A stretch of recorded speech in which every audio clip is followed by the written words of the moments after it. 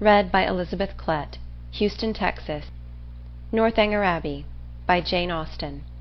Chapter 1. Advertisement by the authoress to Northanger Abbey. This little work was finished in the year 1803, and intended for immediate publication. It was disposed of to a bookseller, it was even advertised, and why the business proceeded no farther, the author has never been able to learn. That any bookseller should think it worth while to purchase what he did not think it worth while to publish seems extraordinary. But with this, neither the author nor the public have any other concern than as some observation is necessary upon those parts of the work which 13 years have made comparatively obsolete. The public are entreated to bear in mind that 13 years have passed since it was finished, many more since it was begun, and that during that period places, manners, books, and opinions have undergone considerable changes. Chapter 1. No one who had ever seen Catherine Morland in her infancy would have supposed her born to be an heroine. Her situation in life, the character of her father and mother, her own person and disposition, were all equally against her.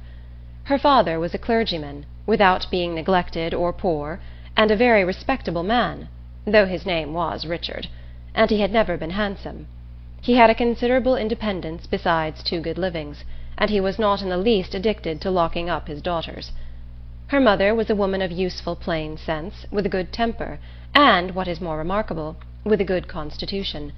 She had 3 sons before Catherine was born, and instead of dying and bringing the latter into the world, as anybody might expect, she still lived on, lived to have 6 children more, to see them growing up around her, and to enjoy excellent health herself. A family of 10 children will always be called a fine family, where there are heads and arms and legs enough for the number. But the Morlands had little other right to the word, for they were in general very plain, and Catherine, for many years of her life, as plain as any. She had a thin, awkward figure, a sallow skin without color, dark, lank hair, and strong features.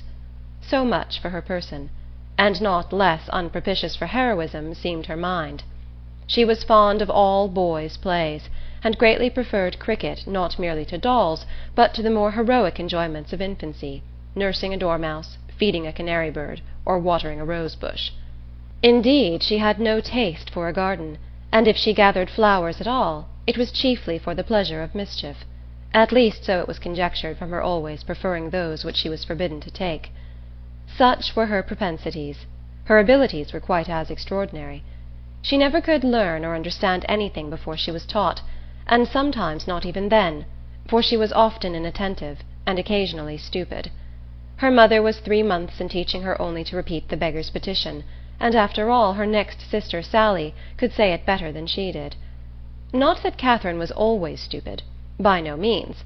She learnt the fable of the Hare and Many Friends as quickly as any girl in England.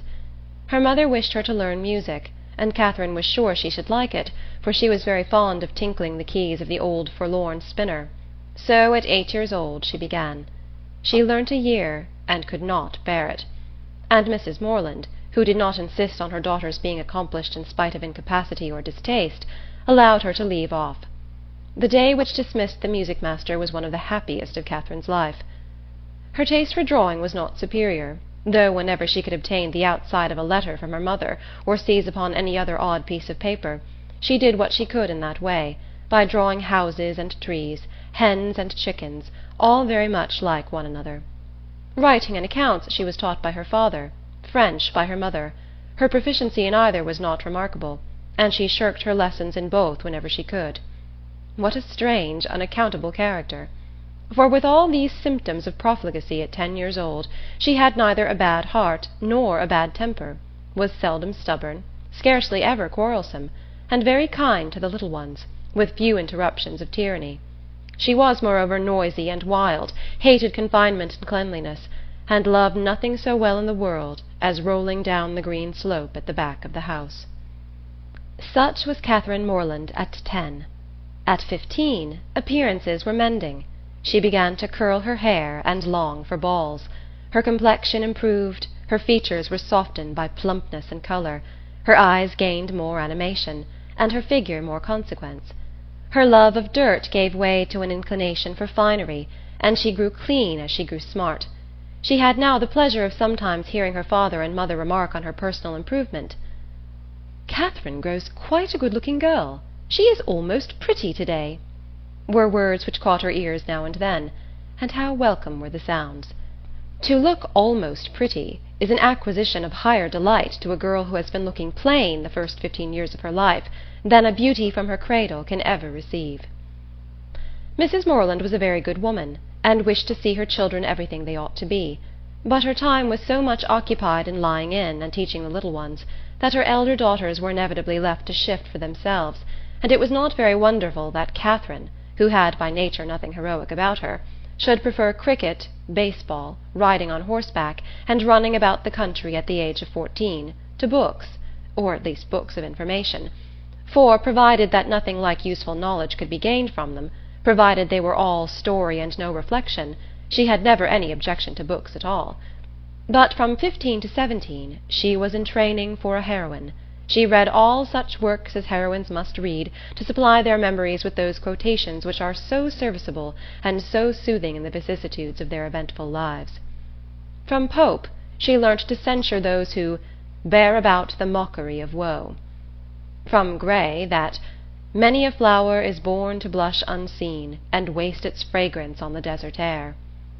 From Thomson that "it is a delightful task to teach the young idea how to shoot." And from Shakespeare she gained a great store of information, amongst the rest that "trifles light as air are to the jealous confirmation strong as proofs of holy writ"; that "the poor beetle, which we tread upon, in corporal sufferance feels a pang as great as when a giant dies"; and that a young woman in love always looks "like Patience on a monument, smiling at grief." So far her improvement was sufficient, and in many other points she came on exceedingly well, for though she could not write sonnets, she brought herself to read them, and though there seemed no chance of her throwing a whole party into raptures by a prelude on the pianoforte of her own composition, she could listen to other people's performance with very little fatigue. Her greatest deficiency was in the pencil. She had no notion of drawing, not even enough to attempt a sketch of her lover's profile, that she might be detected in the design. There she fell miserably short of the true heroic height. At present she did not know her own poverty, for she had no lover to portray. She had reached the age of 17, without having seen one amiable youth who could call forth her sensibility, without having inspired one real passion, and without having excited even any admiration but what was very moderate and very transient. This was strange indeed. But strange things may be generally accounted for if their cause be fairly searched out. There was not one lord in the neighbourhood, no, not even a baronet. There was not one family among their acquaintance who had reared and supported a boy accidentally found at their door, not one young man whose origin was unknown. Her father had no ward, and the squire of the parish no children. But when a young lady is to be a heroine, the perverseness of 40 surrounding families cannot prevent her. Something must and will happen to throw a hero in her way. Mr. Allen, who owned the chief of the property about Fullerton, the village in Wiltshire where the Morlands lived, was ordered to Bath for the benefit of a gouty constitution, and his lady, a good-humoured woman, fond of Miss Morland, and probably aware that if adventures will not befall a young lady in her own village she must seek them abroad, invited her to go with them. Mr. and Mrs. Morland were all compliance, and Catherine all happiness.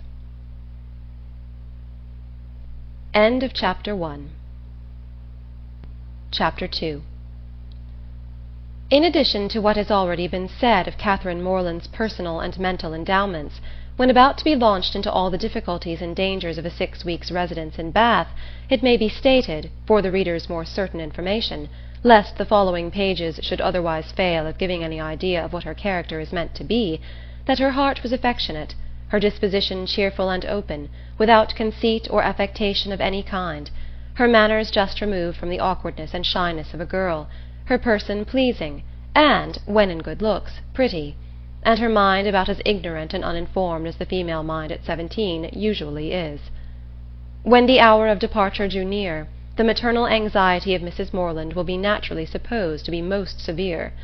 1,000 alarming presentiments of evil to her beloved Catherine from this terrific separation must oppress her heart with sadness, and drown her in tears for the last day or two of their being together, and advice of the most important and applicable nature must of course flow from her wise lips in their parting conference in her closet.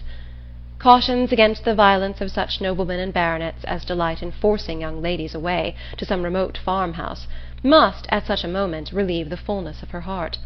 Who would not think so? But Mrs. Morland knew so little of lords and baronets that she entertained no notion of their general mischievousness, and was wholly unsuspicious of danger to her daughter from their machinations. Her cautions were confined to the following points. "I beg, Catherine, you will always wrap yourself up very warm about the throat when you come from the rooms at night, and I wish you would try to keep some account of the money you spend. I will give you this little book on purpose."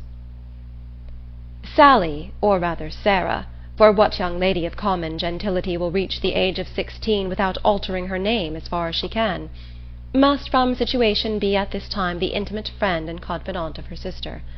It is remarkable, however, that she neither insisted on Catherine's writing by every post, nor exacted her promise of transmitting the character of every new acquaintance, nor detail of every interesting conversation that Bath might produce. Everything, indeed, relative to this important journey was done, on the part of the Morlands, with a degree of moderation and composure, which seemed rather consistent with the common feelings of common life, than with the refined susceptibilities, the tender emotions which the first separation of a heroine from her family ought always to excite. Her father, instead of giving her an unlimited order on his banker, or even putting £100 bank bill into her hands, gave her only 10 guineas, and promised her more when she wanted it. Under these unpromising auspices the parting took place, and the journey began. It was performed with suitable quietness and uneventful safety. Neither robbers nor tempests befriended them, nor one lucky overturn to introduce them to the hero. Nothing more alarming occurred than a fear, on Mrs. Allen's side, of having once left her clogs behind her at an inn, and that fortunately proved to be groundless. They arrived at Bath. Catherine was all eager delight. Her eyes were here, there, everywhere, as they approached its fine and striking environs, and afterwards drove through those streets which conducted them to the hotel. She was come to be happy, and she felt happy already. They were soon settled in comfortable lodgings in Pulteney Street. It is now expedient to give some description of Mrs. Allen, that the reader may be able to judge in what manner her actions will hereafter tend to promote the general distress of the work, and how she will probably contribute to reduce poor Catherine to all the desperate wretchedness of which a last volume is capable, whether by her imprudence, vulgarity, or jealousy, whether by intercepting her letters, ruining her character, or turning her out of doors. Mrs. Allen was one of that numerous class of females whose society can raise no other emotion than surprise at there being any men in the world who could like them well enough to marry them. She had neither beauty, genius, accomplishment, nor manner. The air of a gentlewoman, a great deal of quiet, inactive good temper, and a trifling turn of mind were all that could account for her being the choice of a sensible, intelligent man like Mr. Allen. In one respect she was admirably fitted to introduce a young lady into public, being as fond of going everywhere and seeing everything herself as any young lady could be. Dress was her passion.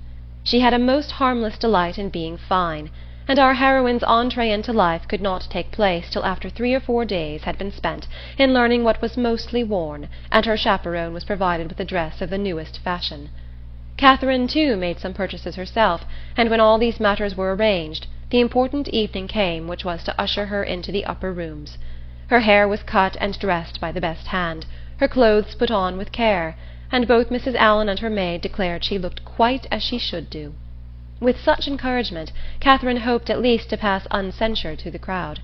As for admiration, it was always very welcome when it came, but she did not depend on it. Mrs. Allen was so long in dressing that they did not enter the ballroom till late. The season was full, the room crowded, and the two ladies squeezed in as well as they could. As for Mr. Allen, he repaired directly to the card-room, and left them to enjoy a mob by themselves. With more care for the safety of her new gown than for the comfort of her protégée, Mrs. Allen made her way through the throng of men by the door, as swiftly as the necessary caution would allow. Catherine, however, kept close at her side, and linked her arm too firmly within her friend's to be torn asunder by any common effort of a struggling assembly. But to her utter amazement she found that to proceed along the room was by no means the way to disengage themselves from the crowd. It seemed rather to increase as they went on, whereas she had imagined that when once fairly within the door they should easily find seats and be able to watch the dances with perfect convenience. But this was far from being the case, and though by unwearied diligence they gained even the top of the room, their situation was just the same. They saw nothing of the dancers but the high feathers of some of the ladies. Still they moved on. Something better was yet in view, and by a continued exertion of strength and ingenuity they found themselves at last in the passage behind the highest bench.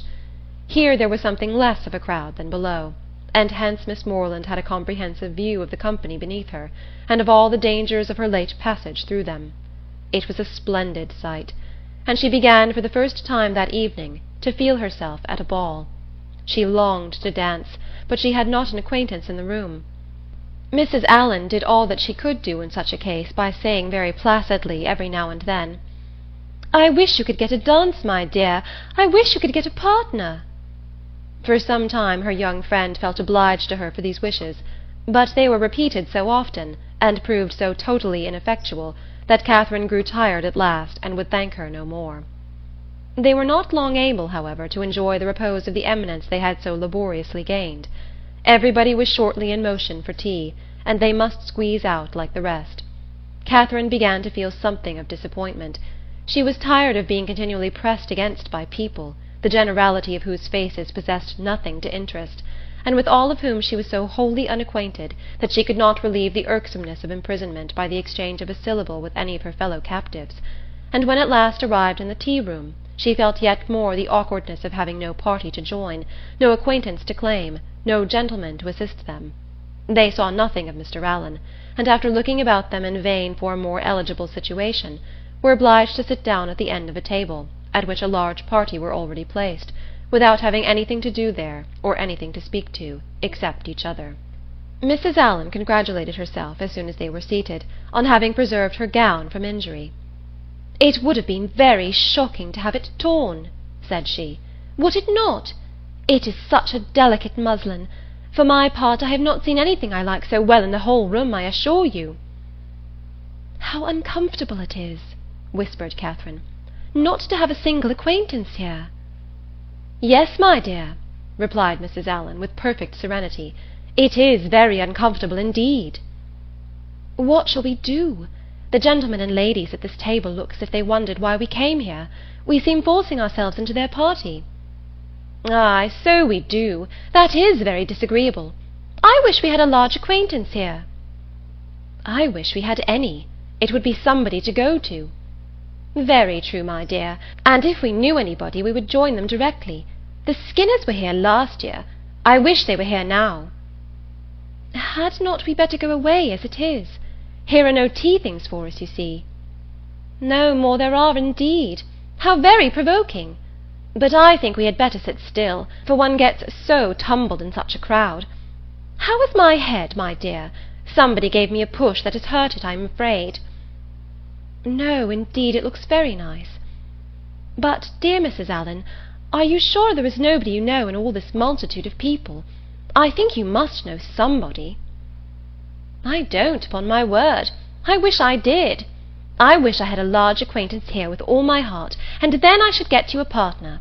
I should be so glad to have you dance. There goes a strange-looking woman. What an odd gown she has got on! How old-fashioned it is! Look at the back." After some time they received an offer of tea from one of their neighbours. It was thankfully accepted, and this introduced a light conversation with the gentleman who offered it, which was the only time that anybody spoke to them during the evening, till they were discovered and joined by Mr. Allen when the dance was over. "Well, Miss Morland," said he directly, "I hope you have had an agreeable ball." "Very agreeable indeed," she replied, vainly endeavouring to hide a great yawn. "I wish she had been able to dance," said his wife. "I wish we could have got a partner for her. I have been saying how glad I should be if the Skinners were here this winter instead of last. Or if the Parrys had come, as they talked of once, she might have danced with George Parry. I am so sorry she has not had a partner." "We shall do better another evening, I hope," was Mr. Allen's consolation. The company began to disperse when the dancing was over, enough to leave space for the remainder to walk about in some comfort, and now was the time for a heroine, who had not yet played a very distinguished part in the events of the evening, to be noticed and admired. Every 5 minutes, by removing some of the crowd, gave greater openings for her charms.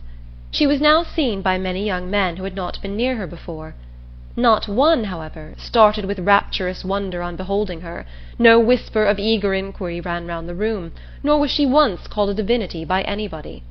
Yet Catherine was in very good looks, and had the company only seen her 3 years before, they would now have thought her exceedingly handsome. She was looked at, however, and with some admiration, for in her own hearing 2 gentlemen pronounced her to be a pretty girl. Such words had their due effect. She immediately thought the evening pleasanter than she had found it before. Her humble vanity was contented. She felt more obliged to the 2 young men for this simple praise than a true quality heroine would have been for 15 sonnets in celebration of her charms, and went to her chair in good humour with everybody, and perfectly satisfied with her share of public attention. Chapter 3.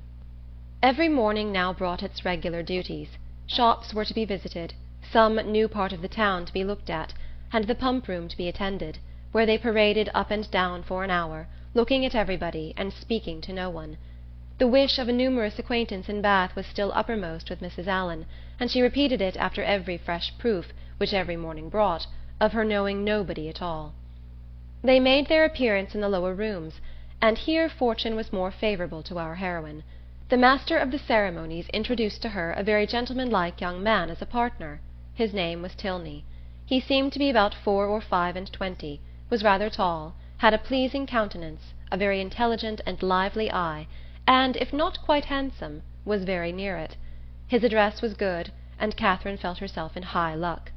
There was little leisure for speaking while they danced, but when they were seated at tea, she found him as agreeable as she had already given him credit for being. He talked with fluency and spirit, and there was an archness and pleasantry in his manner which interested, though it was hardly understood by her. After chatting some time on such matters as naturally arose from the objects around them, he suddenly addressed her with, "I have hitherto been very remiss, madam, in the proper attentions of a partner here. I have not yet asked you how long you have been in Bath, whether you were ever here before, whether you have been at the upper rooms, the theatre, and the concert, and how you like the place altogether. I have been very negligent. But are you now at leisure to satisfy me in these particulars? If you are, I will begin directly." "You need not give yourself that trouble, sir." "No trouble, I assure you, madam." Then, forming his features into a set smile, and affectedly softening his voice, he added, with a simpering air, "Have you been long in Bath, madam?" "About a week, sir," replied Catherine, trying not to laugh. "Really?" with affected astonishment. "Why should you be surprised, sir?" "Why, indeed," said he in his natural tone. "But some emotion must appear to be raised by your reply, and surprise is more easily assumed, and not less reasonable than any other. Now let us go on. Were you never here before, madam?" "Never, sir." "Indeed? Have you yet honoured the upper rooms?" "Yes, sir. I was there last Monday." "Have you been to the theatre?" "Yes, sir. I was at the play on Tuesday." "To the concert?" "Yes, sir, on Wednesday." "And are you altogether pleased with Bath?" "Yes, I like it very well." "Now I must give one smirk, and then we may be rational again." Catherine turned away her head, not knowing whether she might venture to laugh. "I see what you think of me," said he gravely. "I shall make but a poor figure in your journal to-morrow." "My journal?" "Yes, I know exactly what you will say. Friday. Went to the lower rooms, wore my sprigged muslin robe with blue trimmings, plain black shoes, appeared to much advantage, but was strangely harassed by a queer half-witted man who would make me dance with him, and distressed me by his nonsense." "Indeed, I shall say no such thing." "Shall I tell you what you ought to say?" "If you please."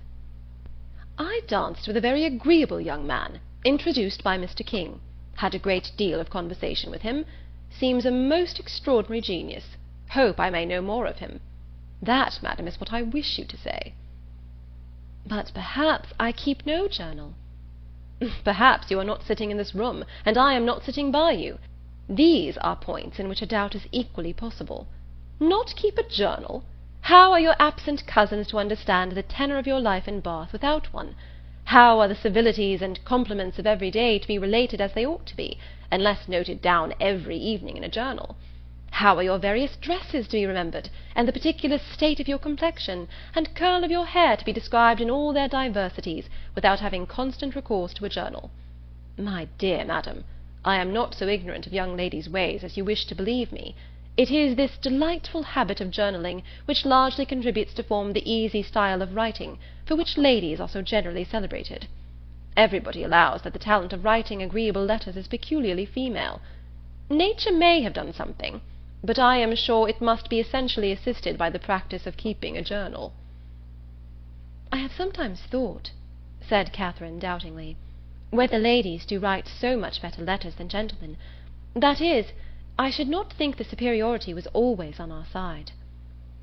"As far as I have had opportunity of judging, it appears to me that the usual style of letter-writing among women is faultless, except in 3 particulars." "And what are they?" "A general deficiency of subject, a total inattention to stops, and a very frequent ignorance of grammar." "Upon my word, I need not have been afraid of disclaiming the compliment. You do not think too highly of us in that way." "I should no more lay it down as a general rule that women write better letters than men, than that they sing better duets or draw better landscapes. In every power of which taste is the foundation, excellence is pretty fairly divided between the sexes." They were interrupted by Mrs. Allen. "My dear Catherine," said she, "do take this pin out of my sleeve. I am afraid it has torn a hole already. I shall be quite sorry if it has, for this is a favourite gown, though it cost but 9 shillings a yard." "That is exactly what I should have guessed it, madam," said Mr. Tilney, looking at the muslin. "Do you understand muslin, sir?"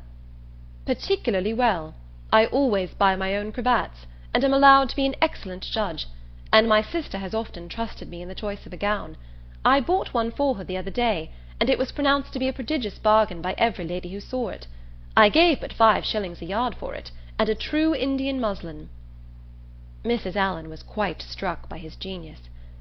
"Men commonly take so little notice of those things," said she. "I can never get Mr. Allen to know one of my gowns from another. You must be a great comfort to your sister, sir." "I hope I am, madam." "And pray, sir, what do you think of Miss Morland's gown?" "It is very pretty, madam," said he, gravely examining it, "but I do not think it will wash well. I am afraid it will fray." "How can you?" said Catherine, laughing. "Be so—" She had almost said strange. "I am quite of your opinion, sir," replied Mrs. Allen, "and so I told Miss Morland when she bought it." "But then you know, madam, muslin always turns to some account or other. Miss Morland will get enough out of it for a handkerchief, or a cap, or a cloak. Muslin can never be said to be wasted. I have heard my sister say so 40 times, when she has been extravagant in buying more than she wanted, or careless in cutting it to pieces." "Bath is a charming place, sir. There are so many good shops here. We are sadly off in the country, not but what we have very good shops in Salisbury, but it is so far to go. 8 miles is a long way. Mr. Allen says it is 9, measured 9, but I am sure it cannot be more than 8, and it is such a fag. I come back tired to death. Now here one can step out of doors and get a thing in 5 minutes." Mr. Tilney was polite enough to seem interested in what she said, and she kept him on the subject of muslins till the dancing recommenced. Catherine feared, as she listened to their discourse, that he indulged himself a little too much with the foibles of others. "What are you thinking of so earnestly?" said he, as they walked back to the ballroom. "Not of your partner, I hope, for by that shake of the head your meditations are not satisfactory." Catherine coloured and said, "I was not thinking of anything." "That is artful and deep, to be sure, but I had rather be told at once that you will not tell me." "Well, then, I will not." "Thank you. For now we shall soon be acquainted, as I am authorized to tease you on this subject whenever we meet, and nothing in the world advances intimacy so much." They danced again, and when the assembly closed, parted, on the lady's side at least, with a strong inclination for continuing the acquaintance. Whether she thought of him so much, while she drank her warm wine and water, and prepared herself for bed, as to dream of him when there, cannot be ascertained, but I hope it was no more than in a slight slumber, or morning doze at most, for if it be true, as a celebrated writer has maintained, that no young lady can be justified in falling in love before the gentleman's love is declared, it must be very improper that a young lady should dream of a gentleman before the gentleman is first known to have dreamt of her. How proper Mr. Tilney might be as a dreamer or a lover had not yet perhaps entered Mr. Allen's head, but that he was not objectionable as a common acquaintance for his young charge, he was on inquiry satisfied, for he had early in the evening taken pains to know who her partner was, and had been assured of Mr. Tilney's being a clergyman, and of a very respectable family in Gloucestershire.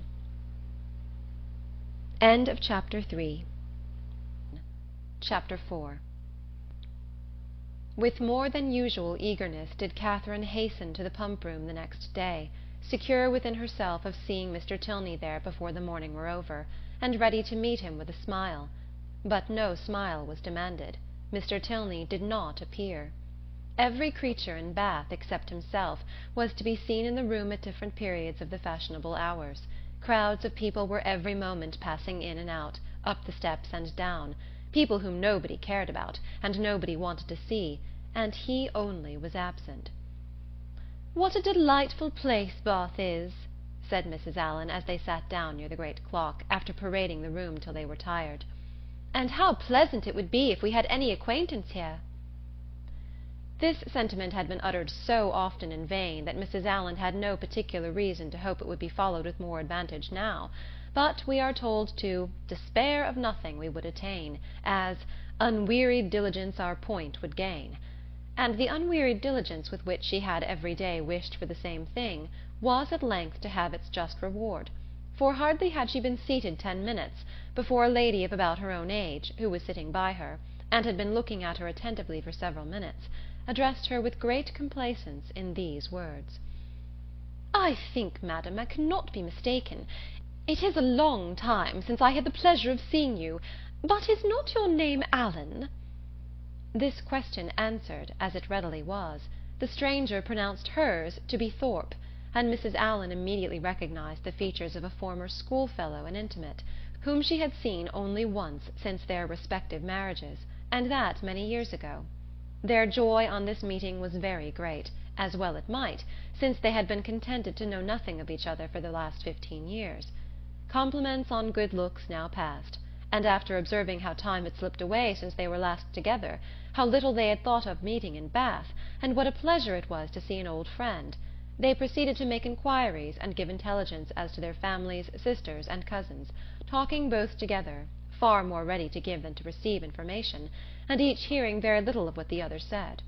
Mrs. Thorpe, however, had one great advantage as a talker over Mrs. Allen, in a family of children, and when she expatiated on the talents of her sons and the beauty of her daughters, when she related their different situations and views, that John was at Oxford, Edward at Merchant Taylor's, and William at sea, and all of them more beloved and respected in their different station than any other 3 beings ever were, Mrs. Allen had no similar information to give, no similar triumphs to press on the unwilling and unbelieving ear of her friend, and was forced to sit and appear to listen to all these maternal effusions, consoling herself, however, with the discovery, which her keen eye soon made, that the lace on Mrs. Thorpe's pelisse was not half so handsome as that on her own.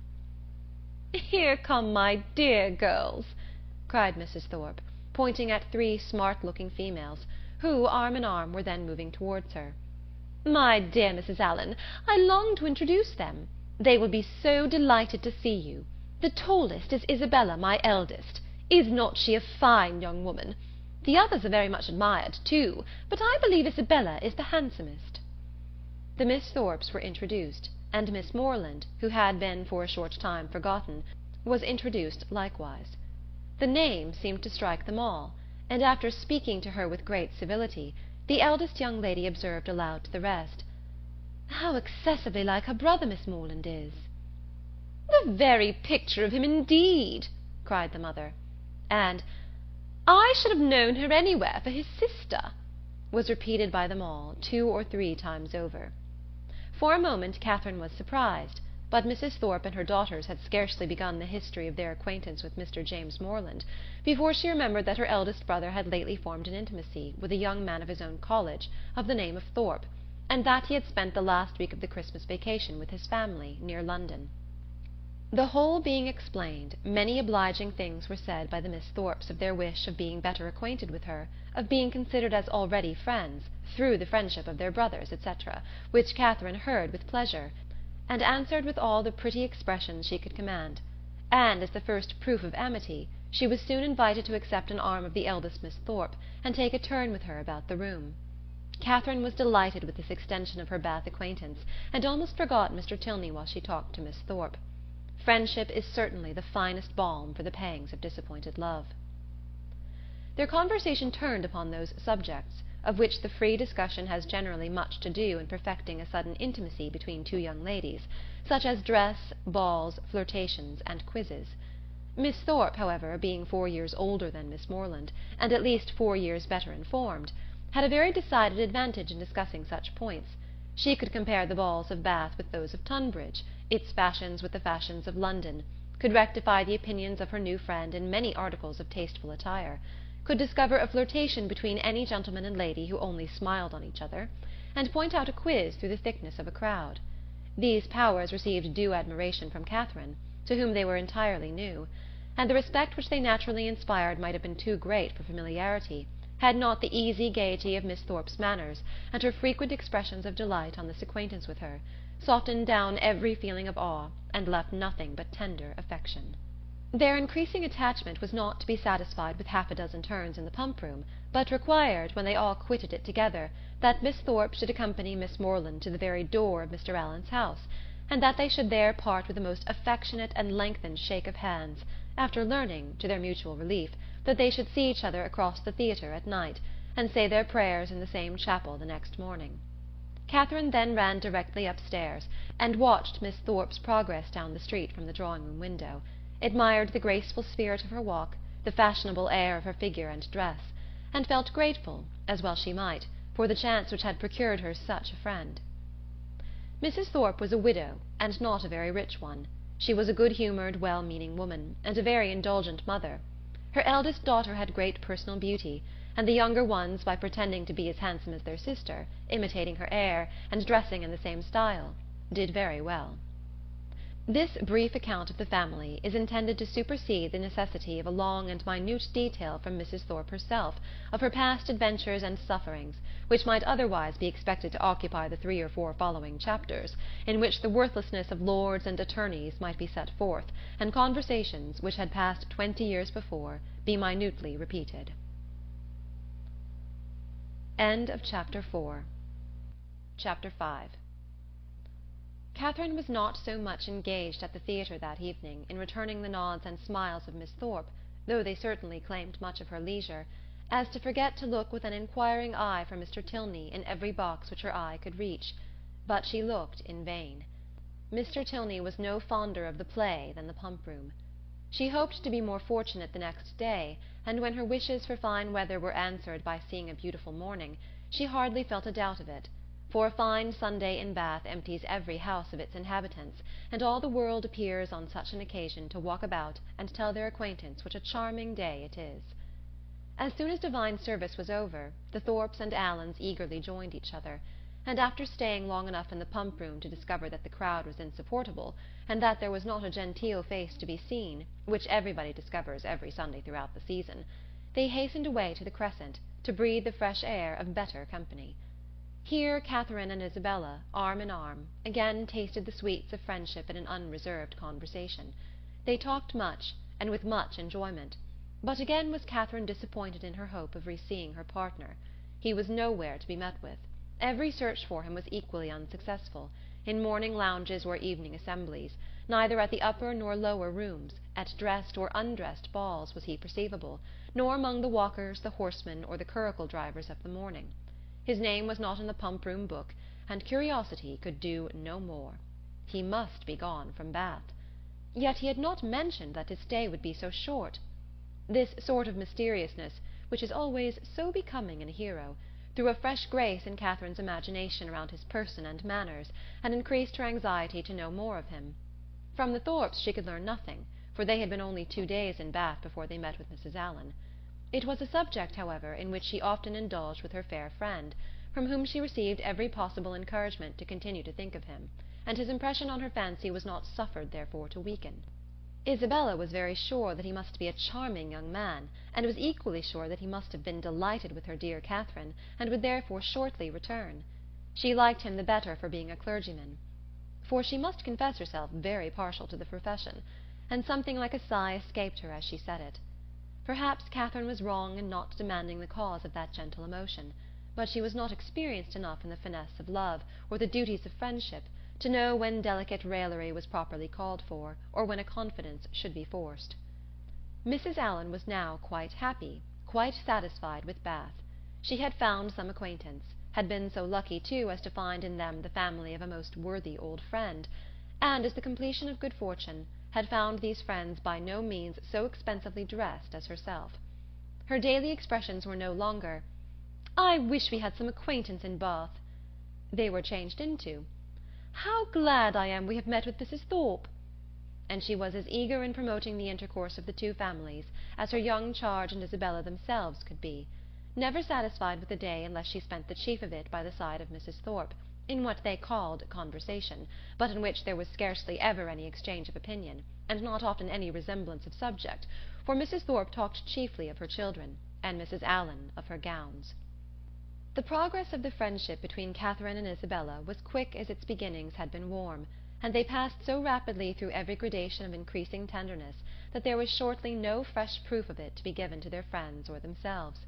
They called each other by their Christian name, were always arm in arm when they walked, pinned up each other's train for the dance, and were not to be divided in the set, and if a rainy morning deprived them of other enjoyments, they were still resolute in meeting in defiance of wet and dirt, and shut themselves up to read novels together. Yes, novels, for I will not adopt that ungenerous and impolitic custom so common with novel writers, of degrading by their contemptuous censure the very performances to the number of which they are themselves adding, joining with their greatest enemies in bestowing the harshest epithets on such works, and scarcely ever permitting them to be read by their own heroine, who, if she accidentally takes up a novel, is sure to turn over its insipid pages with disgust. Alas! If the heroine of one novel be not patronized by the heroine of another, from whom can she expect protection and regard? I cannot approve of it. Let us leave it to the reviewers to abuse such effusions of fancy at their leisure, and over every new novel to talk in threadbare strains of the trash with which the press now groans. Let us not desert one another. We are an injured body. Although our productions have afforded more extensive and unaffected pleasure than those of any other literary corporation in the world, no species of composition has been so much decried. From pride, ignorance, or fashion, our foes are almost as much as our readers; and while the abilities of the 900th abridger of the History of England, or of the man who collects and publishes in a volume some dozen lines of Milton, Pope, or Prior, with a paper from the Spectator, and a chapter from Sterne, are eulogized by 1,000 pens, there seems almost a general wish of decrying the capacity and undervaluing the labor of the novelist, and of slighting the performances which have only genius, wit, and taste to recommend them. I am no novel reader. I seldom look into novels. Do not imagine that I often read novels. It is really very well for a novel. Such is the common cant. And what are you reading, miss? Oh, it is only a novel, replies the young lady, while she lays down her book with an affected indifference or momentary shame. It is only Cecilia, or Camilla, or Belinda, or, in short, only some work in which the greatest powers of the mind are displayed, in which the most thorough knowledge of human nature, the happiest delineation of its varieties, the liveliest effusions of wit and humour, are conveyed to the world in the best chosen language. Now, had the same young lady been engaged with a volume of the Spectator, instead of such a work, how proudly would she have produced the book and told its name! Though the chances must be against her being occupied by any part of that voluminous publication, of which either the manner or matter would not disgust a young person of taste, the substance of its papers so often consisting in the statement of improbable circumstances, unnatural characters, and topics of conversation which no longer concern any one living, and their language, too, frequently so coarse as to give no very favourable idea of the age that could endure it.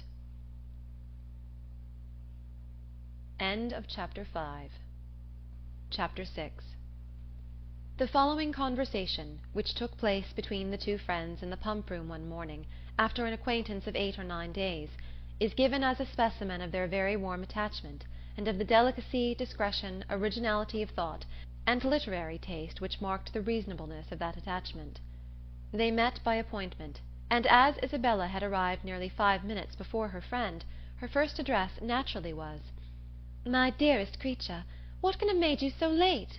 I have been waiting for you at least this age." "Have you indeed? I am very sorry for it, but really I thought I was in very good time. It is but just 1. I hope you have not been here very long." "Oh, these 10 ages at least. I am sure I have been here this half hour. But now, let us go and sit down at the other end of the room, and enjoy ourselves. I have 100 things to say to you. In the first place, I was so afraid it would rain this morning, just as I wanted to set off. It looked very showery, and that would have thrown me into agonies. Do you know, I saw the prettiest hat you can imagine, in a shop window in Milsom Street just now, very like yours, only with coquelicot ribbons instead of green. I quite longed for it. But, my dearest Catherine, what have you been doing with yourself all this morning? Have you gone on with Udolpho?" "Yes, I have been reading it ever since I woke, and I am got to the Black Veil." "Are you indeed? How delightful! Oh, I would not tell you what is behind the Black Veil for the world. Are not you wild to know?" "Oh, yes, quite. What can it be? But do not tell me. I would not be told upon any account. I know it must be a skeleton. I am sure it is Laurentina's skeleton. Oh, I am delighted with the book. I should like to spend my whole life in reading it. I assure you, if it had not been to meet you, I would not have come away from it for all the world." "Dear creature, how much I am obliged to you! And when you have finished Udolpho, we will read the Italian together, and I have made out a list of 10 or 12 more of the same kind for you." "Have you indeed? How glad I am! What are they all?" "I will read you their names directly. Here they are in my pocket-book. Castle of Wolfenbach, Clermont, Mysterious Warnings, Necromancer of the Black Forest, Midnight Bell, Orphan of the Rhine, and Horrid Mysteries. Those will last us some time." "Yes, pretty well. But are they all horrid? Are you sure they are all horrid?" "Yes, quite sure, for a particular friend of mine, a Miss Andrews, a sweet girl, one of the sweetest creatures in the world, has read every one of them. I wish you knew Miss Andrews. You would be delighted with her. She is netting herself the sweetest cloak you can conceive. I think her as beautiful as an angel, and I am so vexed with the men for not admiring her. I scold them all amazingly about it." "Scold them? Do you scold them for not admiring her?" "Yes, that I do. There is nothing I would not do for those who are really my friends. I have no notion of loving people by halves. It is not my nature. My attachments are always excessively strong. I told Captain Hunt at one of our assemblies this winter that if he was to tease me all night I would not dance with him, unless he would allow Miss Andrews to be as beautiful as an angel. The men think us incapable of real friendship, you know, and I am determined to show them the difference. Now, if I were to hear anybody speak slightingly of you, I should fire up in a moment. But that is not at all likely, for you are just the kind of girl to be a great favourite with the men." "Oh dear!" cried Catherine, colouring. "How can you say so?" "I know you very well. You have so much animation, which is exactly what Miss Andrews wants, for I must confess there is something amazingly insipid about her. Oh, I must tell you that just after we parted yesterday, I saw a young man looking at you so earnestly, I am sure he is in love with you." Catherine coloured and disclaimed again. Isabella laughed. "It is very true, upon my honour, but I see how it is. You are indifferent to everybody's admiration, except that of one gentleman who shall be nameless. Nay, I cannot blame you," speaking more seriously. Your feelings are easily understood. Where the heart is really attached, I know very well how little one can be pleased with the attention of anybody else. Everything is so insipid, so uninteresting, that does not relate to the beloved object. I can perfectly comprehend your feelings. But you should not persuade me that I think so very much about Mr. Tilney, for perhaps I may never see him again. Not see him again? My dearest creature, do not talk of it. I am sure you would be miserable if you thought so. No, indeed, I should not. I do not pretend to say that I was not very much pleased with him, but while I have Udolpho to read, I feel as if nobody could make me miserable. Oh, the dreadful black veil! My dear Isabella, I am sure there must be Laurentina's skeleton behind it. It is so odd to me that you should never have read Udolpho before, but I suppose Mrs. Morland objects to novels. No, she does not.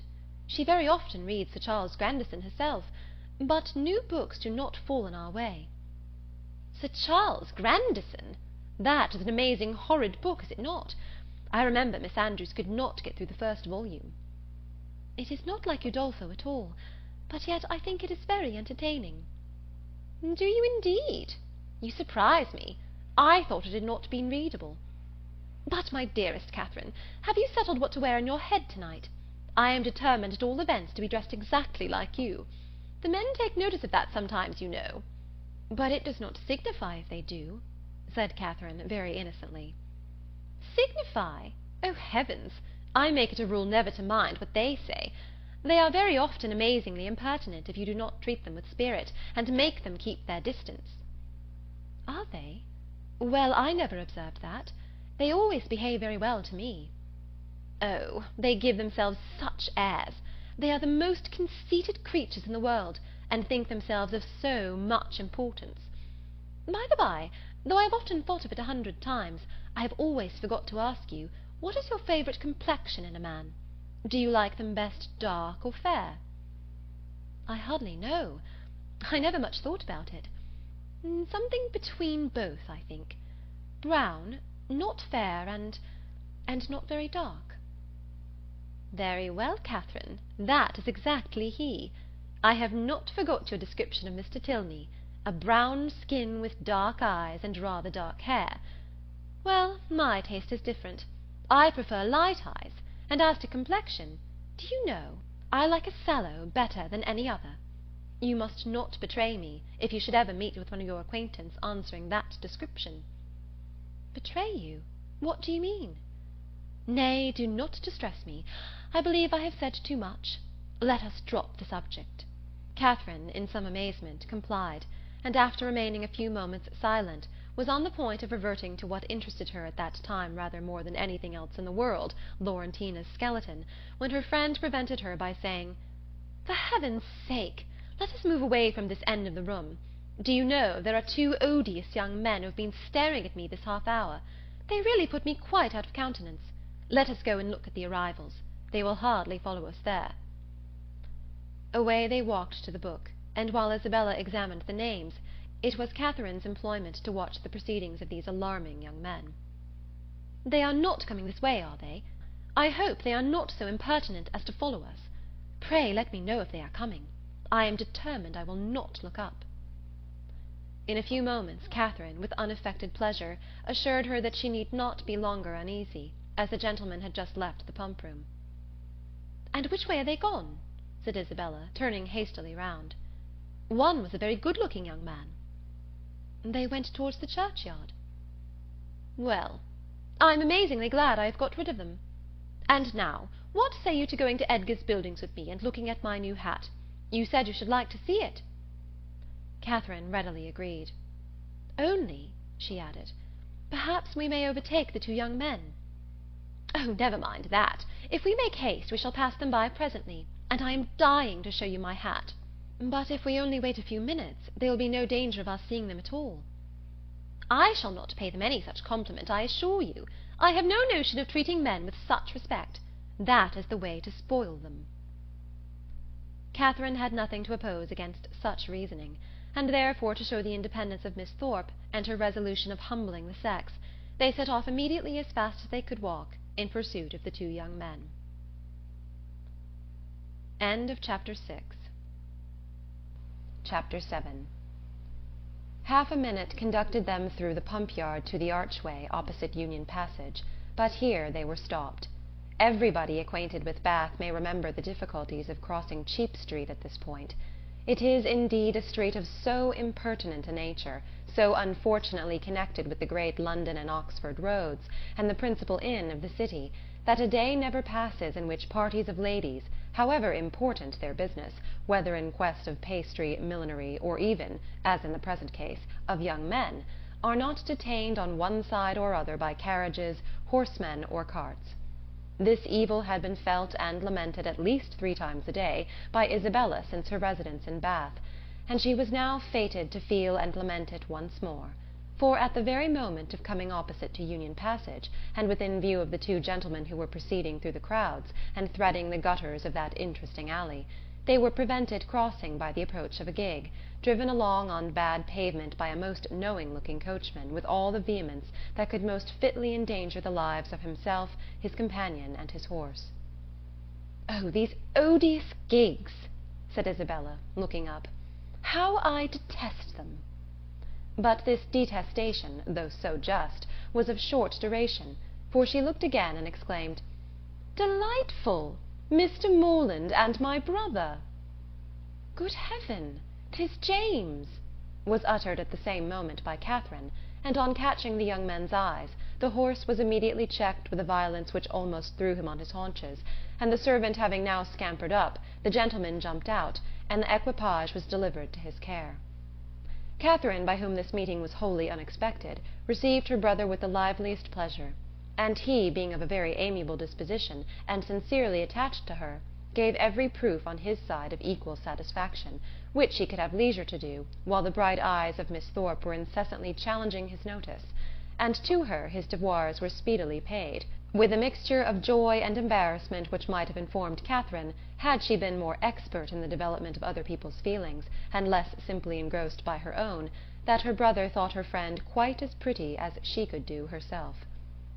John Thorpe, who in the meantime had been giving orders about the horses, soon joined them, and from him she directly received the amends which were her due, for while he slightly and carelessly touched the hand of Isabella, on her he bestowed a whole scrape and half a short bow. He was a stout young man of middling height, who, with a plain face and ungraceful form, seemed fearful of being too handsome unless he wore the dress of a groom, and too much like a gentleman unless he were easy where he ought to be civil, and impudent where he might be allowed to be easy. He took out his watch. "How long do you think we have been running it from Tetbury, Miss Morland?" "I do not know the distance." Her brother told her that it was 23 miles. 23? cried Thorpe. 25 if it is an inch. Morland remonstrated, pleaded the authority of road books, innkeepers, and milestones, but his friend disregarded them all. He had a surer test of distance. "I know it must be 25, said he, "by the time we have been doing it. It is now 1:30. We drove out of the inn-yard at Tetbury as the town clock struck 11, and I defy any man in England to make my horse go less than 10 miles an hour in harness. That makes it exactly 25. "You have lost an hour," said Morland. "It was only 10 o'clock when we came from Tetbury." 10 o'clock? It was 11, upon my soul. I counted every stroke. This brother of yours would persuade me out of my senses, Miss Morland. Do but look at my horse. Did you ever see an animal so made for speed in your life?" The servant had just mounted the carriage and was driving off. "Such true blood!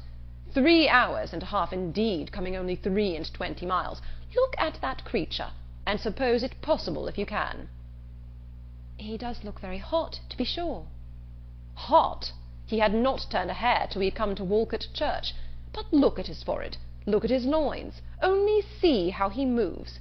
That horse cannot go less than 10 miles an hour. Tie his legs, and he will get on. What do you think of my gig, Miss Morland? A neat one, is it not? Well hung, town-built. I have not had it a month. It was built for a Christchurch man, a friend of mine, a very good sort of fellow. He ran it a few weeks, till, I believe, it was convenient to have done with it. I happened just then to be looking out for some light thing of the kind, though I had pretty well determined on a curricle too.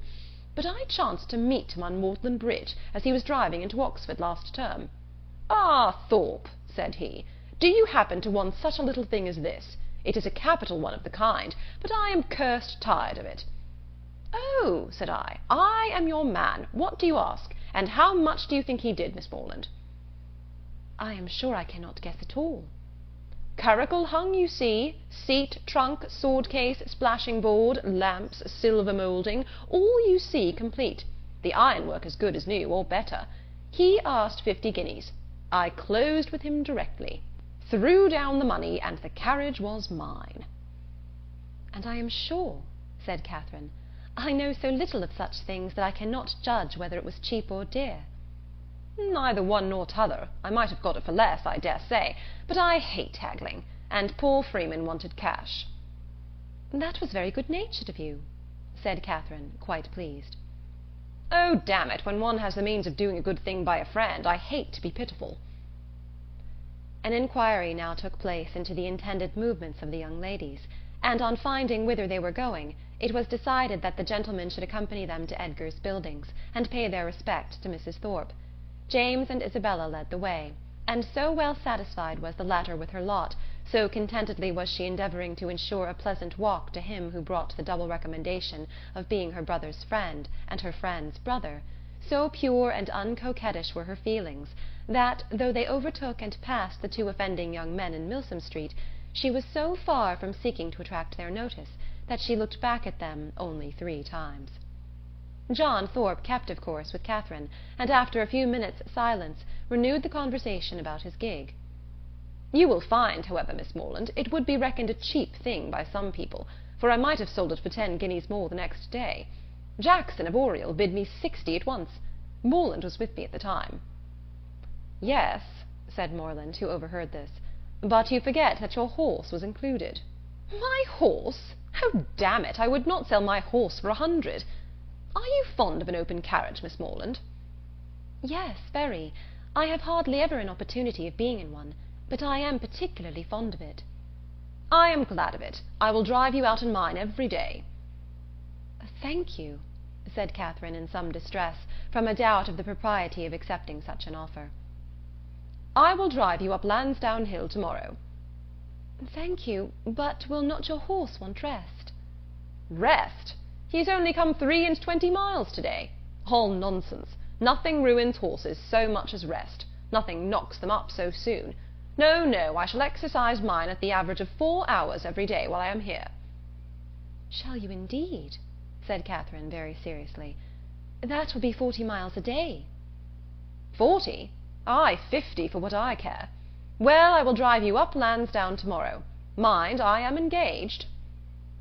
"How delightful that will be!" cried Isabella, turning round. "My dearest Catherine, I quite envy you. But I am afraid, brother, you will not have room for a third." "A third, indeed? No, no. I did not come to Bath to drive my sisters about. That would be a good joke, faith. Morland must take care of you." This brought on a dialogue of civilities between the other two, but Catherine heard neither the particulars nor the result. Her companion's discourse now sunk from its hitherto animated pitch to nothing more than a short, decisive sentence of praise or condemnation on the face of every woman they met, and Catherine, after listening and agreeing as long as she could, with all the civility and deference of the youthful female mind, fearful of hazarding an opinion of its own in opposition to that of a self-assured man, especially where the beauty of her own sex is concerned, ventured at length to vary the subject by a question which had been long uppermost in her thoughts. It was, "Have you ever read Udolpho, Mr. Thorpe?" "Udolpho? Oh, Lord, not I. I never read novels. I have something else to do." Catherine, humbled and ashamed, was going to apologize for her question, but he prevented her by saying, "Novels are all so full of nonsense and stuff. There has not been a tolerably decent one come out since Tom Jones, except The Monk. I read that t'other day, but as for all the others, they are the stupidest things in creation." "I think you must like Udolpho, if you were to read it. It is so very interesting." "Not I, faith. No, if I read any, it shall be Mrs. Radcliffe's. Her novels are amusing enough. They are worth reading. Some fun and nature in them." "Udolpho was written by Mrs. Radcliffe." said Catherine, with some hesitation, from the fear of mortifying him. No shawl, was it? Aye, I remember so it was. I was thinking of that other stupid book, written by that woman they make such a fuss about, she who married the French emigrant. I suppose you mean Camilla? Yes, that's the book. Such unnatural stuff. An old man playing at see-saw. I took up the first volume once and looked it over, but I soon found it would not do. Indeed, I guessed what sort of stuff it must be before I saw it. As soon as I heard she had married an emigrant, I was sure I should never be able to get through it.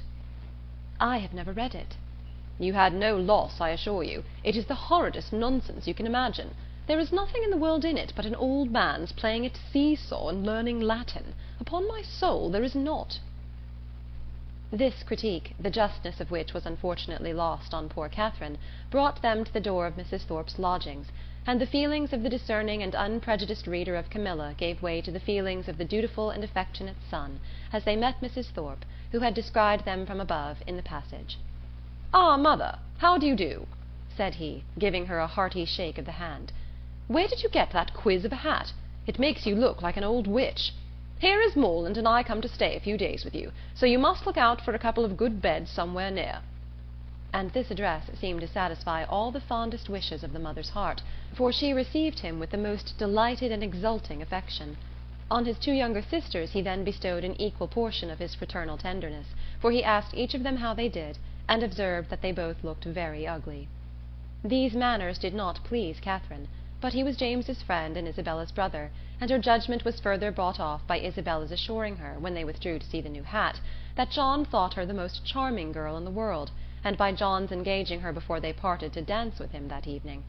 Had she been older or vainer, such attacks might have done little, but where youth and diffidence are united, it requires uncommon steadiness of reason to resist the attraction of being called the most charming girl in the world, and of being so very early engaged as a partner. And the consequence was that, when the two Morlands, after sitting an hour with the Thorpes, set off to walk together to Mr. Allen's, and James, as the door was closed on them, said, "Well, Catherine, how do you like my friend Thorpe?" Instead of answering, as she probably would have done, had there been no friendship and no flattery in the case, "I do not like him at all," she directly replied, "I like him very much. He seems very agreeable." "He is as good-natured a fellow as ever lived. A little of a rattle, but that will recommend him to your sex, I believe. And how do you like the rest of the family?" "Very, very much indeed. Isabella particularly." "I am very glad to hear you say so. She is just the kind of young woman I could wish to see you attached to. She has so much good sense, and is so thoroughly unaffected and amiable. I always wanted you to know her, and she seems very fond of you. She said the highest things in your praise that could possibly be, and the praise of such a girl as Miss Thorpe even you, Catherine," taking her hand with affection, "may be proud of." "Indeed I am," she replied. "I love her exceedingly, and am delighted to find that you like her too. You hardly mentioned anything of her when you wrote to me after your visit there." "Because I thought I should soon see you myself. I hope you'll be a great deal together while you are in Bath. She is a most amiable girl, such a superior understanding. How fond all the family are of her! She is evidently the general favourite, and how much she must be admired in such a place as this. Is not she?" "Yes, very much indeed, I fancy. Mr. Allen thinks her the prettiest girl in Bath." "I dare say he does, and I do not know any man who is a better judge of beauty than Mr. Allen. I need not ask you whether you are happy here, my dear Catherine. With such a companion and friend as Isabella Thorpe, it would be impossible for you to be otherwise.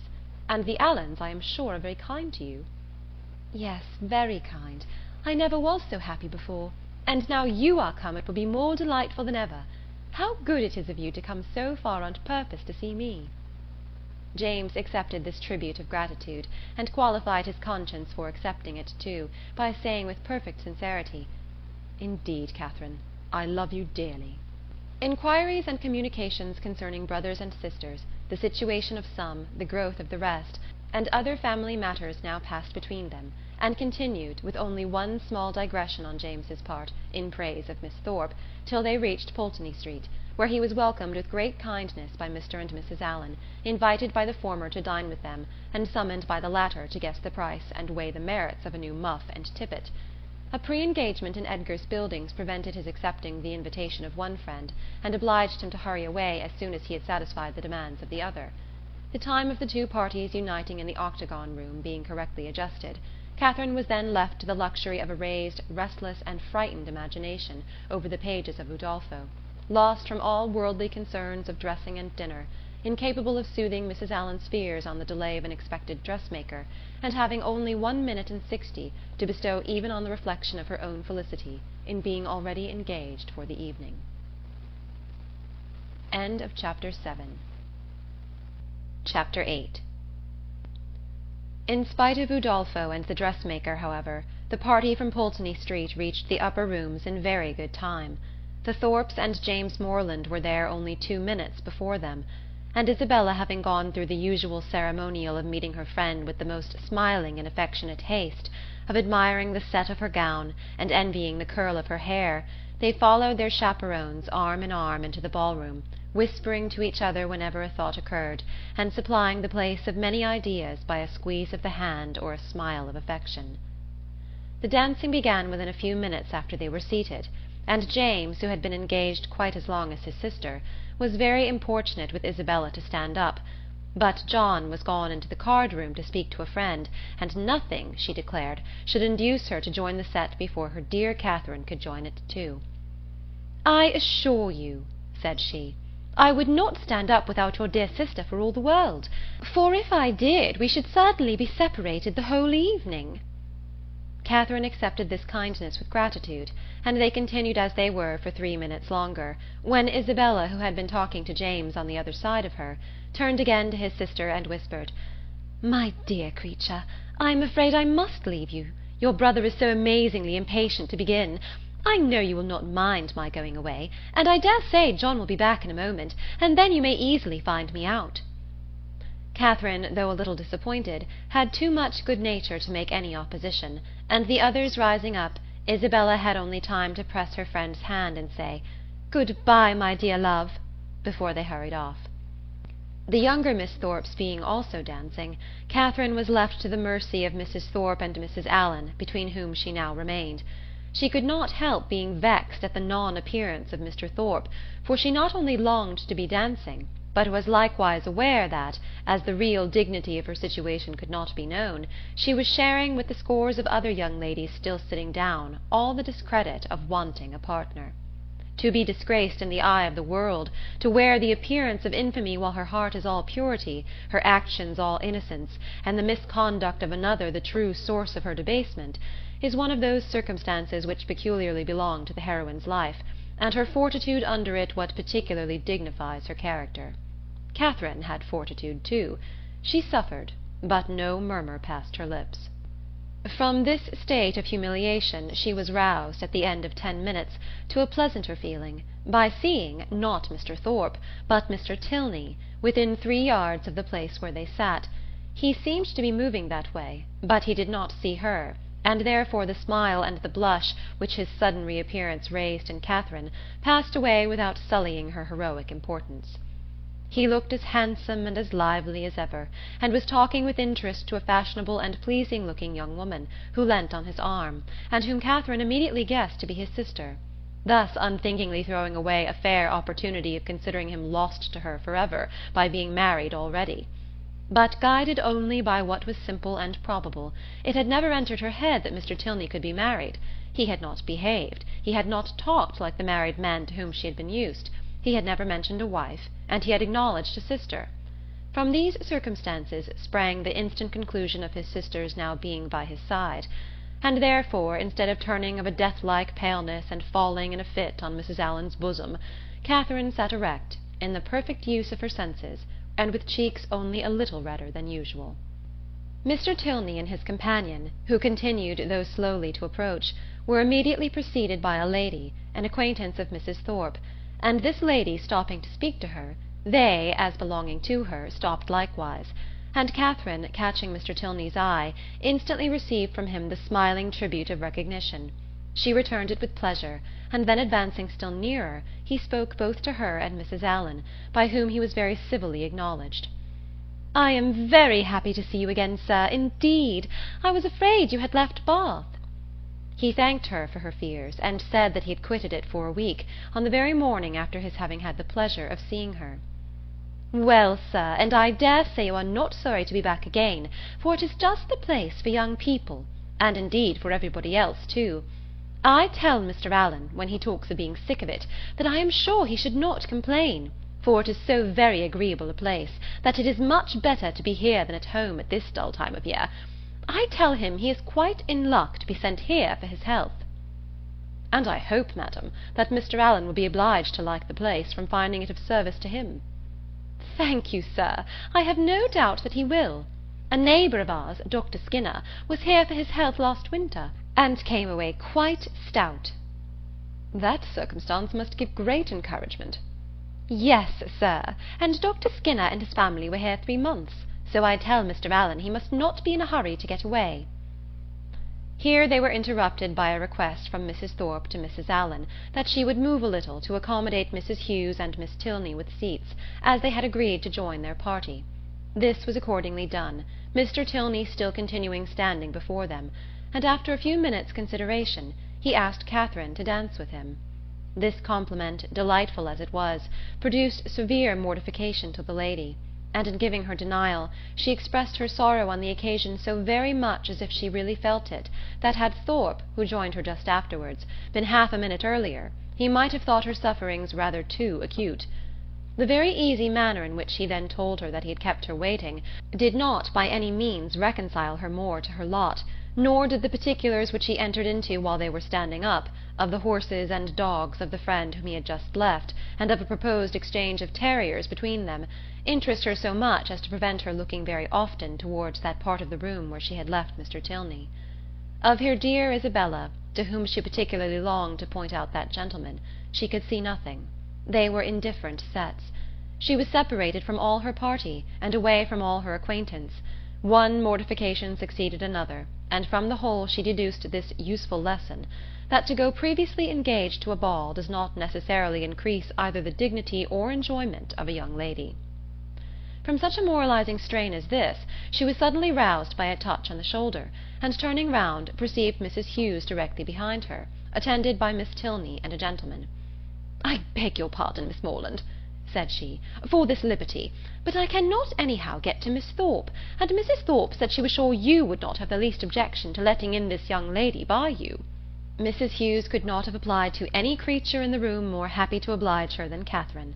The young ladies were introduced to each other, Miss Tilney expressing a proper sense of such goodness, Miss Morland with the real delicacy of a generous mind making light of the obligation, and Mrs. Hughes, satisfied with having so respectably settled her young charge, returned to her party.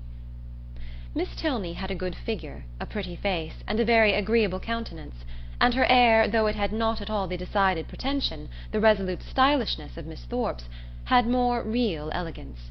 Her manners showed good sense and good breeding.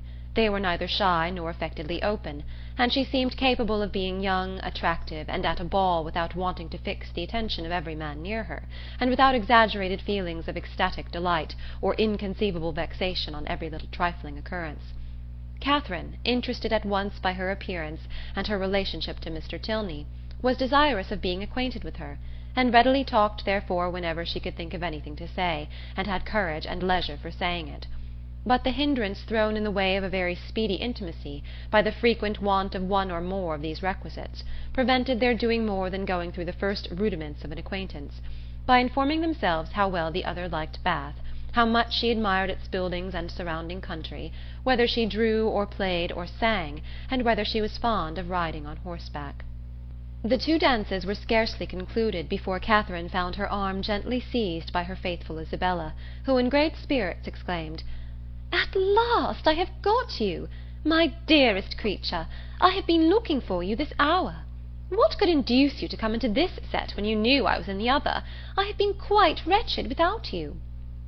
"My dear Isabella, how was it possible for me to get at you? I could not even see where you were." "So I told your brother all the time, but he would not believe me. 'Do go and see for her, Mr. Morland,' said I, but all in vain. He would not stir an inch. Was it not so, Mr. Morland? But you men are all so immoderately lazy. I have been scolding him to such a degree, my dear Catherine, you would be quite amazed. You know I never stand upon ceremony with such people." "Look at that young lady with the white beads round her head," whispered Catherine, detaching her friend from James. "It is Mr. Tilney's sister." "Oh, heavens! You don't say so! Let me look at her this moment.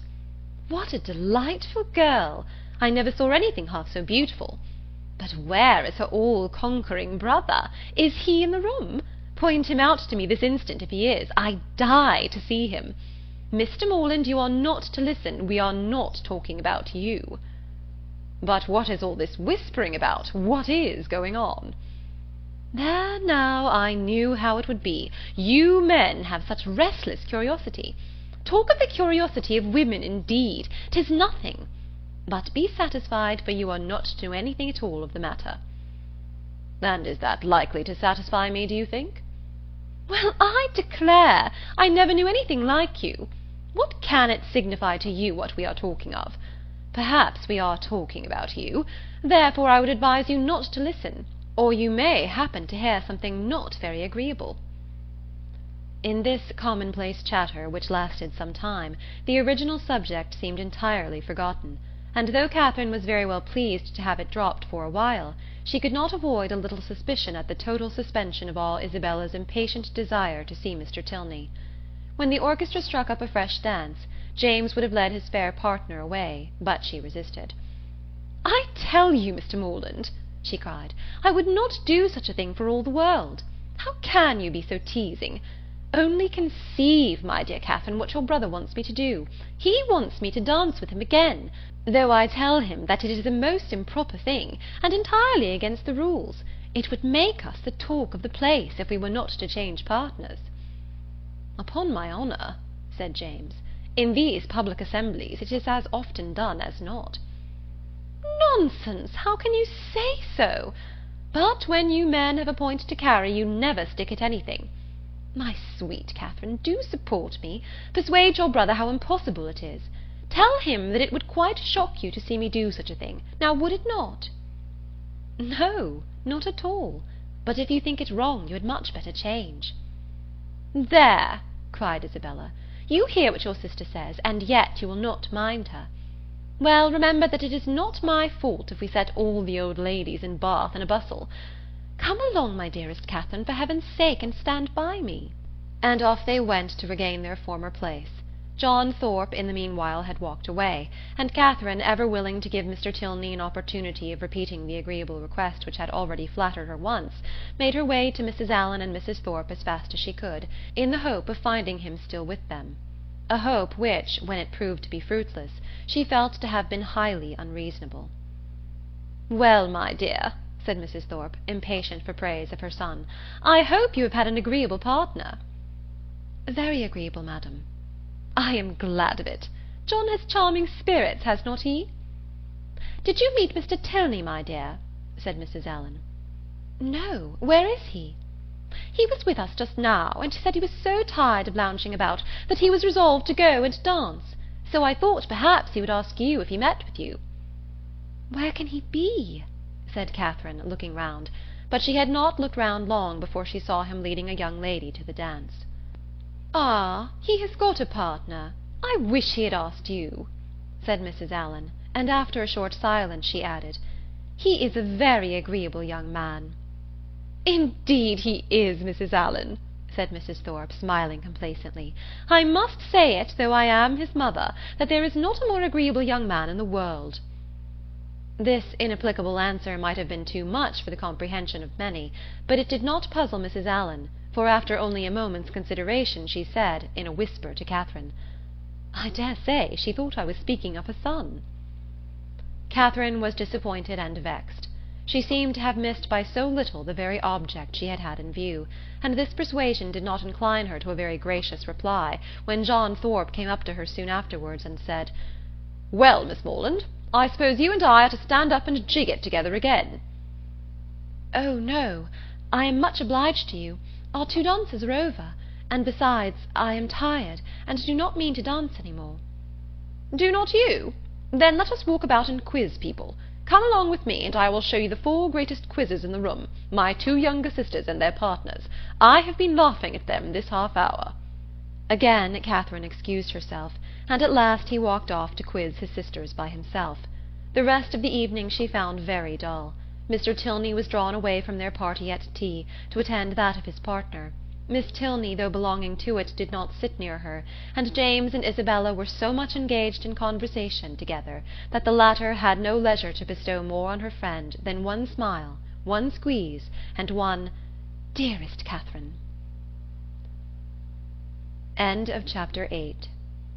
Chapter 9. The progress of Catherine's unhappiness from the events of the evening was as follows. It appeared first in a general dissatisfaction with everybody about her, while she remained in the rooms, which speedily brought on considerable weariness and a violent desire to go home. This, on arriving in Pulteney Street, took the direction of extraordinary hunger, and when that was appeased, changed into an earnest longing to be in bed. Such was the extreme point of her distress, for when there she immediately fell into a sound sleep which lasted 9 hours, and from which she awoke perfectly revived, in excellent spirits, with fresh hopes and fresh schemes. The first wish of her heart was to improve her acquaintance with Miss Tilney, and almost her first resolution, to seek her for that purpose in the pump-room at noon. In the pump-room one so newly arrived in Bath must be met with, and that building she had already found so favourable for the discovery of female excellence and the completion of female intimacy, so admirably adapted for secret discourses and unlimited confidence, that she was most reasonably encouraged to expect another friend from within its walls. Her plan for the morning thus settled, she sat quietly down to her book after breakfast, resolving to remain in the same place and the same employment till the clock struck 1, and from habitude very little incommoded by the remarks and ejaculations of Mrs. Allen, whose vacancy of mind and incapacity for thinking were such, that as she never talked a great deal, so she could never be entirely silent; and therefore, while she sat at her work, if she lost her needle or broke her thread, if she heard a carriage in the street or saw a speck upon her gown, she must observe it aloud, whether there were any one at leisure to answer her or not. At about 12:30 a remarkably loud rap drew her in haste to the window, and scarcely had she time to inform Catherine of there being 2 open carriages at the door, in the first only a servant, her brother driving Miss Thorpe in the second, before John Thorpe came running upstairs, calling out, "Well, Miss Morland, here I am. Have you been waiting long? We could not come before, the old devil of a coachmaker was such an eternity finding out a thing fit to be got into, and now it is 10,000 to 1 but they break down before we are out of the street. How do you do, Mrs. Allen? A famous bag last night, was it not? Come, Miss Morland, be quick, for the others are in a confounded hurry to be off. They want to get their tumble over." "What do you mean?" said Catherine. "Where are you all going to?" "Going to? Why, you have not forgot our engagement. Did we not agree together to take a drive this morning? What a head you have! We are going up Claverton Down." "Something was said about it, I remember," said Catherine, looking at Mrs. Allen for her opinion. "But really I did not expect you." "Not expect me? That's a good one. And what a dust you would have made if I had not come." Catherine's silent appeal to her friend, meanwhile, was entirely thrown away, for Mrs. Allen, not being at all in the habit of conveying any expression herself by a look, was not aware of its ever being intended by anybody else; and Catherine, whose desire of seeing Miss Tilney again could at that moment bear a short delay in favour of a drive, and who thought there could be no impropriety in her going with Mr. Thorpe, as Isabella was going at the same time with James, was therefore obliged to speak plainer. "Well, mum, what do you say to it? Can you spare me for an hour or 2? Shall I go?" "Do just as you please, my dear," replied Mrs. Allen with the most placid indifference. Catherine took the advice and ran off to get ready. In a very few minutes she reappeared, having scarcely allowed the 2 others time enough to get through a very short sentences in her praise, after Thorpe had procured Mrs. Allen's admiration of his gig, and then receiving her friend's parting good wishes, they both hurried downstairs. "My dearest creature!" cried Isabella, to whom the duty of friendship immediately called her before she could get into the carriage. "You have been at least 3 hours getting ready. I was afraid you were ill. What a delightful ball we had last night! I have 1,000 things to say to you, but make haste and get in, for I long to be off." Catherine followed her orders and turned away, but not too soon to hear her friend exclaim aloud to James, "What a sweet girl she is! I quite dote on her." "You will not be frightened, Miss Morland," said Thorpe as he handed her in, "if my horse should dance about a little at first setting off. He will most likely give a plunge or two, and perhaps take the rest for a minute, but he will soon know his master. He is full of spirits, playful as can be, but there is no vice in him." Catherine did not think the portrait a very inviting one, but it was too late to retreat, and she was too young to own herself frightened; so resigning herself to her fate, and trusting to the animal's boasted knowledge of its owner, she sat peaceably down, and saw Thorpe sit down by her. Everything being then arranged, the servant who stood at the horse's head was bid in an important voice to "let him go," and off they went in the quietest manner imaginable, without a plunge or a caper, or anything like one. Catherine, delighted at so happy an escape, spoke her pleasure aloud with grateful surprise, and her companion immediately made the matter perfectly simple by assuring her that it was entirely owing to the peculiarly judicious manner in which she had then held the reins, and the singular discernment and dexterity with which she had directed his whip. Catherine, though she could not help wondering that with such perfect command of his horse he should think it necessary to alarm her with a relation of its tricks, congratulated herself sincerely on being under the care of so excellent a coachman; and perceiving that the animal continued to go on in the same quiet manner, without showing the smallest propensity towards any unpleasant vivacity, and, considering its inevitable pace was 10 miles an hour, by no means alarmingly fast, gave herself up to all the enjoyment of air and exercise of the most invigorating kind, in a fine mild day of February, with the consciousness of safety. A silence of several minutes succeeded their first short dialogue. It was broken by Thorpe's saying very abruptly, "Old Allen is as rich as a Jew, is not he?" Catherine could not understand him, and he repeated his question, adding in explanation, "Old Allen, the man you were with." "Oh, Mr. Allen, you mean?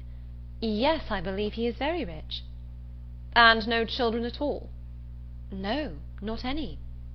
"A famous thing for his next heirs. He is your godfather, is not he?" "My godfather? No." "But you are always very much with them?" "Yes, very much." "Aye, that is what I meant. He seems a good kind of old fellow enough, and has lived very well in his time, I dare say. He is not gouty for nothing. Does he drink his bottle a day now?" "His bottle a day? No. Why should you think of such a thing? He is a very temperate man, and you could not fancy him in liquor last night." "Lord help you! You women are always thinking of men's being in liquor. Why, you do not suppose a man is overset by a bottle. I am sure of this, that if everybody were to drink their bottle a day, there would not be half the disorders in the world there are now. It would be a famous good thing for us all." "I cannot believe it." "Oh, Lord, it would be the saving of thousands. There is not the 100th part of the wine consumed in this kingdom that there ought to be. Our foggy climate wants help." "And yet I have heard that there is a great deal of wine drunk in Oxford." "Oxford? There is no drinking at Oxford now, I assure you. Nobody drinks there. You would hardly meet with a man who goes beyond his 4 pints at the utmost. Now, for instance, it was reckoned a remarkable thing, in the last party in my rooms, that upon an average we cleared about 5 pints a head. It was looked upon as something out of the common way. Mine is famous good stuff, to be sure. You would not often meet with anything like it in Oxford, and that may account for it. But this will just give you a notion of the general rate of drinking there." "Yes, it does give a notion," said Catherine warmly, "and that is, that you all drink a great deal more wine than I thought you did. However, I am sure James does not drink so much." This declaration brought on a loud and overpowering reply, of which no part was very distinct, except the frequent exclamations, amounting almost to oaths, which adorned it; and Catherine was left, when it ended, with a rather strengthened belief of there being a great deal of wine drunk in Oxford, and the same happy conviction of her brother's comparative sobriety. Thorpe's ideas then all reverted to the merits of his own equipage, and she was called on to admire the spirit and freedom with which his horse moved along, and the ease which his paces, as well as the excellence of the springs, gave the motion of the carriage. She followed him in all his admiration as well as she could. To go before or beyond him was impossible. His knowledge and her ignorance of the subject, his rapidity of expression, and her diffidence of herself put that out of her power. She could strike out nothing new in commendation, but she readily echoed whatever he chose to assert, and it was finally settled between them without any difficulty that his equipage was altogether the most complete of its kind in England, his carriage the neatest, his horse the best goer, and himself the best coachman. "You do not really think, Mr. Thorpe," said Catherine, venturing after some time to consider the matter as entirely decided, and to offer some little variation on the subject, "that James's gig will break down?" "Break down? Oh, Lord! Did you ever see such a little titopy thing in your life? There is not a sound piece of iron about it. The wheels have been fairly worn out these 10 years at least. And as for the body, upon my soul you might shake it to pieces yourself with a touch. It is the most devilish little rickety business I ever beheld. Thank God we have got a better. I would not be bound to go 2 miles in it for £50,000. "Good heavens!" cried Catherine, quite frightened. "Then pray let us turn back. They will most certainly meet with an accident if we go on. Do let us turn back, Mr. Thorpe. Stop and speak to my brother, and tell him how very unsafe it is." "Unsafe? Oh, Lord! What is there in that? They will only get a roll if it does break down, and there is plenty of dirt. It will be excellent falling. Oh, curse it, the carriage is safe enough, if a man knows how to drive it. A thing of that sort in good hands will last above 20 years after it is fairly worn out. Lord bless you! I would undertake for £5 to drive it to York and back again without losing a nail." Catherine listened with astonishment.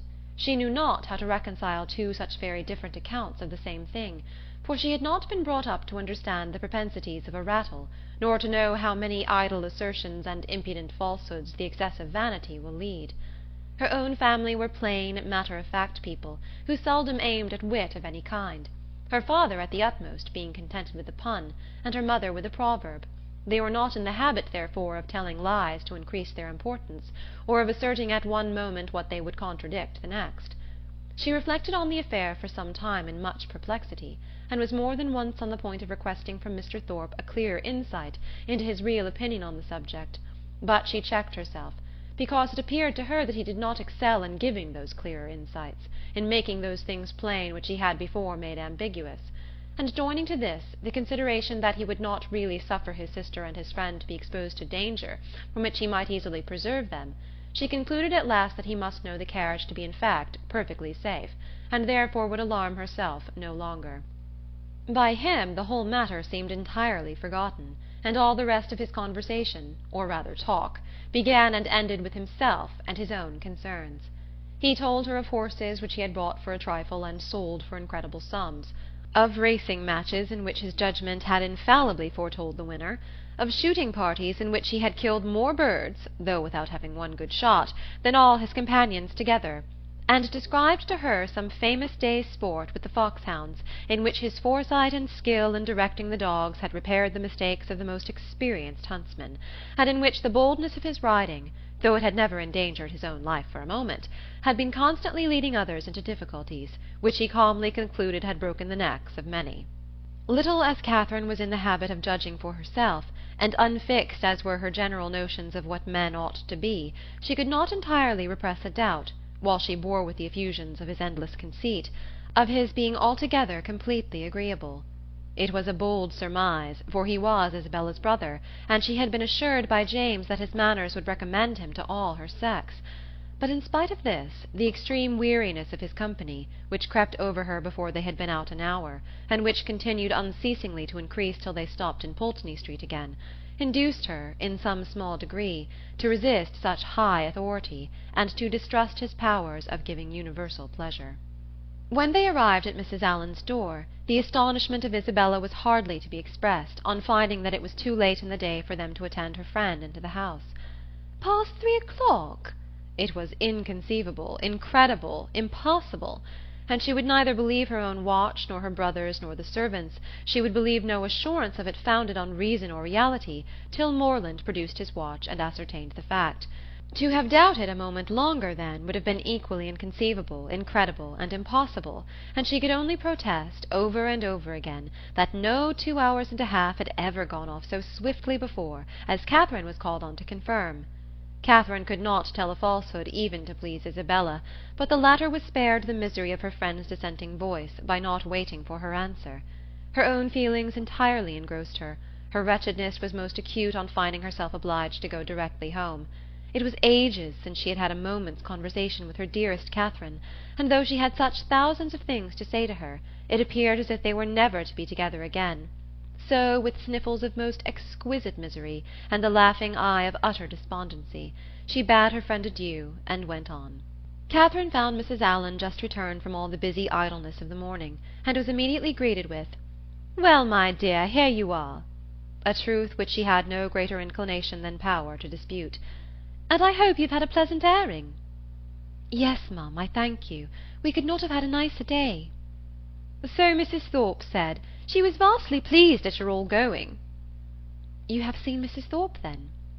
"Yes, I went to the pump-room as soon as you were gone, and there I met her, and we had a great deal of talk together. She says there was hardly any veal to be got at market this morning. It is so uncommonly scarce." "Did you see anybody else of our acquaintance?" "Yes, we agreed to take a turn in the Crescent, and there we met Mrs. Hughes and Mr. and Miss Tilney walking with her." "Did you indeed? And did they speak to you?" "Yes, we walked along the Crescent together for half an hour.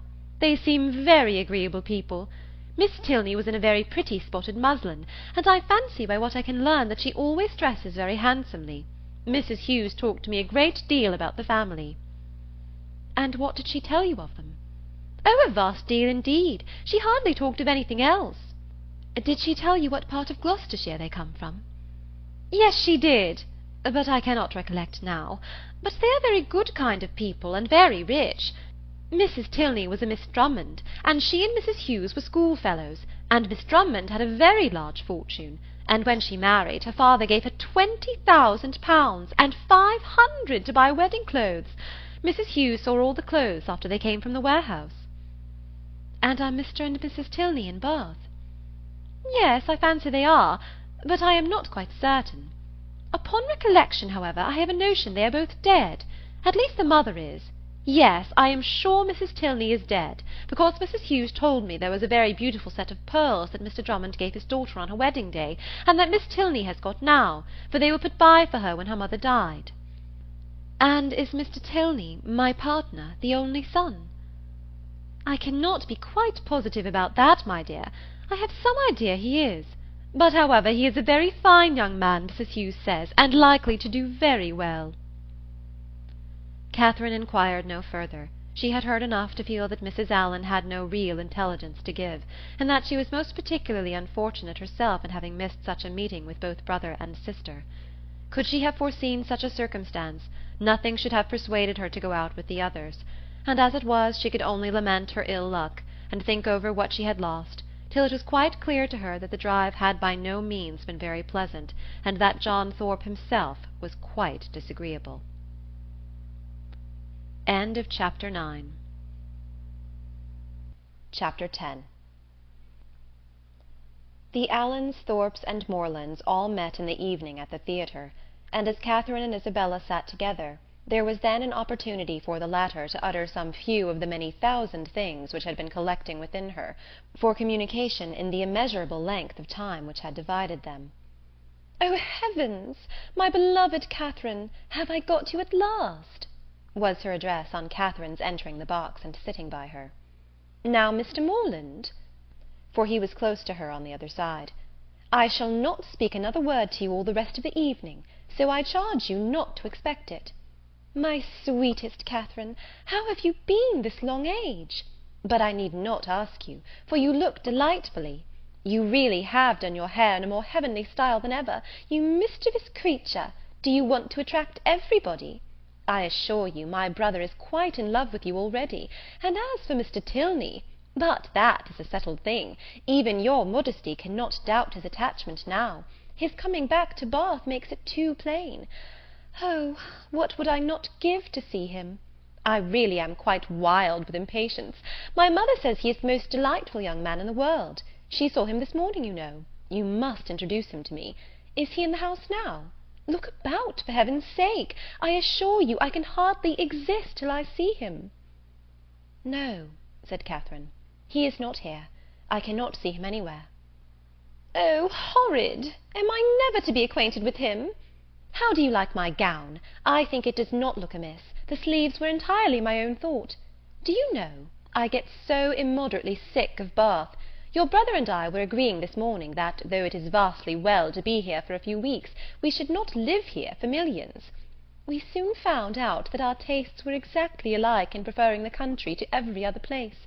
Really, our opinions were so exactly the same, it was quite ridiculous. There was not a single point in which we differed. I would not have had you by for the world. You are such a sly thing, I am sure you would have made some droll remark or other about it. No, indeed, I should not. Oh, yes, you would indeed. I know you better than you know yourself. You would have told us that we seemed born for each other, or some nonsense of that kind, which would have distressed me beyond conception. My cheeks would have been as red as your roses. I would not have had you by for the world.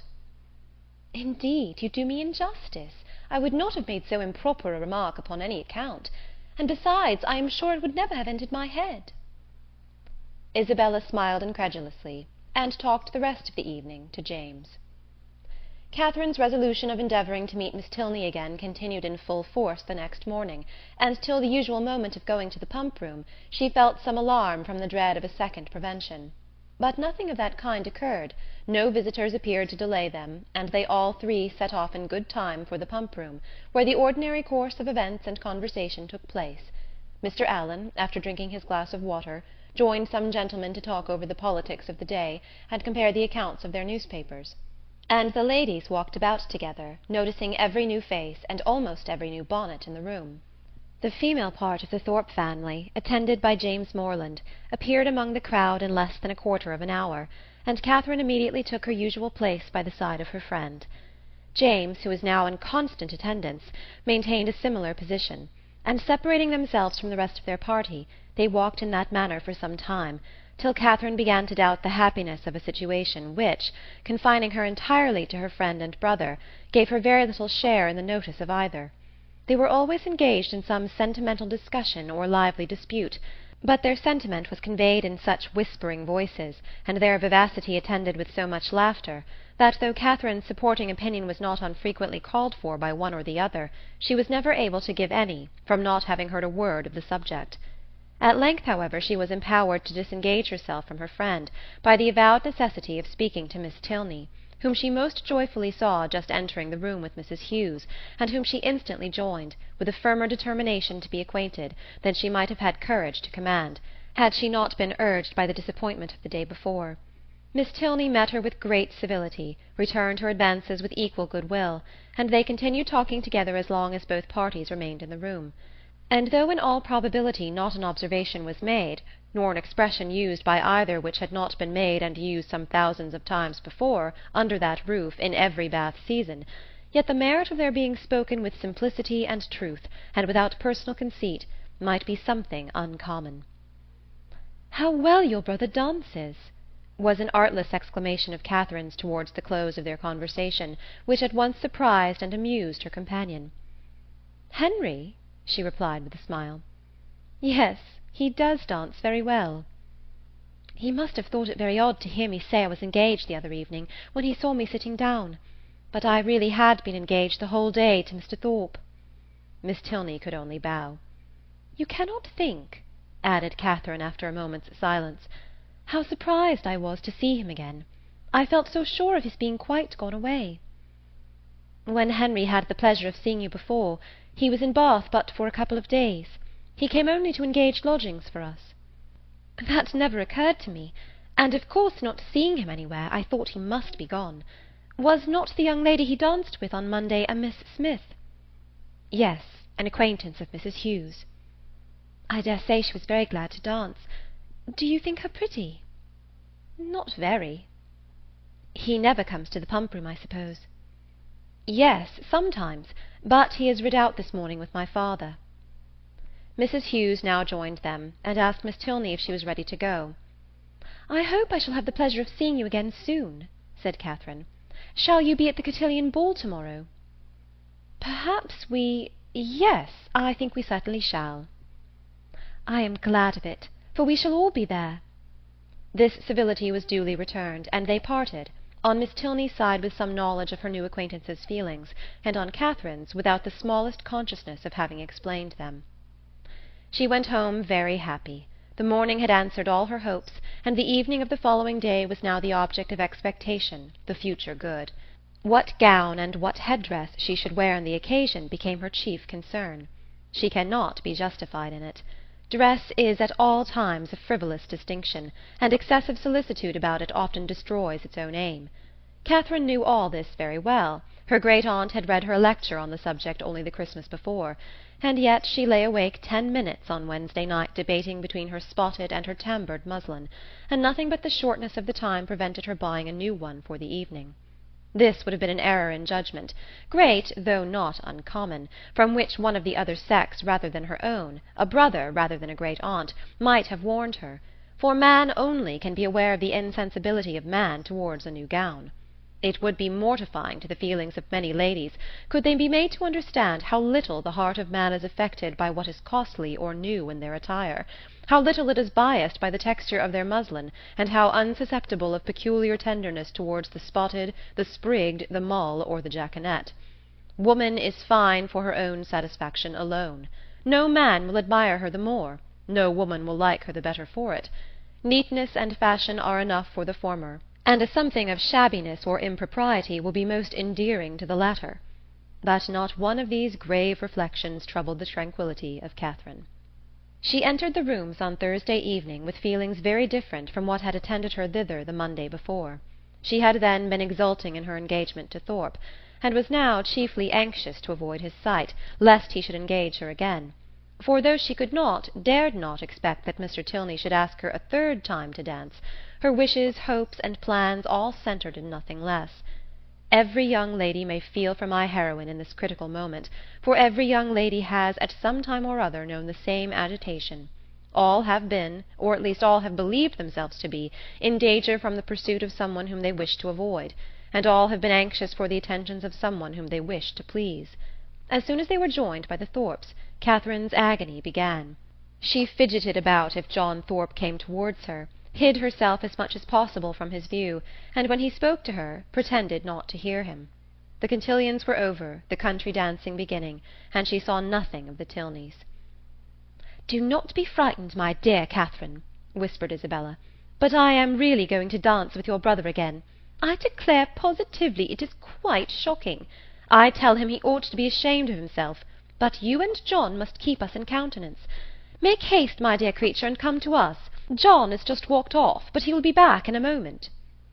Catherine had neither time nor inclination to answer. The others walked away, John Thorpe was still in view, and she gave herself up for lost. That she might not appear, however, to observe or expect him, she kept her eyes intently fixed on her fan, and a self-condemnation for her folly, in supposing that among such a crowd they should even meet with the Tilneys in any reasonable time, had just passed through her mind, when she suddenly found herself addressed and again solicited to dance by Mr. Tilney himself. With what sparkling eyes and ready motion she granted his request, and with how pleasing a flutter of heart she went with him to the set, may be easily imagined. To escape, and, as she believed, so narrowly escape John Thorpe, and to be asked so immediately on his joining her, asked by Mr. Tilney, as if he had sought her on purpose, it did not appear to her that life could supply any greater felicity. Scarcely had they worked themselves into the quiet possession of a place, however, when her attention was claimed by John Thorpe, who stood behind her. "Hey-day, Miss Morland," said he, "what is the meaning of this? I thought you and I were to dance together." "I wonder you should think so, for you never asked me." "That is a good one, by Jove! I asked you as soon as I came into the room, and I was just going to ask you again, but when I turned round you were gone. This is a cursed shabby trick. I only came for the sake of dancing with you, and I firmly believe you were engaged to me ever since Monday. Yes, I remember I asked you while you were waiting in the lobby for your cloak, and here have I been telling all my acquaintance that I was going to dance with the prettiest girl in the room, and when they see you standing up with somebody else they will quiz me famously." "Oh, no, they will never think of me, after such a description as that." "By heavens, if they do not, I will kick them out of the room for blockheads. What chap have you there?" Catherine satisfied his curiosity. "Tilney," he repeated. I do not know him. A good figure of a man, well put together. Does he want a horse? Here is a friend of mine, Sam Fletcher, has got one to sell that would suit anybody. A famous clever animal for the road, only 40 guineas. I had 50 minds to buy it myself, for it is one of my maxims always to buy a good horse when I meet with one, but it would not answer my purpose, it would not do for the field. I would give any money for a real good hunter. I have 3 now, the best that ever were backed. I would not take 800 guineas for them. Fletcher and I mean to get a house in Leicestershire against the next season. It is so damned uncomfortable living at an inn." This was the last sentence by which he could weary Catherine's attention, for he was just then borne off by the resistless pressure of a long string of passing ladies. Her partner now drew near and said, "That gentleman would have put me out of patience, had he stayed with you half a minute longer.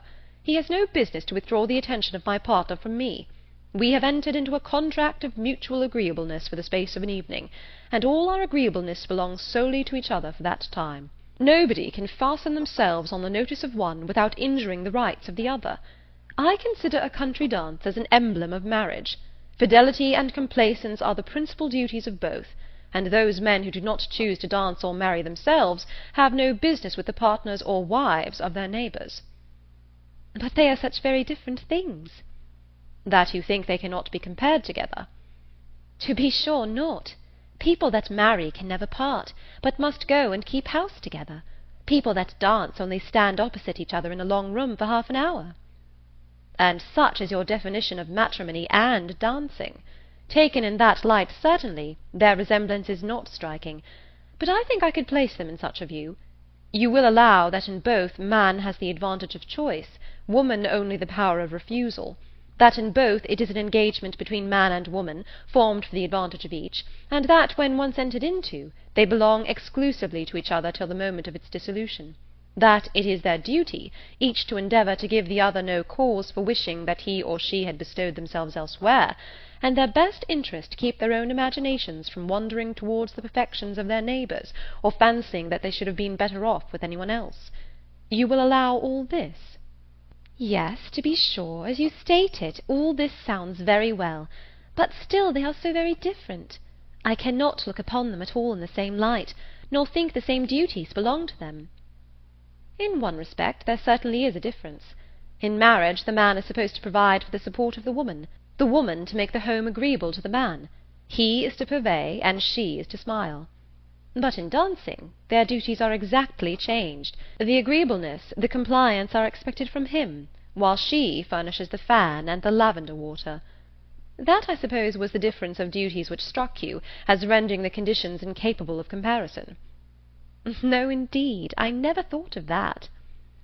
"Then I am quite at a loss. One thing, however, I must observe. This disposition on your side is rather alarming. You totally disallow any similarity in the obligations, and may I not thence infer that your notions of the duties of the dancing state are not so strict as your partner might wish? Have I not reason to fear that if the gentleman who spoke to you just now were to return, or if any other gentleman were to address you, there would be nothing to restrain you from conversing with him as long as you chose?" "Mr. Thorpe is such a very particular friend of my brother's, that if he talks to me, I must talk to him again. But there are hardly 3 young men in the room besides him that I have any acquaintance with." "And is that to be my only security? Alas, alas!"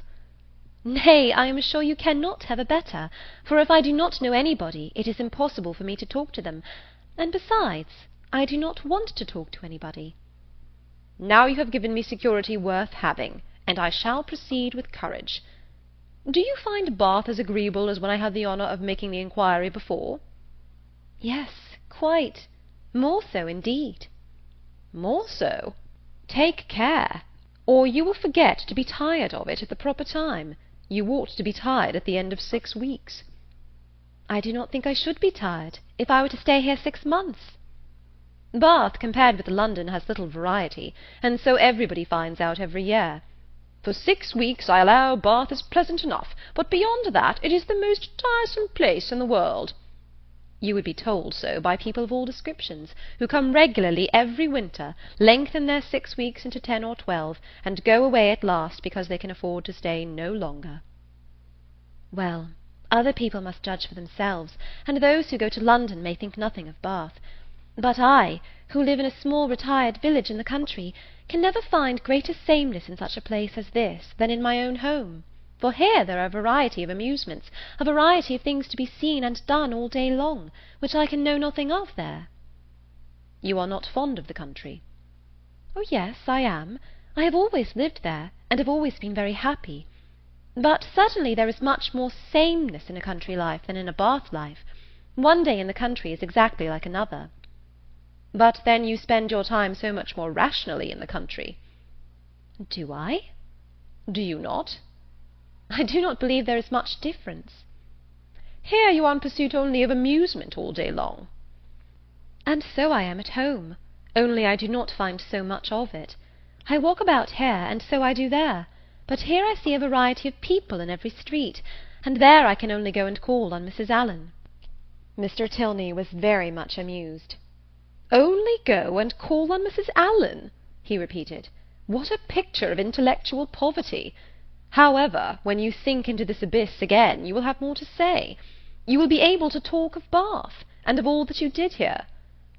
"Oh yes, I shall never be in want of something to talk of again to Mrs. Allen, or anybody else. I really believe I shall always be talking of Bath when I am at home again. I do like it so very much. If I could but have papa and mamma and the rest of them here, I suppose I should be too happy. James is coming, my eldest brother, is quite delightful, and especially as it turns out that the very family we are just got so intimate with are his intimate friends already. Oh, who can ever be tired of Bath?" "Not those who bring such fresh feelings of every sort to it as you do.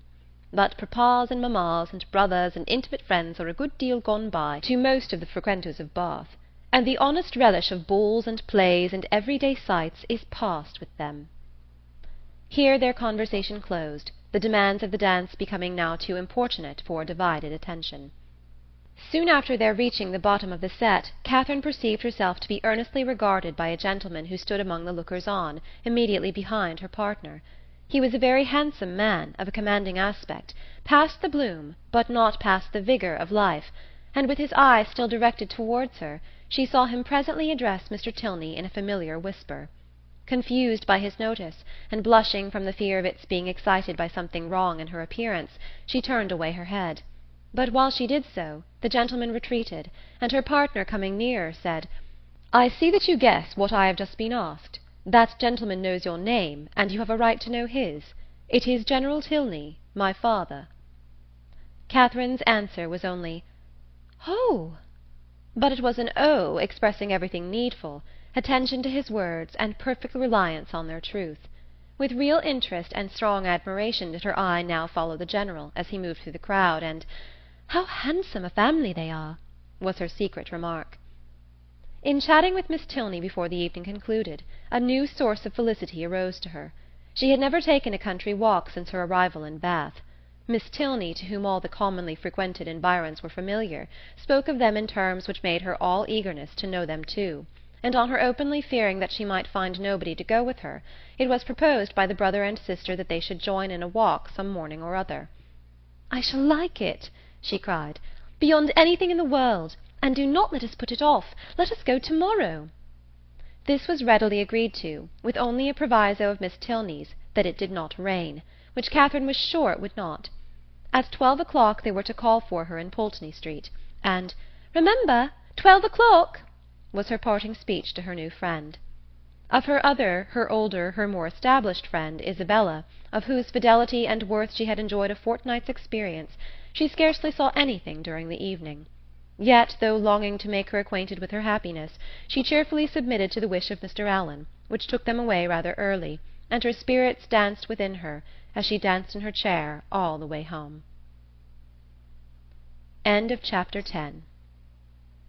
Chapter 11. The morrow brought a very sober-looking morning, the sun making only a few efforts to appear, and Catherine augured from it everything most favourable to her wishes.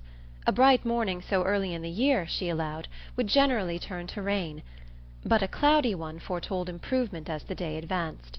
She applied to Mr. Allen for confirmation of her hopes, but Mr. Allen, not having his own skies and barometer about him, declined giving any absolute promise of sunshine. She applied to Mrs. Allen, and Mrs. Allen's opinion was more positive. She had no doubt in the world of its being a very fine day, if the clouds would only go off and the sun keep out. At about 11 o'clock, however, a few specks of small rain upon the windows caught Catherine's watchful eye, and "Oh dear, I do believe it will be wet," broke from her in a most desponding tone. "I thought how it would be," said Mrs. Allen. "No walk for me to-day," sighed Catherine. "But perhaps it may come to nothing, or it may hold up before 12. "Perhaps it may. But then, my dear, it will be so dirty." "Oh, that will not signify. I never mind dirt." "No," replied her friend very placidly. "I know you never mind dirt." After a short pause, "It comes on faster and faster," said Catherine as she stood watching at a window. "So it does indeed. If it keeps raining, the streets will be very wet." "There are 4 umbrellas up already. How I hate the sight of an umbrella!" "They are disagreeable things to carry. I would much rather take a chair at any time." "It was such a nice-looking morning. I felt so convinced it would be dry." "Anybody would have thought so indeed. There will be very few people in the pump-room if it rains all the morning. I hope Mr. Allen will put on his great-coat when he goes, but I dare say he will not, for he had rather do anything in the world than walk out in a great-coat. I wonder he should dislike it. It must be so comfortable." The rain continued, fast, though not heavy. Catherine went every 5 minutes to the clock, threatening on each return that if it still kept on raining another 5 minutes, she would give up the matter as hopeless. The clock struck 12, and still it rained. "You will not be able to go, my dear." "I do not quite despair yet. I shall not give it up till 12:15. This is just the time of day for it to clear up, and I do think it looks a little lighter. There, it is 20 minutes after 12, and now I shall give it up entirely. Oh, that we had such weather here as they had at Udolpho, or at least in Tuscany in the south of France, the night that poor St. Aubin died. Such beautiful weather." At 12:30, when Catherine's anxious attention to the weather was over, and she could no longer claim any merit from its amendment, the sky began voluntarily to clear. A gleam of sunshine took her quite by surprise. She looked round, the clouds were parting, and she instantly returned to the window to watch over and encourage the happy appearance. 10 minutes more made it certain that a bright afternoon would succeed, and justified the opinion of Mrs. Allen, who had "always thought it would clear up." But whether Catherine might still expect her friends, whether there had not been too much rain for Miss Tilney to venture, must yet be a question. It was too dirty for Mrs. Allen to accompany her husband to the pump-room. He accordingly set off by himself, and Catherine had barely watched him down the street when her notice was claimed by the approach of the same 2 open carriages, containing the same 3 people that had surprised her so much a few mornings back. "Isabella, my brother, and Mr. Thorpe, I declare! They are coming for me, perhaps, but I shall not go. I cannot go, indeed, for you know Miss Tilney may still call." Mrs. Allen agreed to it. John Thorpe was soon with them, and his voice was with them yet sooner, for on the stairs he was calling out to Miss Moreland to be quick. Make haste," as he threw open the door. "Put on your hat this moment. There is no time to be lost. We are going to Bristol. How do you do, Mrs. Allen?" "To Bristol? Is not that a great way off? But, however, I cannot go with you to-day, because I am engaged. I expect some friends every moment." This was of course vehemently talked down as no reason at all. Mrs. Allen was called on to second him, and the 2 others walked in to give their assistance. "My sweetest Catherine, is not this delightful? We shall have a most heavenly drive. You are to thank your brother and me for the scheme. It darted into our heads at breakfast-time, I verily believe at the same instant, and we should have been off 2 hours ago if it had not been for this detestable rain. But it does not signify. The nights are moonlight, and we shall do delightfully. Oh, I am in such ecstasies at the thoughts of a little country air and quiet, so much better than going to the lower rooms. We shall drive directly to Clifton and dine there, and as soon as dinner is over, if there is time for it, we go on to King's Sweston." "I doubt our being able to do so much," said Moreland. "You croaking fellow!" cried Thorpe. "We shall be able to do 10 times more. King's Weston! Ay, and Blaise Castle too, and anything else we can hear of. But here is your sister says she will not go." "Blaise Castle!" cried Catherine. "What is that?" "The finest place in England, worth going 50 miles at any time to see." What, is it really a castle? An old castle? The oldest in the kingdom. But is it like what one reads of? Exactly, the very same. But now really, are there towers and long galleries? By dozens. Then I should like to see it, but I cannot go. Not go? My beloved creature, what do you mean? I cannot go because, looking down as she spoke, fearful of Isabella's smile, I expect Miss Tilney and her brother to call on me to take a country walk. They promised to come at 12, only it rained. But now, as it is so fine, I dare say they will be here soon. Not they, indeed, cried Thorpe, for as we turned into Broad Street I saw them. Does he not drive a phaeton with bright chestnuts? I do not know, indeed. Yes, I know he does. I saw him. You are talking of the man you danced with last night, are you not? Yes. Well, I saw him at that moment turn up the Lansdowne Road driving a smart-looking girl. Did you indeed? Did, upon my soul. Knew him again directly, and he seemed to have got some very pretty cattle, too. It is very odd, but I suppose they thought it would be too dirty for a walk. And well they might, for I never saw so much dirt in my life. Walk? You could no more walk than you could fly. It has not been so dirty the whole winter. It is ankle-deep everywhere. Isabella corroborated it. My dearest Catherine, you cannot form an idea of the dirt. Come, you must go. You cannot refuse going now. I should like to see the castle, but may we go all over it? May we go up every staircase and into every suite of rooms? Yes, yes, every hole and corner. But then if they should only be gone out for an hour till it is drier, and call by and by? Make yourself easy, there is no danger of that, for I heard Tilney hallooing to a man who was just passing by on horseback that they were going as far as Wick Rocks. Then I will. Shall I go, Mrs. Allen? Just as you please, my dear. Mrs. Allen, you must persuade her to go, was the general cry. Mrs. Allen was not inattentive to it. Well, my dear, said she, suppose you go. And in 2 minutes they were off. Catherine's feelings as she got into the carriage were in a very unsettled state, divided between regret for the loss of one great pleasure, and the hope of soon enjoying another, almost its equal in degree, however unlike in kind. She could not think the Tilneys had acted quite well by her, in so readily giving up their engagement, without sending her any message of excuse. It was now but an hour later than the time fixed on for the beginning of their walk, and in spite of what she had heard of the prodigious accumulation of dirt in the course of that hour, she could not from her own observation help thinking that they might have gone with very little inconvenience. To feel herself slighted by them was very painful. On the other hand, the delight of exploring an edifice like Udolpho, as her fancy represented Blaise Castle to be, was such a counterpoise of good as might console her for almost anything. They passed briskly down Pulteney Street, and through Laura Place, without the exchange of many words. Thorpe talked to his horse, and she meditated by turns on broken promises and broken arches, phaetons and false hangings, Tilneys and trap-doors. As they entered Argyle Buildings, however, she was roused by this address from her companion. "Who was that girl who looked at you so hard as she went by?" "Who? Where?" "On the right-hand pavement. She must be almost out of sight now." Catherine looked around, and saw Miss Tilney leaning on her brother's arm, walking slowly down the street. She saw them both looking back at her. "Stop, stop, Mr. Thorpe!" she impatiently cried. "It is Miss Tilney, it is indeed. How could you tell me they were gone? Stop, stop, I will get out this moment and go to them." But to what purpose did she speak? Thorpe only lashed his horse into a brisker trot. The Tilneys, who had soon ceased to look after her, were in a moment out of sight round the corner of Laura Place, and in another moment she was herself whisked into the market-place. Still, however, and during the length of another street, she entreated him to stop. "Pray, pray stop, Mr. Thorpe, I cannot go on. I will not go on. I must go back to Miss Tilney." But Mr. Thorpe only laughed, smacked his whip, encouraged his horse, made odd noises, and drove on.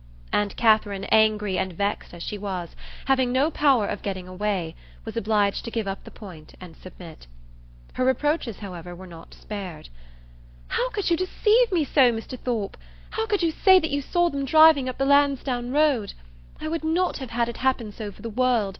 They must think it so strange, so rude of me. To go by them, too, without saying a word! You do not know how vexed I am. I shall have no pleasure at Clifton, nor in anything else. I had rather, 10,000 times rather, get out now and walk back to them. How could you say you saw them driving out in a phaeton?" Thorpe defended himself very stoutly, declared he had never seen two men so much alike in his life, and would hardly give up the point of its having been Tilney himself. Their drive, even when this subject was over, was not likely to be very agreeable. Catherine's complaisance was no longer what it had been in their former airing. She listened reluctantly, and her replies were short. Blaise Castle remained her only comfort. Towards that she still looked at intervals with pleasure, though rather than be disappointed of the promised walk, and especially rather than be thought ill of by the Tilneys, she would willingly have given up all the happiness which its walls could supply, the happiness of a progress through a long suite of lofty rooms, exhibiting the remains of magnificent furniture, though now for many years deserted, the happiness of being stopped in their way along narrow winding vaults by a low grated door, or even of having their lamp, their only lamp, extinguished by a sudden gust of wind, and of being left in total darkness. In the meanwhile they proceeded on their journey without any mischance, and were within view of the town of Keynsham, when a halloo from Morland, who was behind them, made his friend pull up, to know what was the matter. The others then came close enough for conversation, and Morland said, "We had better go back, Thorpe. It is too late to go on to-day. Your sister thinks so as well as I. We have been exactly an hour coming from Pulteney Street, very little more than 7 miles, and I suppose we have at least 8 more to go. It will never do. We set out a great deal too late. We had much better put it off till another day, and turn round." "It is all one to me," replied Thorpe rather angrily, and instantly turning his horse, they were on their way back to Bath. "If your brother had not got such a damn beast to drive," said he soon afterwards, "we might have done it very well. My horse would have trotted to Clifton within the hour, if left to himself, and I have almost broke my arm with pulling him into that cursed broken-winded jade's pace. Morland is a fool for not keeping a horse and gig of his own." "No, he is not," said Catherine warmly, "for I am sure he could not afford it." "And why cannot he afford it?"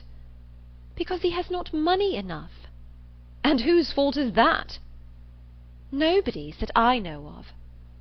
Thorpe then said something in the loud incoherent way to which he had often recourse, about its being a damn thing to be miserly, and that if people who rolled in money could not afford things, he did not know who could, which Catherine did not even endeavour to understand. Disappointed of what was to have been the consolation for her first disappointment, she was less and less disposed either to be agreeable herself or to find her companion so, and they returned to Pulteney Street without her speaking 20 words. As she entered the house, the footman told her that a gentleman and lady had called and inquired for her a few minutes after her setting off, that, when he told them she was gone out with Mr. Thorpe, the lady had asked whether any message had been left for her, and on his saying no, had felt for a card, but said she had none about her, and went away. Pondering over these heart-rending tidings, Catherine walked slowly upstairs. At the head of them she was met by Mr. Allen, who, on hearing the reason of their speedy return, said, "I am glad your brother had so much sense. I am glad you are come back. It was a strange, wild scheme." They all spent the evening together at Thorpe's. Catherine was disturbed and out of spirits, but Isabella seemed to find a pool of commerce in the fate of which she shared, by private partnership with Morland, a very good equivalent for the quiet and country air of an inn at Clifton.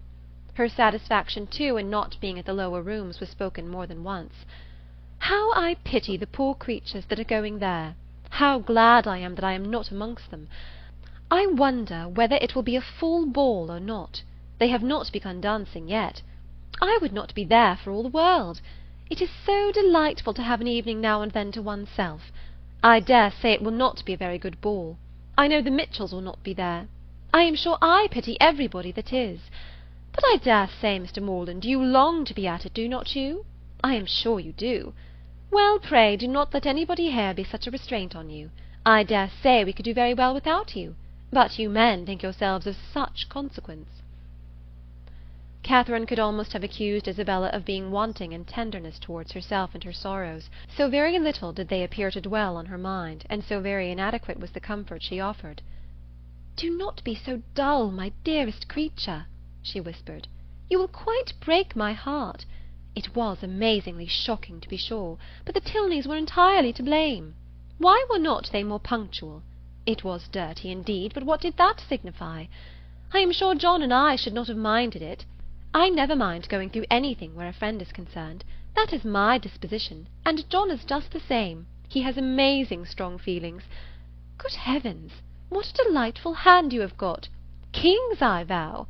I never was so happy in my life. I would 50 times rather you should have them than myself. And now I may dismiss my heroine to the sleepless couch which is the true heroine's portion, to a pillow strewed with thorns and wet with tears, and lucky may she think herself if she get another good night's rest in the course of the next 3 months. End of Chapter 11. Chapter 12.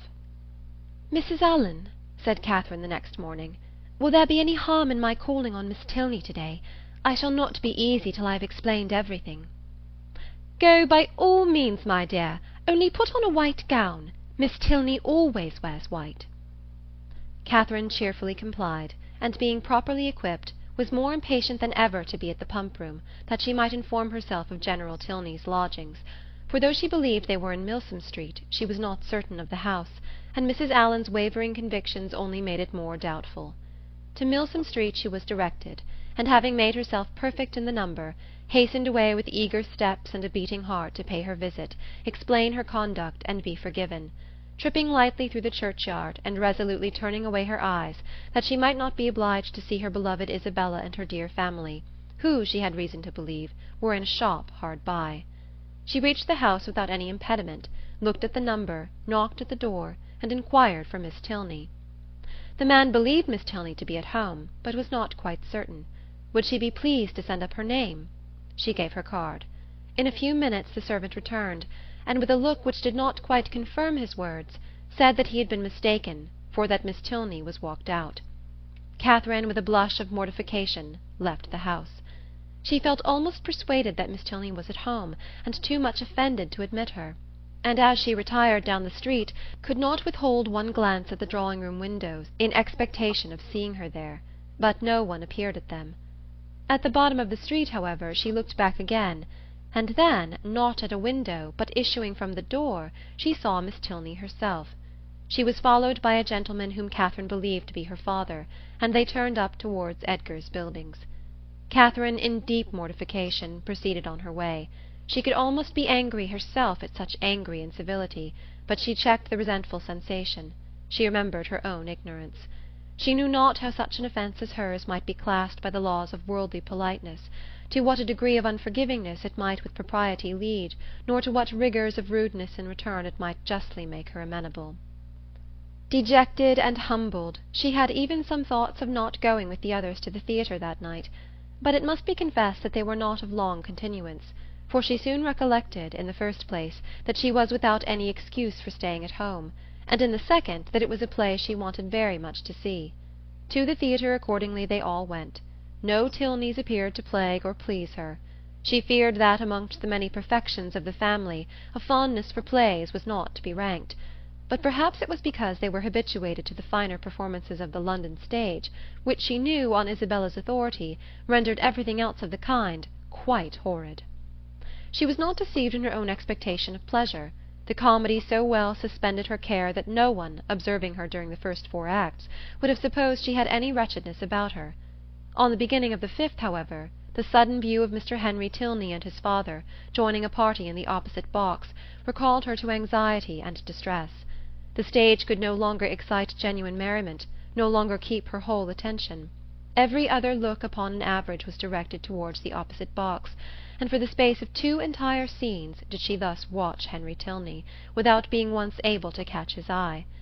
No longer could he be suspected of indifference for a play. His notice was never withdrawn from the stage during 2 whole scenes. At length, however, he did look towards her, and he bowed. But such a bow! No smile, no continued observance attended it. His eyes were immediately returned to their former direction. Catherine was restlessly miserable. She could almost have run round to the box in which he sat and forced him to hear her explanation. Feelings rather natural than heroic possessed her. Instead of considering her own dignity injured by this ready condemnation, instead of proudly resolving in conscious innocence to show her resentment towards him who could harbour a doubt of it, to leave to him all the trouble of seeking an explanation, and to enlighten him on the past only by avoiding his sight or flirting with somebody else. She took to herself all the shame of misconduct, or at least of its appearance, and was only eager for an opportunity of explaining its cause. The play concluded, the curtain fell. Henry Tilney was no longer to be seen where he had hitherto sat, but his father remained, and perhaps he might be now coming round to their box. She was right. In a few minutes he appeared, and making his way through the then thinning rows, spoke with like calm politeness to Mrs. Allen and her friend. Not with such calmness was he answered by the latter. "Oh, Mr. Tilney, I have been quite wild to speak to you, and make my apologies. You must have thought me so rude. But indeed it was not my own fault, was it, Mrs. Allen? Did not they tell me that Mr. Tilney and his sister were gone out in a phaeton together? And then what could I do? But I had 10,000 times rather have been with you. Now had I not, Mrs. Allen?" "My dear, you tumble my gown," was Mrs. Allen's reply. Her assurance, however, standing sole as it did, was not thrown away. It brought a more cordial, more natural smile into his countenance, and he replied in a tone which retained only a little affected reserve. "We were much obliged to you at any rate for wishing us a pleasant walk after our passing you in Argyle Street.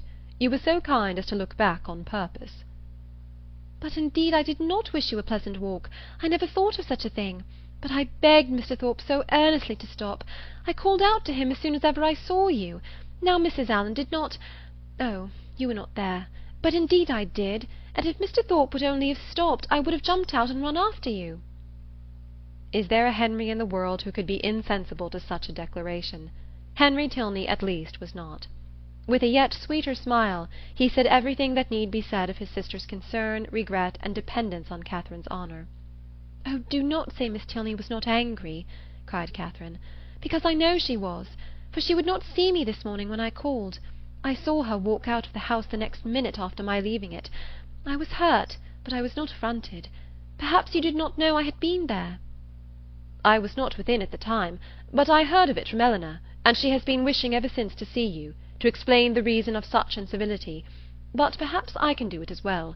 It was nothing more than that my father— They were just preparing to walk out, and he, being hurried for time, and not caring to have it put off, made a point of her being denied. That was all, I do assure you. She was very much vexed, and meant to make her apology as soon as possible." Catherine's mind was greatly eased by this information, yet a something of solicitude remained, from which sprang the following question, thoroughly artless in itself, though rather distressing to the gentleman. "But, Mr. Tilney, why were you less generous than your sister? If she felt such confidence in my good intentions, and could suppose it only to be a mistake, why should you be so ready to take offence?" "Me? I take offence?" "Nay, I am sure by your look, when you came to the box, you were angry." "I angry? I could have no right."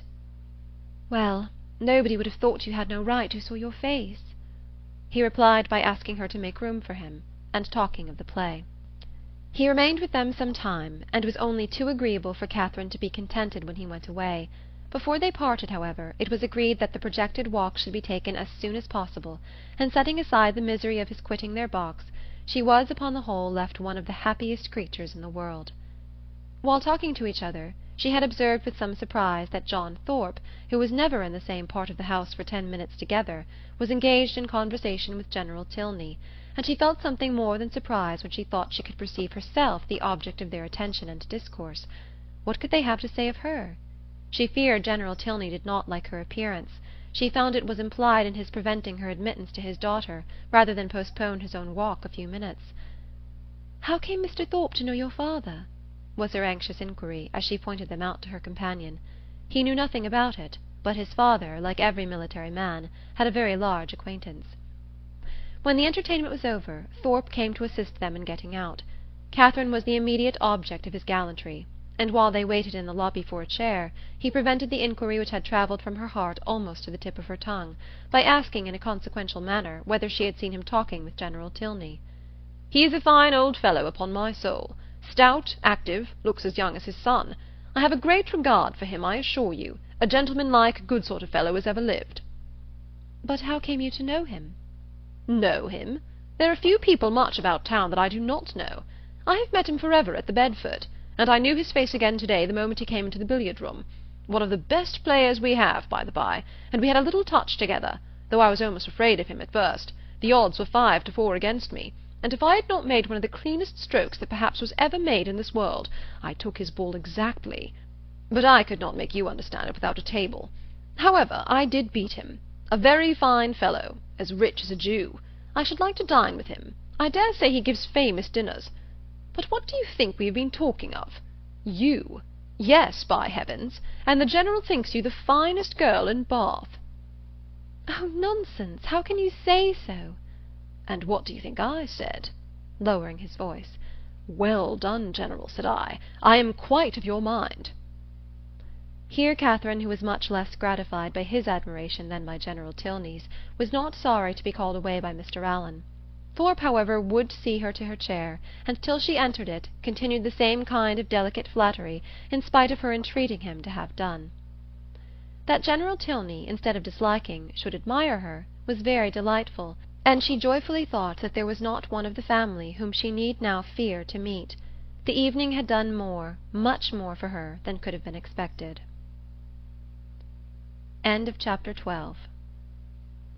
Chapter 13. Monday, Tuesday, Wednesday, Thursday, Friday, and Saturday have now passed in review before the reader. The events of each day, its hopes and fears, mortifications and pleasures, have been separately stated, and the pangs of Sunday only now remain to be described, and close the week. The Clifton scheme had been deferred, not relinquished, and on the afternoon's crescent of this day it was brought forward again. In a private consultation between Isabella and James, the former of whom had particularly set her heart upon going, and the latter no less anxiously placed his upon pleasing her, it was agreed that, provided the weather were fair, the party should take place on the following morning, and they were to set off very early, in order to be at home in good time. The affair thus determined, and Thorpe's approbation secured, Catherine only remained to be apprized of it. She had left them for a few minutes to speak to Miss Tilney. In that interval the plan was completed, and as soon as she came again, her agreement was demanded. But instead of the gay acquiescence expected by Isabella, Catherine looked grave, was very sorry, but could not go. The engagement which ought to have kept her from joining in the former attempt would make it impossible for her to accompany them now.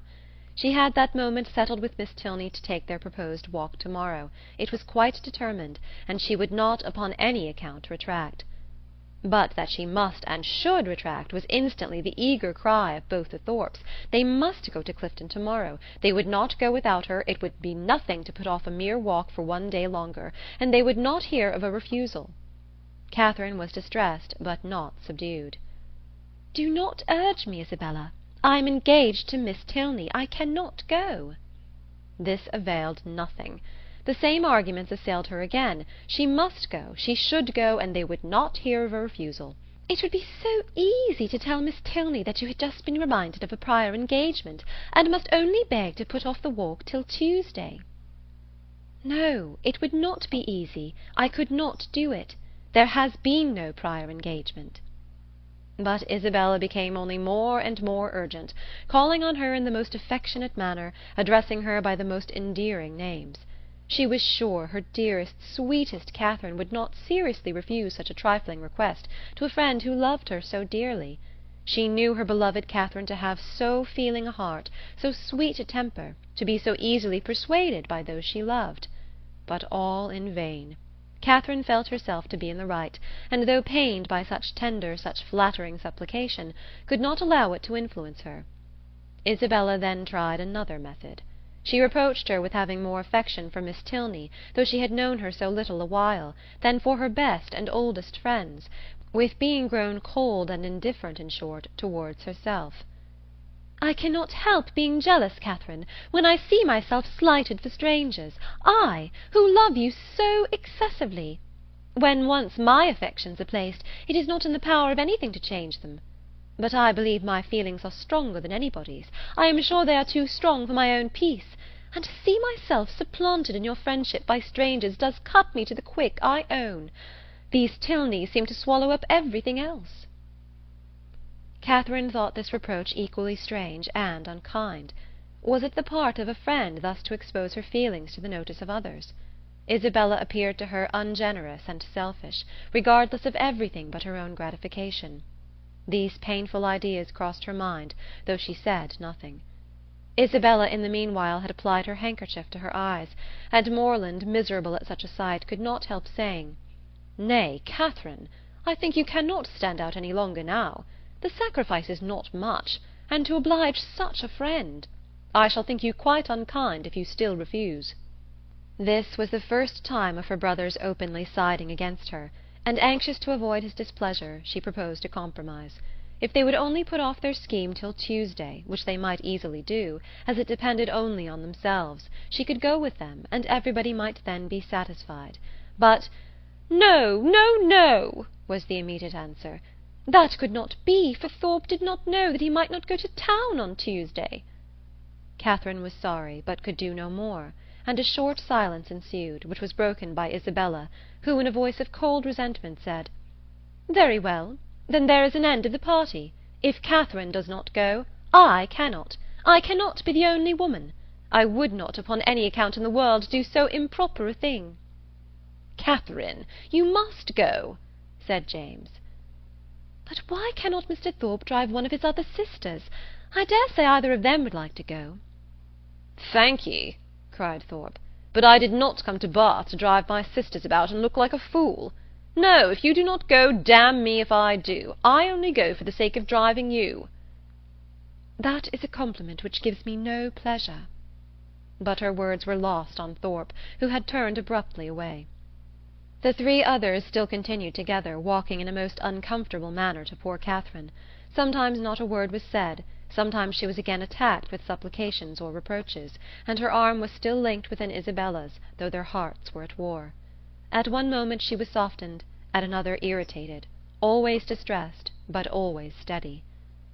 "I did not think you had been so obstinate, Catherine," said James. "You were not used to be so hard to persuade. You once were the kindest, best-tempered of my sisters." "I hope I am not less so now," she replied very feelingly.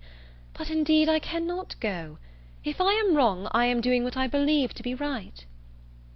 "I suspect," said Isabella in a low voice, "there is no great struggle." Catherine's heart swelled. She drew away her arm, and Isabella made no opposition. Thus passed a long 10 minutes, till they were again joined by Thorpe, who, coming to them with a gayer look, said, "Well, I have settled the matter, and now we may all go to-morrow with a safe conscience. I have been to Miss Tilney and made your excuses." "You have not!" cried Catherine. "I have, upon my soul. Left her this moment. Told her that you had sent me to say that, having just recollected a prior engagement of going to Clifton with us to-morrow, you could not have the pleasure of walking with her till Tuesday. She said, very well, Tuesday was just as convenient to her, so there is an end of all our difficulties. A pretty good thought of mine, hey?" Isabella's countenance was once more all smiles and good humour, and James, too, looked happy again. "A most heavenly thought indeed! Now, my sweet Catherine, all our distresses are over. You are honourably acquitted, and we shall have a most delightful party." "This will not do," said Catherine. "I cannot submit to this. I must run after Miss Tilney directly and set her right." Isabella, however, caught hold of one hand, Thorpe of the other, and remonstrances poured in from all three. Even James was quite angry. When everything was settled, when Miss Tilney herself said that Tuesday would suit her as well, it was quite ridiculous, quite absurd to make any further objection. "I do not care. Mr. Thorpe had no business to invent any such message. If I had thought it right to put it off, I could have spoken to Miss Tilney myself. This is only doing it in a ruder way, and how do I know that Mr. Thorpe is... He may be mistaken again, perhaps. He led me into one act of rudeness by his mistake on Friday. Let me go, Mr. Thorpe. Isabella, do not hold me." Thorpe told her it would be in vain to go after the Tilneys. They were turning the corner into Brock Street when he had overtaken them, and were at home by this time. "Then I will go after them," said Catherine. "Wherever they are, I will go after them. It does not signify talking. If I could not be persuaded into doing what I thought wrong, I never will be tricked into it." And with these words she broke away and hurried off. Thorpe would have darted after her, but Morland withheld him. Let her go, if she will go. She is as obstinate as—" Thorpe never finished the simile, for it could hardly have been a proper one. Away walked Catherine in great agitation, as fast as the crowd would permit her, fearful of being pursued, yet determined to persevere. As she walked she reflected on what had passed. It was painful to her to disappoint and displease them, particularly to displease her brother, but she could not repent her resistance. Setting her own inclination apart, to have failed a second time in her engagement to Miss Tilney, to have retracted a promise voluntarily made only 5 minutes before, and on a false pretence too, must have been wrong. She had not been withstanding them on selfish principles alone. She had not consulted merely her own gratification. That might have been ensured in some degree by the excursion itself, by seeing Blaise Castle. No, she had attended to what was due to others, and to her own character and their opinion. Her conviction of being right, however, was not enough to restore her composure. Till she had spoken to Miss Tilney she could not be at ease, and quickening her pace when she got clear of the crescent, she almost ran over the remaining ground till she gained the top of Milsom Street. So rapid had been her movements that in spite of the Tilneys' advantage in the outset, they were but just turning into their lodgings as she came within view of them, and the servant still remaining at the open door, she used only the ceremony of saying that she must speak with Miss Tilney that moment, and hurrying by him proceeded upstairs. Then, opening the first door before her, which happened to be the right, she immediately found herself in the drawing-room with General Tilney, his son, and daughter. Her explanation, defective only in being, from her irritation of nerves and shortness of breath, no explanation at all, was instantly given. "I come in a great hurry. It was all a mistake. I never promised to go. I told them from the first I could not go. I ran away in a great hurry to explain it. I did not care what you thought of me. I would not stay for the servant." The business, however, though not perfectly elucidated by this speech, soon ceased to be a puzzle. Catherine found that John Thorpe had given the message, and Miss Tilney had no scruple in owning herself greatly surprised by it. But whether her brother had still exceeded her in resentment, Catherine, though she instinctively addressed herself as much to one as to the other in her vindication, had no means of knowing. Whatever might have been felt before her arrival, her eager declarations immediately made every look and sentence as friendly as she could desire. The affair thus happily settled, she was introduced by Miss Tilney to her father, and received by him with such ready, such solicitous politeness, as recalled Thorpe's information to her mind, and made her think with pleasure that he might be sometimes depended on. To such anxious attention was the general's civility carried, that, not aware of her extraordinary swiftness in entering the house, he was quite angry with the servant whose neglect had reduced her to open the door of the apartment herself. "What did William mean by it? He should make a point of inquiring into the matter." And if Catherine had not most warmly asserted his innocence, it seemed likely that William would lose the favour of his master forever, if not his place, by her rapidity.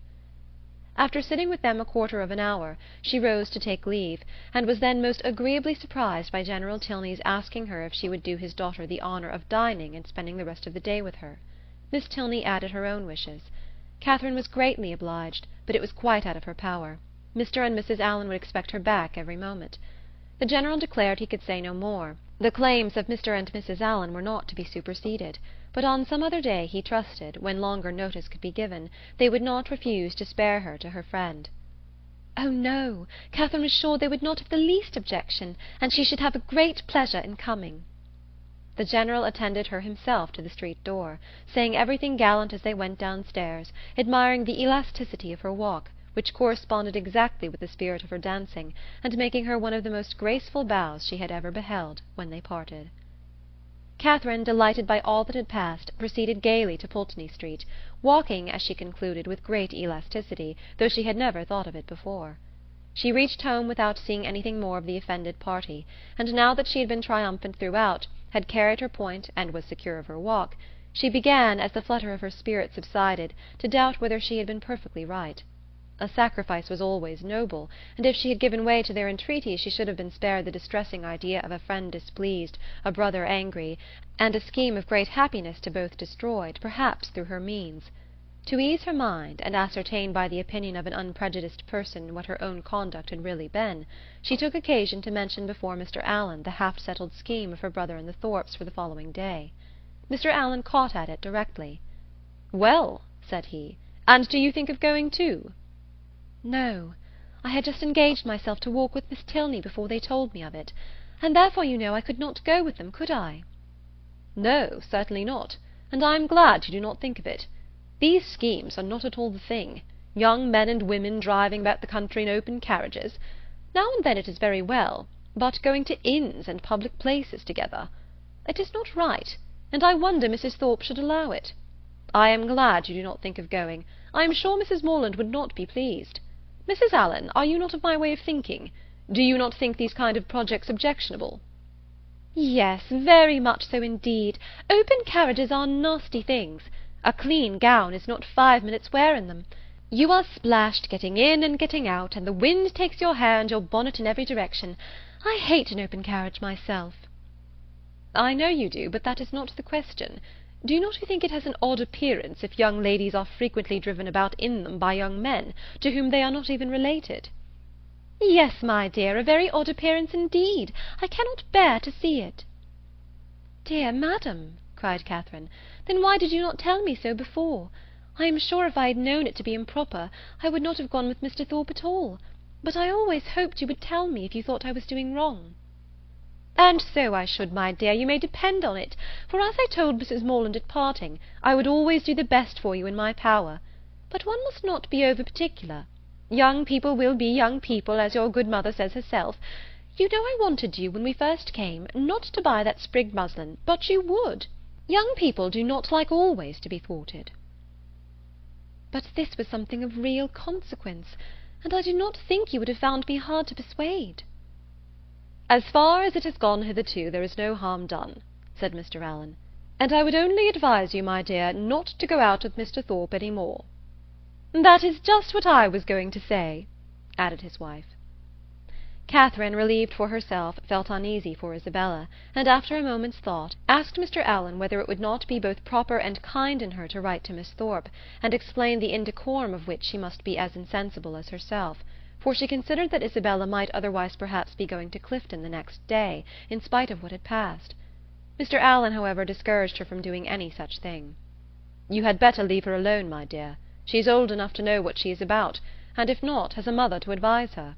Mrs. Thorpe is too indulgent beyond a doubt. But, however, you had better not interfere.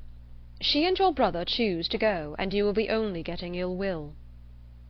Catherine submitted, and though sorry to think that Isabella should be doing wrong, felt greatly relieved by Mr. Allen's approbation of her own conduct, and truly rejoiced to be preserved by his advice from the danger of falling into such an error herself. Her escape from being one of the party to Clifton was now an escape indeed, for what would the Tilneys have thought of her, if she had broken her promise to them in order to do what was wrong in itself, if she had been guilty of one breach of propriety, only to enable her to be guilty of another? Chapter 14. The next morning was fair, and Catherine almost expected another attack from the assembled party. With Mr. Allen to support her, she felt no dread of the event, but she would gladly be spared a contest where victory itself was painful, and was heartily rejoiced therefore at neither seeing nor hearing anything of them. The Tilneys called for her at the appointed time, and no new difficulty arising, no sudden recollection, no unexpected summons, no impertinent intrusion to disconcert their measures, my heroine was most unnaturally able to fulfil her engagement, though it was made with the hero himself. They determined on walking round Beechin Cliff, that noble hill whose beautiful verdure and hanging coppice render it so striking an object from almost every opening in Bath. "I never look at it," said Catherine, as they walked along the side of the river, "without thinking of the south of France." "You have been abroad, then?" said Henry, a little surprised. "Oh, no, I only mean what I have read about. It always puts me in mind of the country that Emily and her father travelled through, in the mysteries of Udolpho. But you never read novels, I dare say." "Why not?" "Because they are not clever enough for you. Gentlemen read better books." "The person, be it gentleman or lady, who has not pleasure in a good novel, must be intolerably stupid. I have read all Mrs. Radcliffe's works, and most of them with great pleasure. The Mysteries of Udolpho, when I had once begun it, I could not lay down again. I remember finishing it in 2 days, my hair standing on end the whole time." "Yes," added Miss Tilney, "and I remember that you undertook to read it aloud to me, and that when I was called away for only 5 minutes to answer a note, instead of waiting for me, you took the volume into the Hermitage Walk, and I was obliged to stay till you had finished it." Thank you, Eleanor, a most honourable testimony. You see, Miss Morland, the injustice of your suspicions. Here was I, in my eagerness to get on, refusing to wait only 5 minutes for my sister, breaking the promise I had made of reading it aloud, and keeping her in suspense at a most interesting part, by running away with the volume, which, you are to observe, was her own, particularly her own. I am proud when I reflect on it, and I think it must establish me in your good opinion. I am very glad to hear it indeed, and now I shall never be ashamed of liking Udolpho myself. But I really thought before young men despised novels amazingly. It is amazingly. It may well suggest amazement if they do, for they read nearly as many as women. I myself had read hundreds and hundreds. Do not imagine that you can cope with me in a knowledge of Julias and Louisas. If we proceed to particulars, and engage in the never-ceasing inquiry of "Have you read this?" and "Have you read that?" I shall soon leave you as far behind me as— what shall I say? I want an appropriate simile. As far as your friend Emily herself left poor Valancourt when she went with her aunt into Italy. Consider how many years I have had the start of you. I had entered on my studies at Oxford, while you were a good little girl working your sampler at home. Not very good, I'm afraid. But now really, do not you think Udolpho the nicest book in the world? The nicest, by which I suppose you mean the neatest. That must depend upon the binding. Henry, said Miss Tilney, you are very impertinent. Miss Morland, he is treating you exactly as he does his sister. He is forever finding fault with me, for some incorrectness of language, and now he is taking the same liberty with you. The word nicest, as you used it, did not suit him, and you had better change it as soon as you can, or we shall be overpowered with Johnson and Blair all the rest of the way. I am sure, cried Catherine, I did not mean to say anything wrong, but it is a nice book, and why should I not call it so? Very true, said Henry, and this is a very nice day, and we are taking a very nice walk, and you are two very nice young ladies. Oh, it is a very nice word indeed. It does for everything. Originally, perhaps, it was applied only to express neatness, propriety, delicacy, or refinement. People were nice in their dress, in their sentiments, or their choice. But now every commendation on every subject is comprised in that one word. While in fact, cried his sister, it ought only to be applied to you without any commendation at all.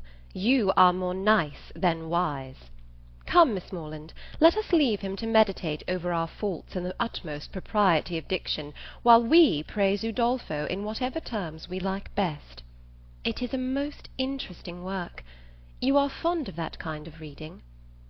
To say the truth, I do not much like any other. Indeed? That is, I can read poetry and plays and things of that sort, and do not dislike travels. But history, real solemn history, I cannot be interested in. Can you? Yes, I am fond of history. I wish I were too. I read it a little as a duty, but it tells me nothing that does not either vex or weary me. The quarrels of popes and kings, with wars or pestilences in every page, the men all so good for nothing, and hardly any women at all. It is very tiresome. And yet I often think it odd that it should be so dull, for a great deal of it must be invention. The speeches that are put into the heroes' mouths, their thoughts and designs, the chief of all this must be invention, and invention is what delights me in other books. Historians, you think, said Miss Tilney, are not happy in their flights of fancy. They display imagination without raising interest. I am fond of history, and am very well contented to take the false with the true. In the principal facts they have sources of intelligence in former histories and records, which may be as much depended on, I conclude, as anything that does not actually pass under one's own observation. And as for the little embellishments you speak of, they are embellishments, and I like them as such. If a speech be well drawn up, I read it with pleasure, by whomsoever it may be made, and probably with much greater, if the production of Mr. Hume or Mr. Robertson, than if the genuine words of Caractacus, Agricola, or Alfred the Great. You are fond of history, and so are Mr. Allen and my father, and I have 2 brothers who do not dislike it. So many instances within my small circle of friends is remarkable. At this rate I shall not pity the writers of history any longer. If people like to read their books, it is all very well, but to be at so much trouble in filling great volumes, which, as I used to think, nobody would willingly ever look into, to be labouring only for the torment of little boys and girls, always struck me as a hard fate, and though I know it is all very right and necessary, I have often wondered at the person's courage that could sit down on purpose to do it. That little boys and girls should be tormented, said Henry, is what no one at all acquainted with human nature in a civilized state can deny. But in behalf of our most distinguished historians, I must observe that they might well be offended at being supposed to have no higher aim, and that by their method and style they are perfectly well qualified to torment readers of the most advanced reason and in mature time of life. I use the verb to torment, as I observe to be your own method, instead of to instruct, supposing them to be now admitted as synonymous. You think me foolish to call instruction a torment, but if you had been as much used as myself to hear poor little children first learning their letters and then learning to spell, if you had ever seen how stupid they can be for a whole morning together, and how tired my poor mother is at the end of it, as I am in the habit of seeing almost every day of my life at home, you would allow that to torment and to instruct might sometimes be used as synonymous words. Very probably. But historians are not accountable for the difficulty of learning to read, and even you yourself, who do not altogether seem particularly friendly to very severe, very intense application, may perhaps be brought to acknowledge that it is very well worth while to be tormented for 2 or 3 years of one's life for the sake of being able to read all the rest of it. Consider, and if reading had not been taught, Mrs. Radcliffe would have written in vain, or perhaps might not have written at all. Catherine assented, and a very warm panegyric from her on that lady's merits closed the subject. The Tilneys were soon engaged in another on which she had nothing to say.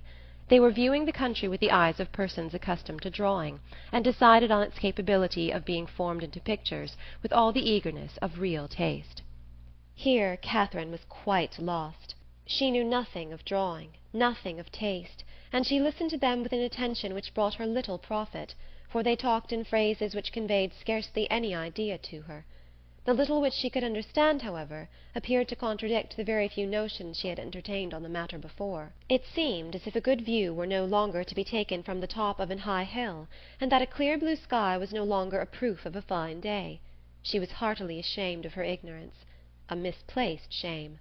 Where people wish to attach, they should always be ignorant.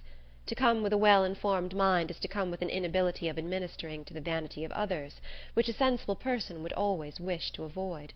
A woman especially, if she have the misfortune of knowing anything, should conceal it as well as she can.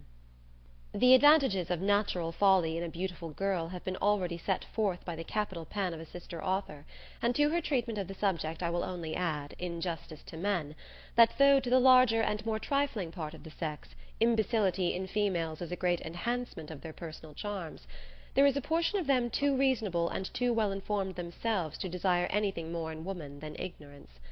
But Catherine did not know her own advantages, did not know that a good-looking girl with an affectionate heart and a very ignorant mind cannot fail of attracting a clever young man, unless circumstances are particularly untoward. In the present instance, she confessed and lamented her want of knowledge, declared that she would give anything in the world to be able to draw, and a lecture on the picturesque immediately followed, in which his instructions were so clear that she soon began to see beauty in everything admired by him, and her attention was so earnest that he became perfectly satisfied of her having a great deal of natural taste. He talked of foregrounds, distances, and second distances, side screens and perspectives, light and shades, and Catherine was so hopeful a scholar that when they gained the top of Beechen Cliff, she voluntarily rejected the whole city of Bath as unworthy to make part of a landscape. Delighted with her progress, and fearful of wearying her with too much wisdom at once, Henry suffered the subject to decline, and by an easy transition from a piece of rocky fragment, and the withered oak which he had placed near its summit, to oaks in general, to forests, the enclosure of them, waste lands, crown lands, and government, he shortly found himself arrived at politics, and from politics it was an easy step to silence. The general pause which succeeded his short disquisition on the state of the nation was put an end to by Catherine, who, in a rather solemn tone of voice, uttered these words: "I have heard that something very shocking indeed will soon come out in London." Miss Tilney, to whom this was chiefly addressed, was startled, and hastily replied, "Indeed! And of what nature? That I do not know, nor who is the author. I have only heard that it is to be more horrible than anything we have met with yet. Good heaven! Where could you hear of such a thing? A particular friend of mine had an account of it in a letter from London yesterday. It is to be uncommonly dreadful. I shall expect murder and everything of the kind. You speak with astonishing composure.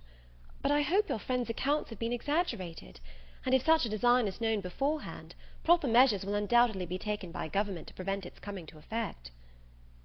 Government, said Henry, endeavouring not to smile, neither desires nor dares to interfere in such matters. There must be murder, and government cares not how much. The lady stared. He laughed, and added, Come, shall I make you understand each other, or leave you to puzzle out an explanation as you can? No, I will be noble. I will prove myself a man, no less by the generosity of my soul than the clearness of my head. I have no patience with such of my sex as disdain to let themselves sometimes down to the comprehension of yours. Perhaps the abilities of women are neither sound nor acute, neither vigorous nor keen. Perhaps they may want observation, discernment, judgment, fire, genius, and wit. Miss Morland, do not mind what he says, but have the goodness to satisfy me as to this dreadful riot. Riot? What riot? My dear Eleanor, the riot is only in your own brain. The confusion there is scandalous.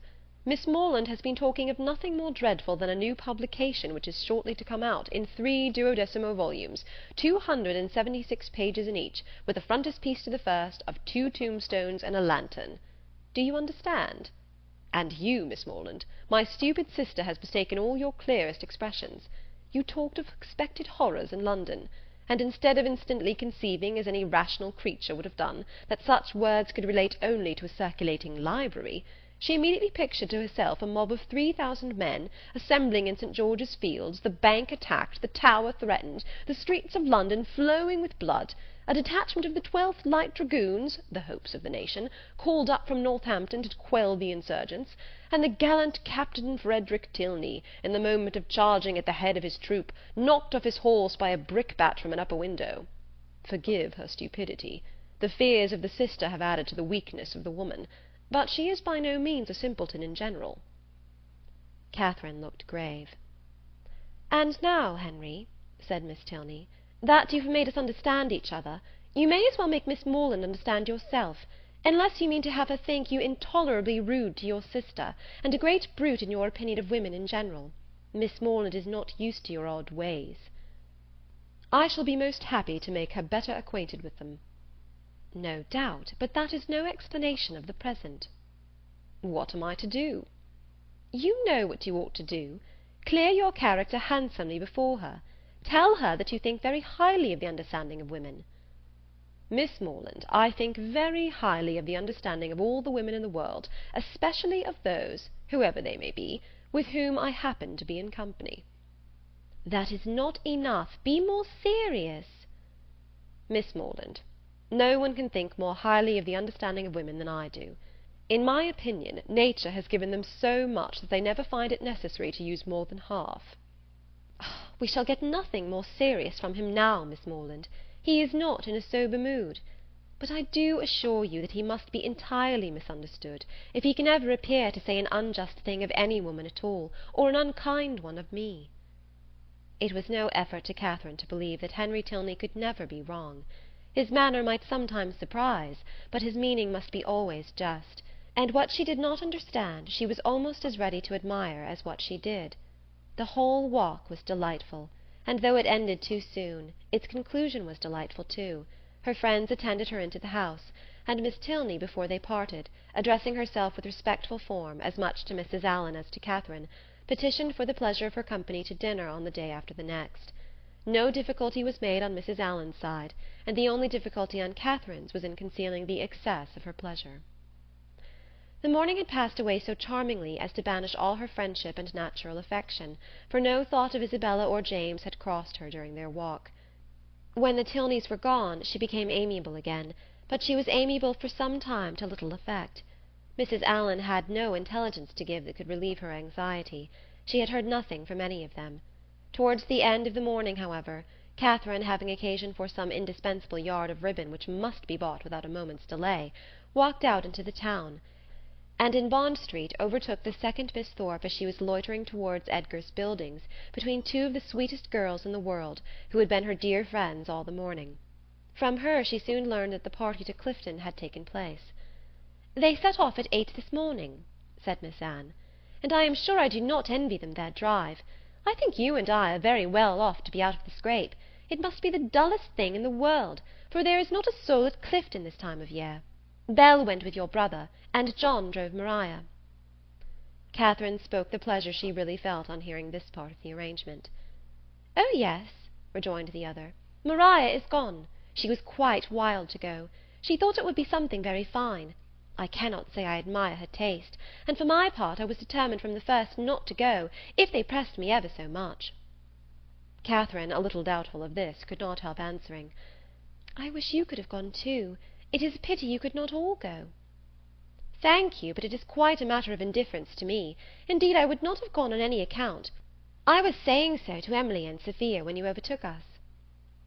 Catherine was still unconvinced, but glad that Anne should have the friendship of an Emily and a Sophia to console her, she bade her adieu without much uneasiness and returned home, pleased that the party had not been prevented by her refusing to join it, and very heartily wishing that it might be too pleasant to allow either James or Isabella to resent her resistance any longer.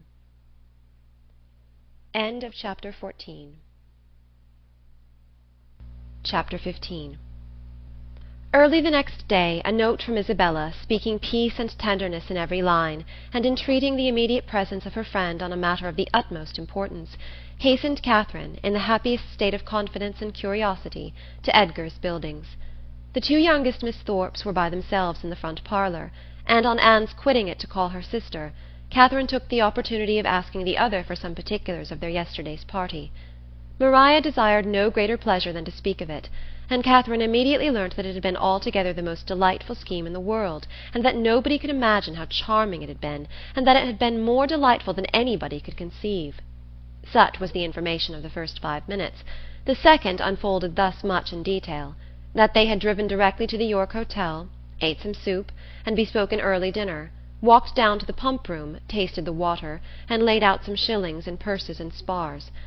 Thence adjourned to eat ice at a pastry-cook's, and hurrying back to the hotel, swallowed their dinner in haste, to prevent being in the dark, and then had a delightful drive back, only the moon was not up, and it rained a little, and Mr. Moreland's horse was so tired he could hardly get it along.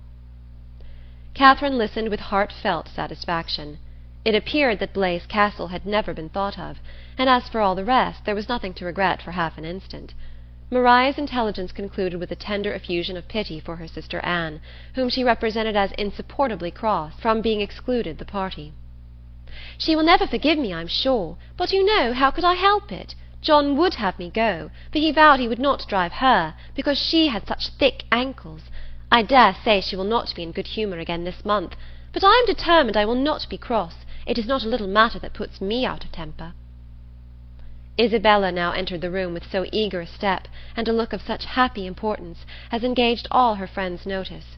Maria was without ceremony sent away, and Isabella, embracing Catherine, thus began: "Yes, my dear Catherine, it is so indeed. Your penetration has not deceived you. Oh, that arch eye of yours! It sees through everything." Catherine replied only by a look of wondering ignorance. "Nay, my beloved, sweetest friend," continued the other, "compose yourself. I am amazingly agitated, as you perceive. Let us sit down and talk in comfort. Well, and so you guessed it the moment you had my note? Sly creature! Oh, my dear Catherine, you alone who know my heart can judge of my present happiness. Your brother is the most charming of men. I only wish I were more worthy of him. But what will your excellent father and mother say? Oh, heavens! When I think of them I am so agitated." Catherine's understanding began to awake. An idea of the truth suddenly darted into her mind, and with the natural blush of so new an emotion, she cried out, "Good heaven! My dear Isabella, what do you mean? Can you really be in love with James?" This bold surmise, however, she soon learnt comprehended but half the fact. The anxious affection, which she was accused of having continually watched in Isabella's every look and action, had, in the course of their yesterday's party, received the delightful confession of an equal love. Her heart and faith were alike engaged to James. Never had Catherine listened to anything so full of interest, wonder, and joy. Her brother and her friend engaged! New to such circumstances, the importance of it appeared unspeakably great, and she contemplated it as one of those grand events of which the ordinary course of life can hardly afford a return. The strength of her feelings she could not express. The nature of them, however, contented her friend. The happiness of having such a sister was their first effusion, and the fair ladies mingled in embraces and tears of joy. Delighting, however, as Catherine sincerely did in the prospect of the connection, it must be acknowledged that Isabella far surpassed her in tender anticipations. "You will be so infinitely dearer to me, my Catherine, than either Anne or Maria. I feel that I shall be so much more attached to my dear Morland's family than to my own." This was a pitch of friendship beyond Catherine. "You are so like your dear brother," continued Isabella, "that I quite doted on you the first moment I saw you. But so it always is with me. The first moment settles everything. The very first day that Morland came to us last Christmas, the very first moment I beheld him, my heart was irrecoverably gone. I remember I wore my yellow gown, with my hair done up in braids, and when I came into the drawing-room, and John introduced him, I thought I never saw anybody so handsome before." Here Catherine secretly acknowledged the power of love, for, though exceedingly fond of her brother, and partial to all his endowments, she had never in her life thought him handsome. "I remember, too, Miss Andrews drank tea with us that evening, and wore her puce-coloured sarcenet, and she looked so heavenly that I thought your brother must certainly fall in love with her. I could not sleep a wink all night for thinking of it. Oh, Catherine, the many sleepless nights I have had on your brother's account! I would not have you suffer half what I have done. I am grown wretchedly thin, I know, but I will not pain you by describing my anxiety. You have seen enough of it. I feel that I have betrayed myself perpetually, so unguarded in speaking of my partiality for the church. But my secret I was always sure would be safe with you."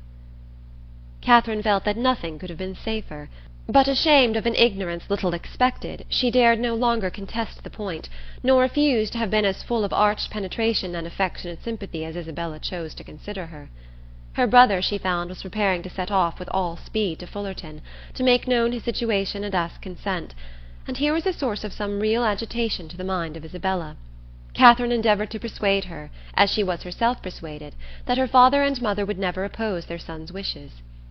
"It is impossible," said she, "for parents to be more kind, or more desirous of their children's happiness. I have no doubt of their consenting immediately." "Morland says exactly the same," replied Isabella, "and yet I dare not expect it. My fortune will be so small, they can never consent to it. Your brother, who might marry anybody." Here Catherine again discerned the force of love. "Indeed, Isabella, you are too humble. The difference of fortune can be nothing to signify." "Oh, my sweet Catherine, in your generous heart I know it would signify nothing, but we must not expect such disinterestedness in many. As for myself, I am sure I only wish our situations were reversed. Had I the command of millions, were I mistress of the whole world, your brother would be my only choice." This charming sentiment, recommended as much by sense as novelty, gave Catherine a most pleasing remembrance of all the heroines of her acquaintance, and she thought her friend never looked more lovely than in uttering the grand idea. "I am sure they will consent," was her frequent declaration. "I am sure they will be delighted with you." "For my own part," said Isabella, "my wishes are so moderate that the smallest income in nature would be enough for me. Where people are really attached, poverty itself is wealth. Grandeur I detest. I would not settle in London for the universe. A cottage in some retired village would be ecstasy. There are some charming little villas about Richmond."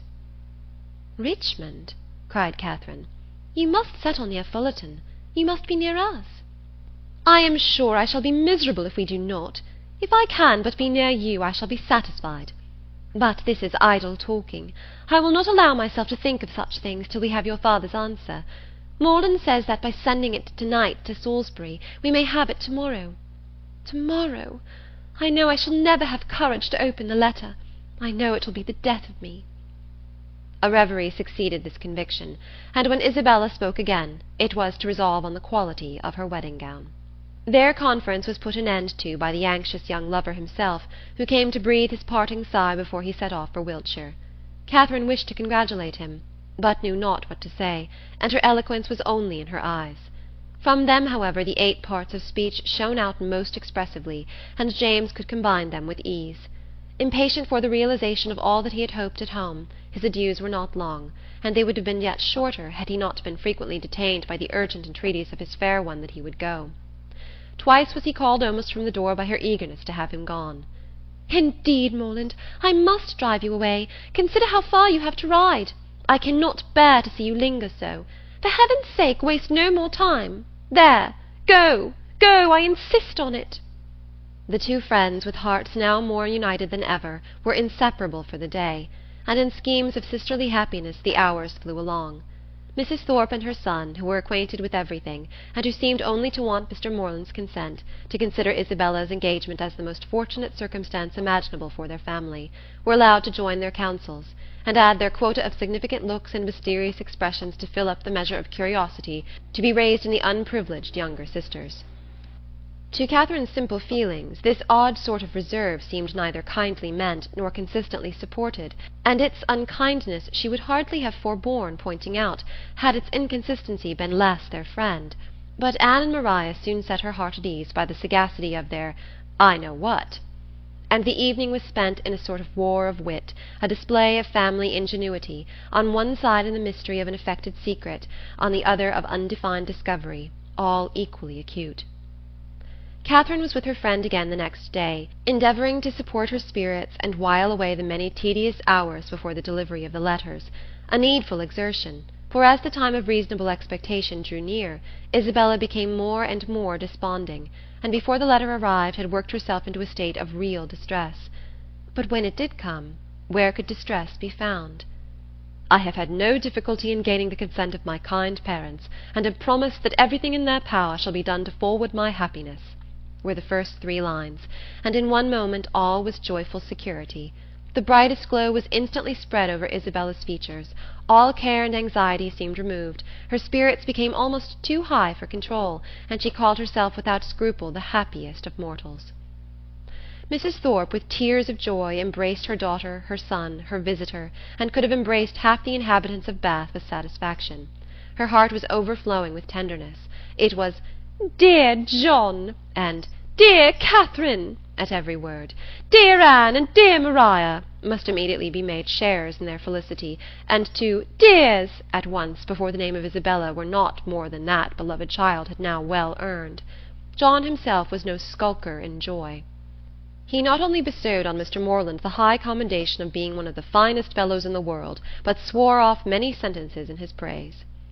The letter, whence sprang all this felicity, was short, containing little more than this assurance of success, and every particular was deferred till James could write again. But for particulars Isabella could well afford to wait. The needful was comprised in Mr. Moreland's promise, his honour was pledged to make everything easy, and by what means their income was to be formed, whether landed property were to be resigned, or funded money made over, was a matter in which her disinterested spirit took no concern.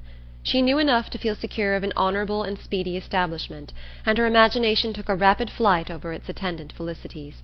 She saw herself at the end of a few weeks, the gaze and admiration of every new acquaintance at Fullerton, the envy of every valued old friend in Putney, with a carriage at her command, a new name on her tickets, and a brilliant exhibition of hoop rings on her finger. When the contents of the letter were ascertained, John Thorpe, who had only waited its arrival to begin his journey to London, prepared to set off. "Well, Miss Morland," said he, on finding her alone in the parlour, "I am come to bid you good-bye."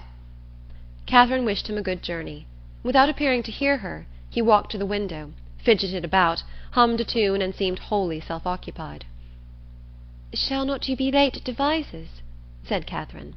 He made no answer, but after a minute's silence burst out with, "A famous good thing this marrying scheme, upon my soul! A clever fancy of Morland's and Bell's. What do you think of it, Miss Morland? I say it is no bad notion." "I am sure I think it a very good one." "Do you? That's honest, by heavens! I am glad you are no enemy to matrimony, however. Did you ever hear the old song, 'Going to one wedding brings on another'? I say, you will come to Belle's wedding, I hope?"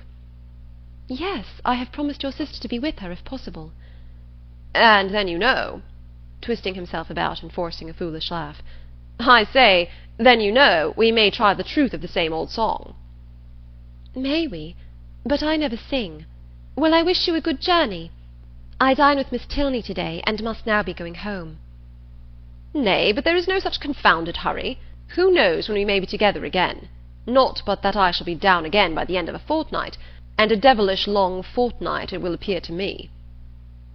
"Then why do you stay away so long?" replied Catherine, finding that he waited for an answer. "That is kind of you, however, kind and good-natured. I shall not forget it in a hurry. But you have more good-nature and all that than anybody living, I believe, a monstrous deal of good-nature. And it is not only good-nature, but you have so much of everything, and then you have upon my soul, I do not know anybody like you." "Oh, dear, there are a great many people like me, I dare say, only a great deal better. Good morning to you." "But I say, Miss Morland, I shall come and pay my respects at Fullerton before it is long, if not disagreeable." "Pray do. My father and mother will be very glad to see you." "And I hope, Miss Morland, you will not be sorry to see me." "Oh, dear, not at all. There are very few people I am sorry to see. Company is always cheerful." "That is just my way of thinking. Give me but a little cheerful company. Let me only have the company of the people I love. Let me only be where I like and with whom I like, and the devil take the rest, say I. And I am heartily glad to hear you say the same. But I have a notion, Miss Morland, you and I think pretty much alike upon most matters." "Perhaps we may, but it is more than I ever thought of. And as to most matters, to say the truth, there are not many that I know my own mind about." "By Jove, no more do I. It is not my way to bother my brains with what does not concern me.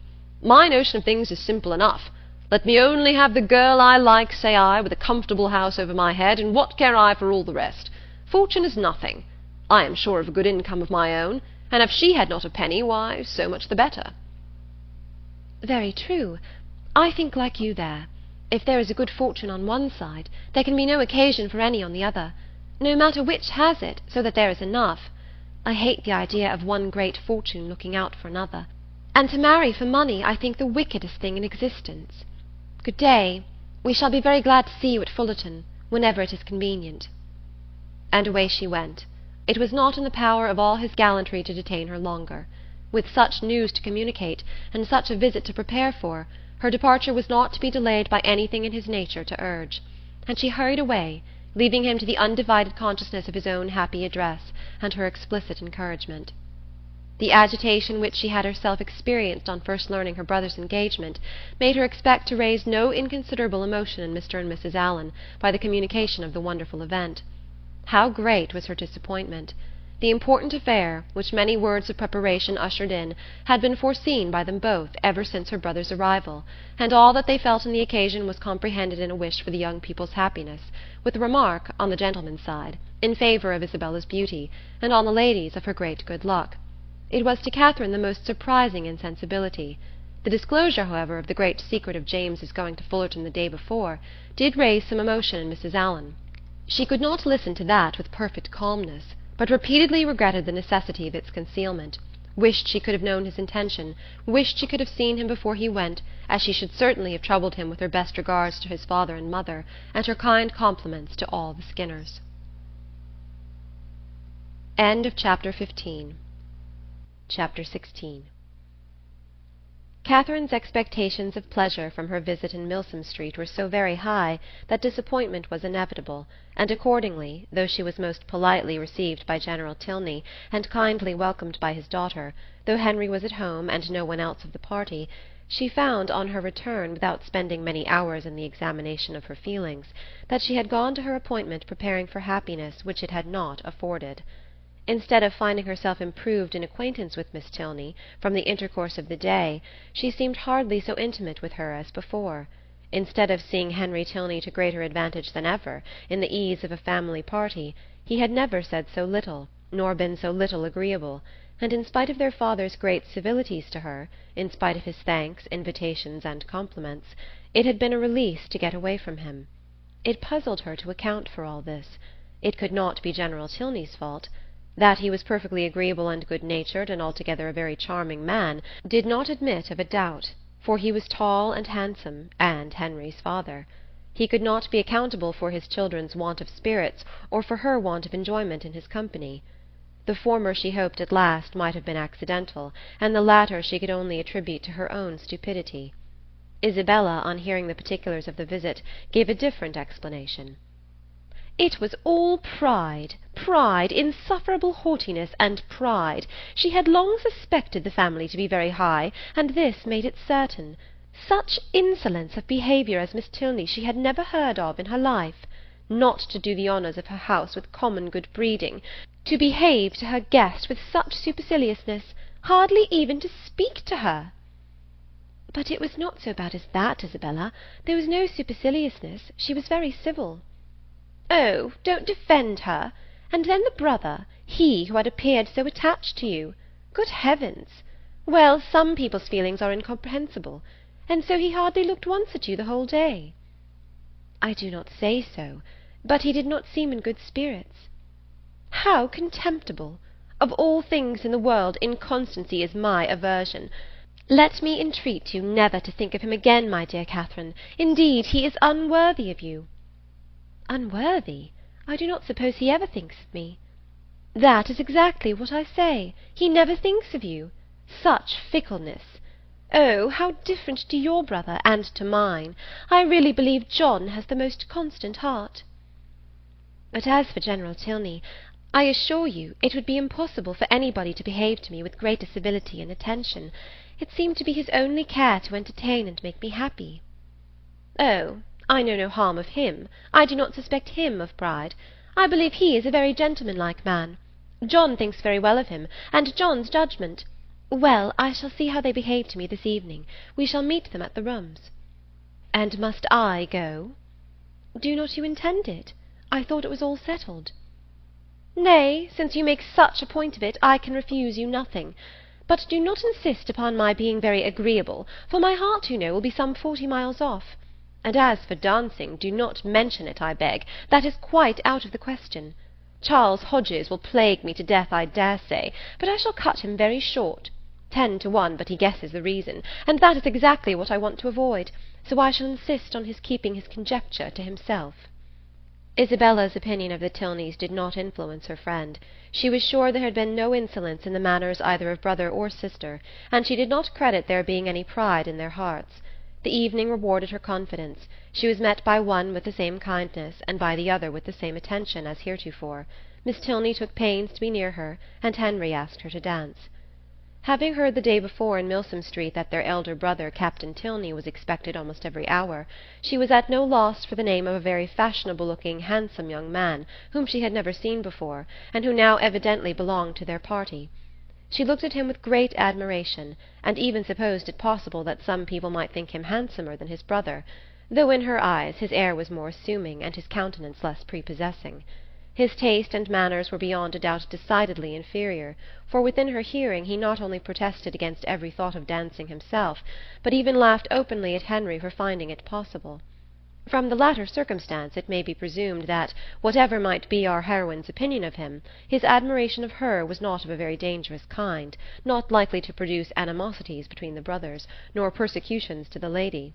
He cannot be the instigator of the 3 villains in horsemen's greatcoats, by whom she will hereafter be forced into a travelling chaise and 4, which will drive off with incredible speed. Catherine, meanwhile, undisturbed by presentiments of such an evil, or of any evil at all, except that of having but a short set to dance down, enjoyed her usual happiness with Henry Tilney, listening with sparkling eyes to everything he said, and in finding him irresistible, becoming so herself. At the end of the first dance Captain Tilney came towards them again, and, much to Catherine's dissatisfaction, pulled his brother away.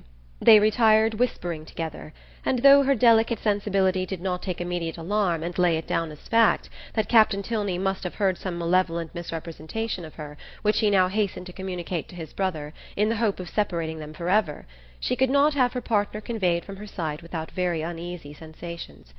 Her suspense was of full 5 minutes' duration, and she was beginning to think it a very long quarter of an hour when they both returned, and an explanation was given, by Henry's requesting to know if she thought her friend, Miss Thorpe, would have any objection to dancing, as his brother would be most happy to be introduced to her. Catherine, without hesitation, replied that she was very sure Miss Thorpe did not mean to dance at all. The cruel reply was passed on to the other, and he immediately walked away. "Your brother will not mind it, I know," said she, "because I heard him say before that he hated dancing, but it was very good-natured in him to think of it. I suppose he saw Isabella sitting down, and fancied she might wish for a partner, but he is quite mistaken, for she would not dance upon any account in the world." Henry smiled and said, "How very little trouble it can give you to understand the motive of other people's actions." "Why? What do you mean?" "With you it is not, how is such a one likely to be influenced, what is the inducement most likely to act upon a person's feelings, age, situation, and probable habits of life considered, but how should I be influenced, what would my inducement in acting so and so?" "I do not understand you." "Then we are on very unequal terms, for I understand you perfectly well." "Me? Yes, I cannot speak well enough to be unintelligible." "Bravo! An excellent satire on modern language." "But pray tell me what you mean." "Shall I indeed? Do you really desire it? But you are not aware of the consequences. It will involve you in a very cruel embarrassment, and certainly bring on a disagreement between us." "No, no, it shall not do either. I am not afraid." "Well, then, I only meant that your attributing my brother's wish of dancing with Miss Thorpe to good nature alone convinced me of your being superior in good nature yourself to all the rest of the world."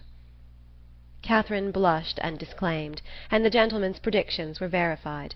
There was a something, however, in his words which repaid her for the pain of confusion, and that something occupied her mind so much that she drew back for some time, forgetting to speak or to listen, and almost forgetting where she was, till, roused by the voice of Isabella, she looked up and saw her with Captain Tilney, preparing to give them hands across. Isabella shrugged her shoulders and smiled, the only explanation of this extraordinary change which could at that time be given, but as it was not quite enough for Catherine's comprehension, she spoke her astonishment in very plain terms to her partner. "I cannot think how it could happen. Isabella was so determined not to dance." "And did Isabella never change her mind before?" "Oh, but because— And your brother, after what you told him from me, how could he think of going to ask her?" "I cannot take surprise to myself on that head. You bid me be surprised on your friend's account, and therefore I am. But as for my brother, his conduct in the business, I must own, has been no more than I believed him perfectly equal to. The fairness of your friend was an open attraction. Her firmness, you know, could only be understood by yourself." "You are laughing, but I assure you Isabella is very firm in general." "It is as much as should be said of any one. To be always firm must be to be often obstinate. When properly to relax is the trial of judgment, and without reference to my brother, I really think Miss Thorpe has by no means chosen ill in fixing on the present hour." The friends were not able to get together for any confidential discourse till all the dancing was over, but then, as they walked about the room arm in arm, Isabella thus explained herself. "I do not wonder at your surprise, and I really am fatigued to death. He is such a rattle! Amusing enough if my mind had been disengaged, but I would have given all the world to sit still." "Then why did not you?" "Oh, my dear, it would have looked so particular, and you know how I abhor doing that. I refused him as long as I possibly could, but he would take no denial. You have no idea how he pressed me. I begged him to excuse me and get some other partner, but no, not he. After aspiring to my hand, there was nobody else in the room he could bear to think of, and it was not that he wanted merely to dance. He wanted to be with me. Oh, such nonsense! I told him he had taken a very unlikely way to prevail upon me, for of all the things in the world I hated fine speeches and compliments. And so then I found there would be no peace if I did not stand up. Besides, I thought Mrs. Hughes, who introduced him, might take it ill if I did not. And your dear brother, I am sure he would have been miserable if I had sat down the whole evening. I am so glad it is over. My spirits are quite jaded with listening to his nonsense, and then, being such a smart young fellow, I saw every eye was upon us." "He is very handsome indeed." "Handsome? Yes, I suppose he may. I dare say people would admire him in general, but he is not at all in my style of beauty. I hate a florid complexion and dark eyes in a man. However, he is very well. Amazingly conceited, I am sure. I took him down several times, you know, in my way." When the young ladies next met, they had a far more interesting subject to discuss. James Moreland's second letter was then received, and the kind intentions of his father fully explained. A living, of which Mr. Moreland was himself patron and incumbent, of about £400 yearly value, was to be resigned to his son as soon as he could be old enough to take it. No trifling deduction from the family income, no niggardly assignment to one of 10 children. An estate of at least equal value, moreover, was assured as his future inheritance. James expressed himself on the occasion with becoming gratitude, and the necessity of waiting between 2 and 3 years before they could marry, being, however unwelcome, no more than he had expected, was borne by him without discontent. Catherine, whose expectations had been as unfixed as her ideas of her father's income, and whose judgment was now entirely led by her brother, felt equally well satisfied, and heartily congratulated Isabella on having everything so pleasantly settled. "It is very charming indeed," said Isabella with a grave face. "Mr. Moreland has behaved vastly handsome indeed," said the gentle Mrs. Thorpe, looking anxiously at her daughter. "I only wish I could do as much. One could not expect more from him, you know. If he finds he can do more by and by, I dare say he will, for I am sure he must be an excellent, good-hearted man. 400 is but a small income to begin on indeed, but your wishes, my dear Isabella, are so moderate, you do not consider how little you ever want, my dear." "It is not on my own account I wish for more, but I cannot bear to be the means of injuring my dear Moreland, making him sit down upon an income hardly enough to find one in the common necessities of life. For myself it is nothing. I never think of myself." "I know you never do, my dear, and you will always find your reward in the affection it makes everybody feel for you. There never was such a young woman so beloved as you are by everybody that knows you, and I dare say when Mr. Moreland sees you, my dear child. But do not let us distress our dear Catherine by talking of such things. Mr. Moreland has behaved so very handsome, you know. I always heard he was a most excellent man. And you know, my dear, we are not to suppose but what, if you had a suitable fortune, he would have come down with something more, for I am sure he must be a most liberal-minded man." "Nobody can think better of Mr. Moreland than I do, I am sure. But everybody has their failing, you know, and everybody has a right to do what they like with their own money." Catherine was hurt by these insinuations. "I am very sure," said she, "that my father has promised to do as much as he can afford." Isabella recollected herself. "As to that, my sweet Catherine, there cannot be a doubt, and you know me well enough to be sure that a much smaller income would satisfy me. It is not the want of more money that makes me just at present a little out of spirits. I hate money, and if our union could take place now upon only £50 a year, I should not have a wish unsatisfied. Ah, my Catherine, you have found me out. There's the sting. The long, long, endless 2 years and half that are to pass before your brother can hold the living." "Yes, yes, my darling Isabella," said Mrs. Thorpe, "we perfectly see into your heart. You have no disguise. We perfectly understand the present vexation, and everybody must love you the better for such a noble, honest affection." Catherine's uncomfortable feelings began to lessen. She endeavoured to believe that the delay of the marriage was the only source of Isabella's regret, and when she saw her at their next interview as cheerful and amiable as ever, endeavoured to forget that she had for a minute thought otherwise. James soon followed his letter, and was received with the most gratifying kindness. Chapter 17. The Allens had now entered on the 6th week of their stay in Bath, and whether it should be the last was for some time a question, to which Catherine listened with a beating heart. To have her acquaintance with the Tilneys end so soon was an evil which nothing could counterbalance. Her whole happiness seemed at stake while the affair was in suspense, and everything secured when it was determined that the lodging should be taken for another fortnight. What this additional fortnight was to produce to her beyond the pleasure of sometimes seeing Henry Tilney made but a small part of Catherine's speculation. Once or twice indeed, since James's engagement had taught her what could be done, she had got so far as to indulge in a secret "perhaps." But in general the felicity of being with him for the present bounded her views. The present was now comprised in another 3 weeks, and her happiness being certain for that period, the rest of her life was at such a distance as to excite but little interest. In the course of the morning which saw this business arranged, she visited Miss Tilney, and poured forth her joyful feelings. It was doomed to be a day of trial. No sooner had she expressed her delight in Mr. Allen's lengthened stay than Miss Tilney told her of her father's having just determined upon quitting Bath by the end of another week. Here was a blow. The past suspense of the morning had been ease and quiet to the present disappointment. Catherine's countenance fell, and in a voice of most sincere concern she echoed Miss Tilney's concluding words, "By the end of another week." "Yes. My father can seldom be prevailed on to give the waters what I think a fair trial. He has been disappointed of some friend's arrival whom he expected to meet here, and as he is now pretty well, is in a hurry to get home." "I am very sorry for it," said Catherine dejectedly. "If I had known this before—" "Perhaps," said Miss Tilney in an embarrassed manner, "you would be so good. It would make me very happy if—" The entrance of her father put a stop to the civility, which Catherine was beginning to hope might introduce a desire of their corresponding. After addressing her with his usual politeness, he turned to his daughter and said, "Well, Eleanor, may I congratulate you on being successful in your application to your fair friend?" "I was just beginning to make the request, sir, as you came in." "Well, proceed by all means. I know how much your heart is in it. My daughter, Miss Morland," he continued, without leaving his daughter time to speak, "has been forming a very bold wish. We leave Bath, as she has perhaps told you, on Saturday se'nnight. A letter from my steward tells me that my presence is wanted at home, and being disappointed in my hope of seeing the Marquis of Longtown and General Courtenay here, some of my very old friends, there is nothing to detain me longer in Bath.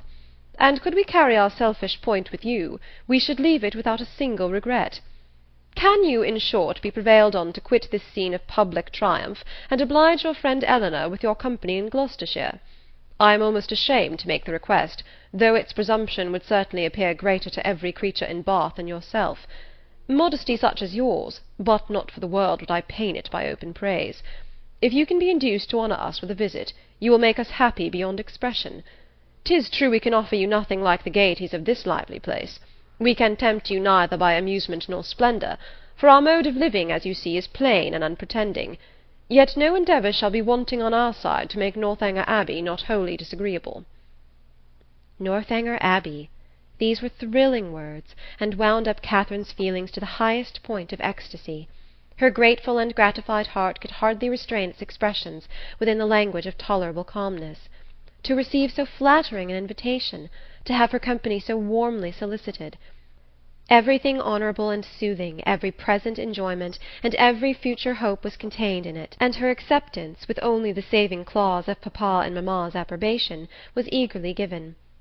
"I will write home directly," said she, "and if they do not object, as I dare say they will not." General Tilney was not less sanguine, having already waited on her excellent friends in Pulteney Street, and obtained their sanction of his wishes. "Since they can consent to part with you," said he, "we may expect philosophy from all the world." Miss Tilney was earnest, though gentle, in her secondary civilities, and the affair became in a few minutes as nearly settled as this necessary reference to Fullerton would allow. The circumstances of the morning had led Catherine's feelings through the varieties of suspense, security, and disappointment, but they were now safely lodged in perfect bliss, and with spirits elated to rapture, with Henry at her heart and Northanger Abbey on her lips, she hurried home to write her letter.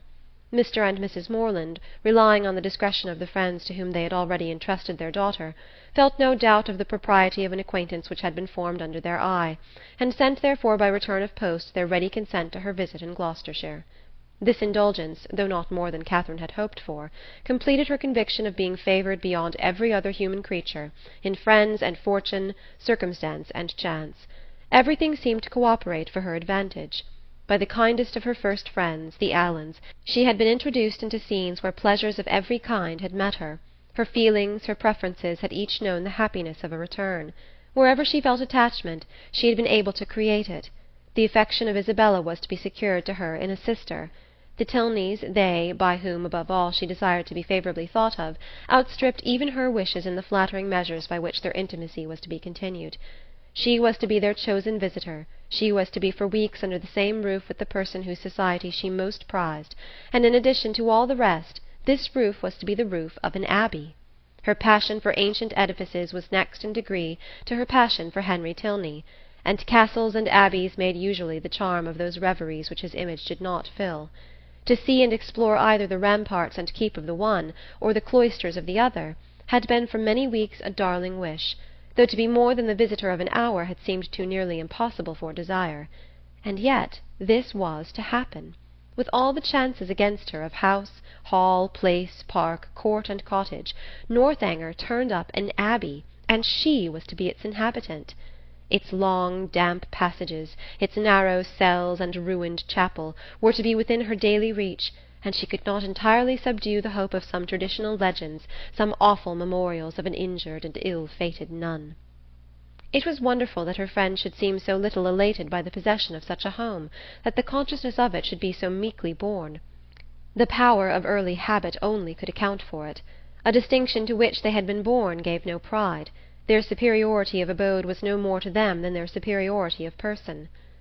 Many were the inquiries she was eager to make of Miss Tilney, but so active were her thoughts that when these inquiries were answered, she was hardly more assured than before of Northanger Abbey having been a richly endowed convent at the time of the Reformation, of its having fallen into the hands of an ancestor of the Tilneys on its dissolution, of a large portion of the ancient building still making a part of the present dwelling although the rest was decayed, or of its standing low in a valley, sheltered from the north and east by rising woods of oak.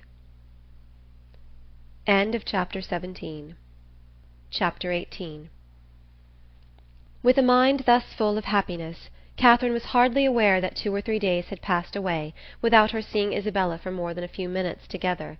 She began first to be sensible of this, and to sigh for her conversation, as she walked along the pump-room one morning, by Mrs. Allen's side, without anything to say or to hear, and scarcely had she felt a 5 minutes' longing of friendship before the object of it appeared, and inviting her to a secret conference, led the way to a seat.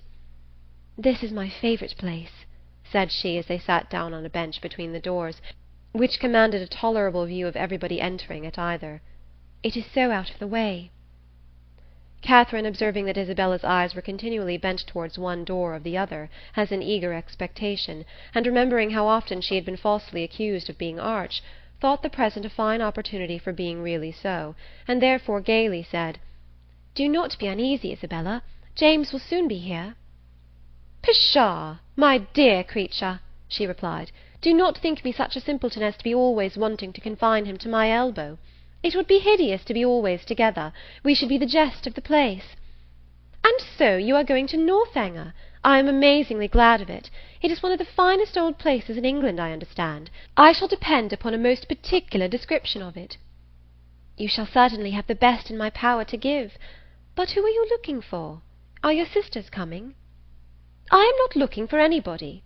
One's eyes must be somewhere, and you know what a foolish trick I have of fixing mine when my thoughts are 100 miles off.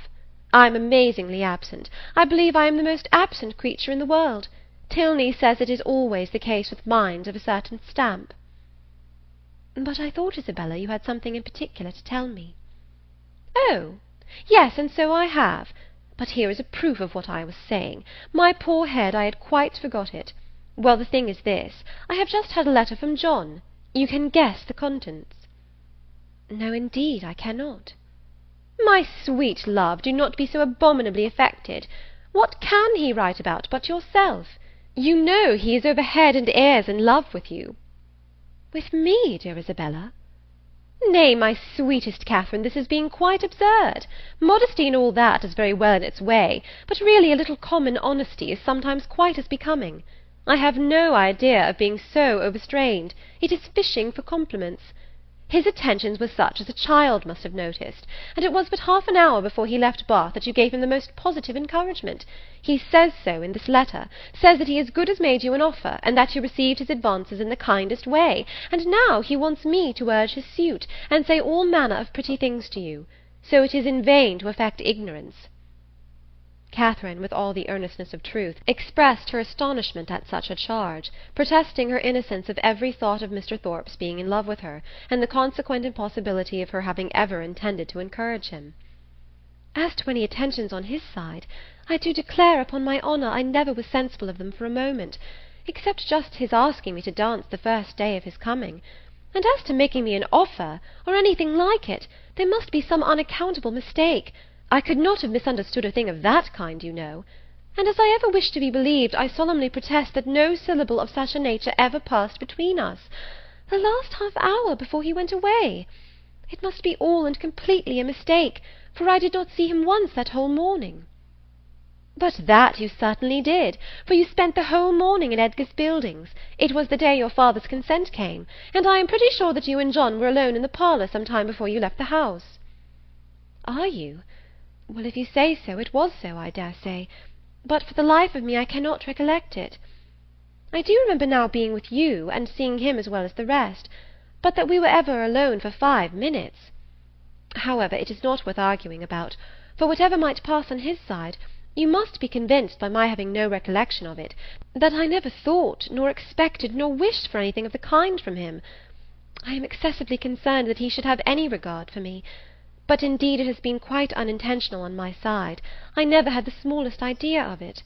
Pray undeceive him as soon as you can, and tell him I beg his pardon. That is, I do not know what I ought to say, but make him understand what I mean in the properest way.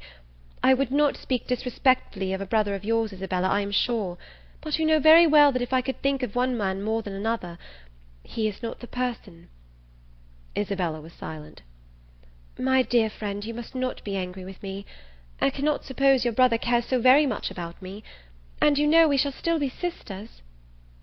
Yes, yes, with a blush. There are more ways than one of our being sisters. But where am I wandering to? Well, my dear Catherine, the case seems to be that you are determined against poor John. Is not it so? I certainly cannot return his affection, and as certainly never meant to encourage it. Since that is the case, I am sure I shall not tease you any further. John desired me to speak to you on the subject, and therefore I have. But I confess, as soon as I read his letter, I thought it a very foolish, imprudent business, and not likely to promote the good of either. For what were you to live on, supposing you came together? You have both of you something, to be sure, but it is not a trifle that will support a family nowadays.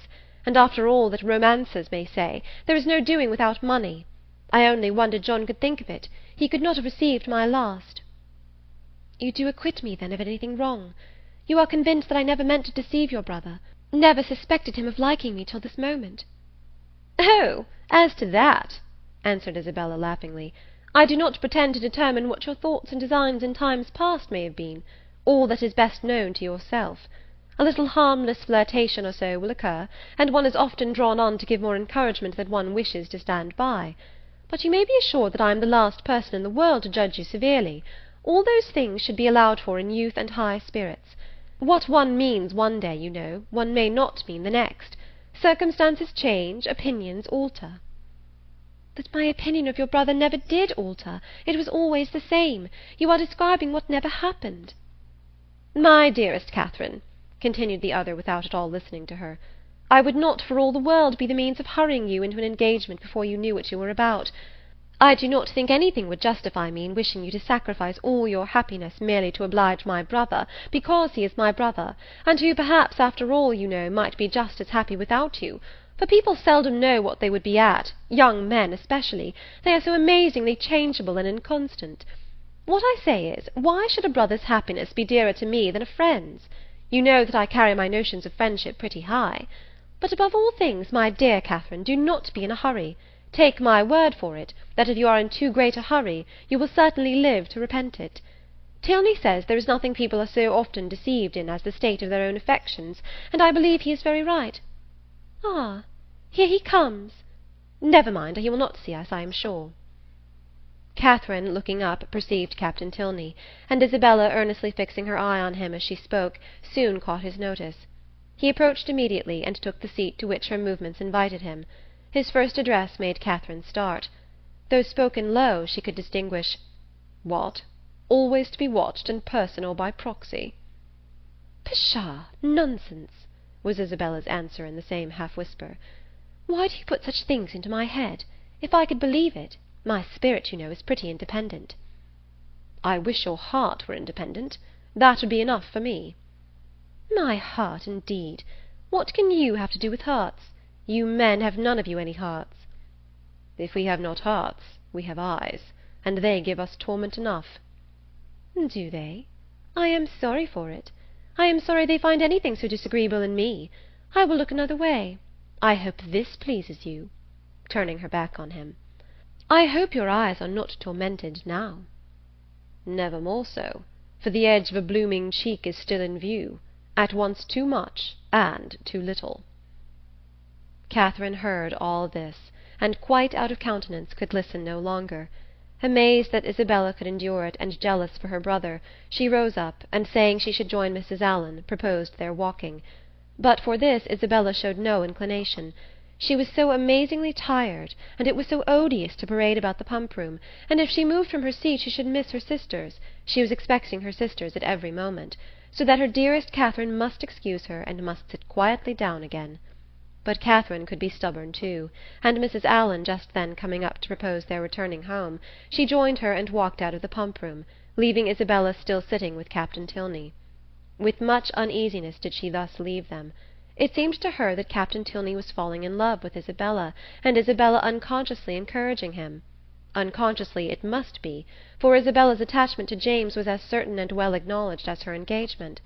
To doubt her truth or good intentions was impossible, and yet during the whole of their conversation her manner had been odd. She wished Isabella had talked more like her usual self, and not so much about money, and had not looked so well pleased at the sight of Captain Tilney. How strange that she should not perceive his admiration! Catherine longed to give her a hint of it, to put her on her guard, and prevent all the pain which her too lively behaviour might otherwise create both for him and her brother. The compliment of John Thorpe's affection did not make amends for this thoughtlessness in his sister. She was almost as far from believing as from wishing it to be sincere, for she had not forgotten that he could mistake, and his assertion of the offer and of her encouragement convinced her that his mistakes could sometimes be very egregious. In vanity, therefore, she gained but little. Her chief profit was in wonder. That he should think it worth his while to fancy himself in love with her was a matter of lively astonishment. Isabella talked of his attentions. She had never been sensible of any. But Isabella had said many things which she hoped had been spoken in haste, and would never be said again, and upon this she was glad to rest altogether for present ease and comfort. Chapter 18. Chapter 19. A few days passed away, and Catherine, though not allowing herself to suspect her friend, could not help watching her closely. The result of her observations was not agreeable. Isabella seemed an altered creature. When she saw her, indeed, surrounded only by their immediate friends in Edgar's Buildings or Pulteney Street, her change of manners was so trifling that, had it gone no farther, it might have passed unnoticed. A something of languid indifference, or of that boasted absence of mind which Catherine had never heard of before, would occasionally come across her, but had nothing worse appeared, that might only have spread a new grace and inspired a warmer interest. But when Catherine saw her in public, admitting Captain Tilney's attentions as readily as they were offered, and allowing him almost an equal share with James in her notice and smiles, the alteration became too positive to be passed over. What could be meant by such unsteady conduct? What her friend could be at, was beyond her comprehension. Isabella could not be aware of the pain she was inflicting, but it was a degree of wilful thoughtlessness which Catherine could not but resent. James was the sufferer. She saw him grave and uneasy. However careless of his present comfort the woman might be who had given him her heart, to her it was always an object. For poor Captain Tilney, too, she was greatly concerned. Though his looks did not please her, his name was a passport to her good-will, and she thought with sincere compassion of his approaching disappointment.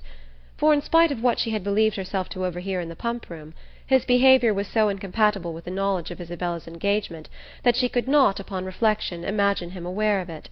He might be jealous of her brother as a rival, but if more had seemed implied, the fault must have been in her misapprehension.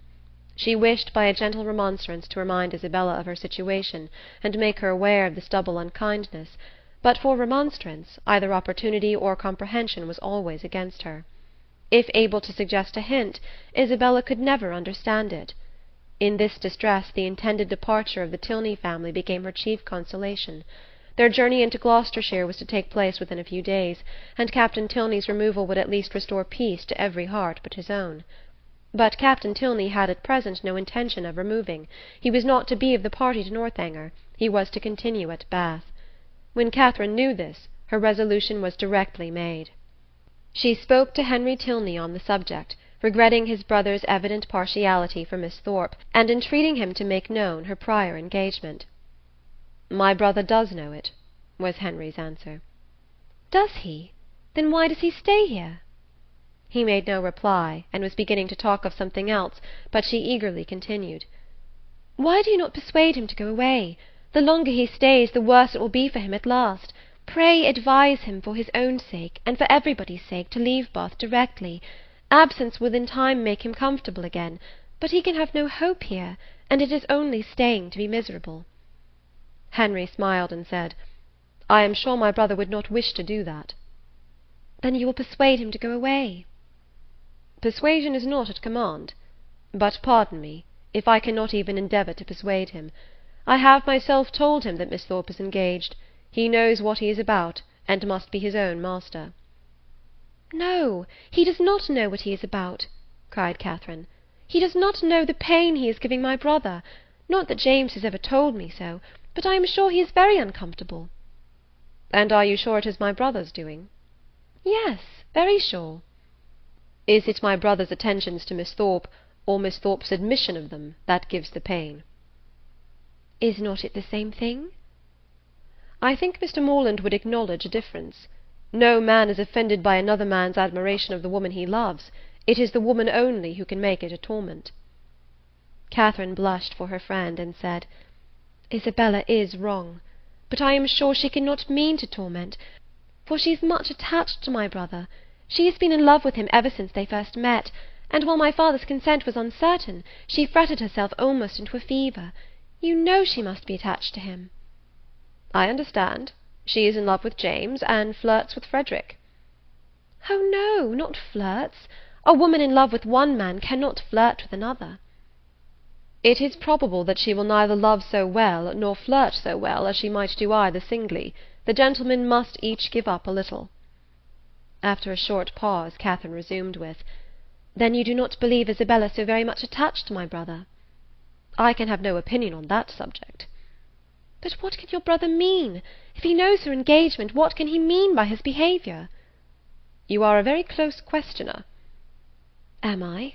I only ask what I want to be told." "But do you only ask what I can be expected to tell?"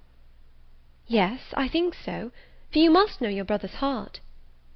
"My brother's heart, as you term it, on the present occasion, I assure you I can only guess at." "Well?" "Well? Nay, if it is to be guess-work, let us all guess for ourselves. To be guided by second-hand conjecture is pitiful. The premises are before you. My brother is a lively, and perhaps sometimes a thoughtless young man.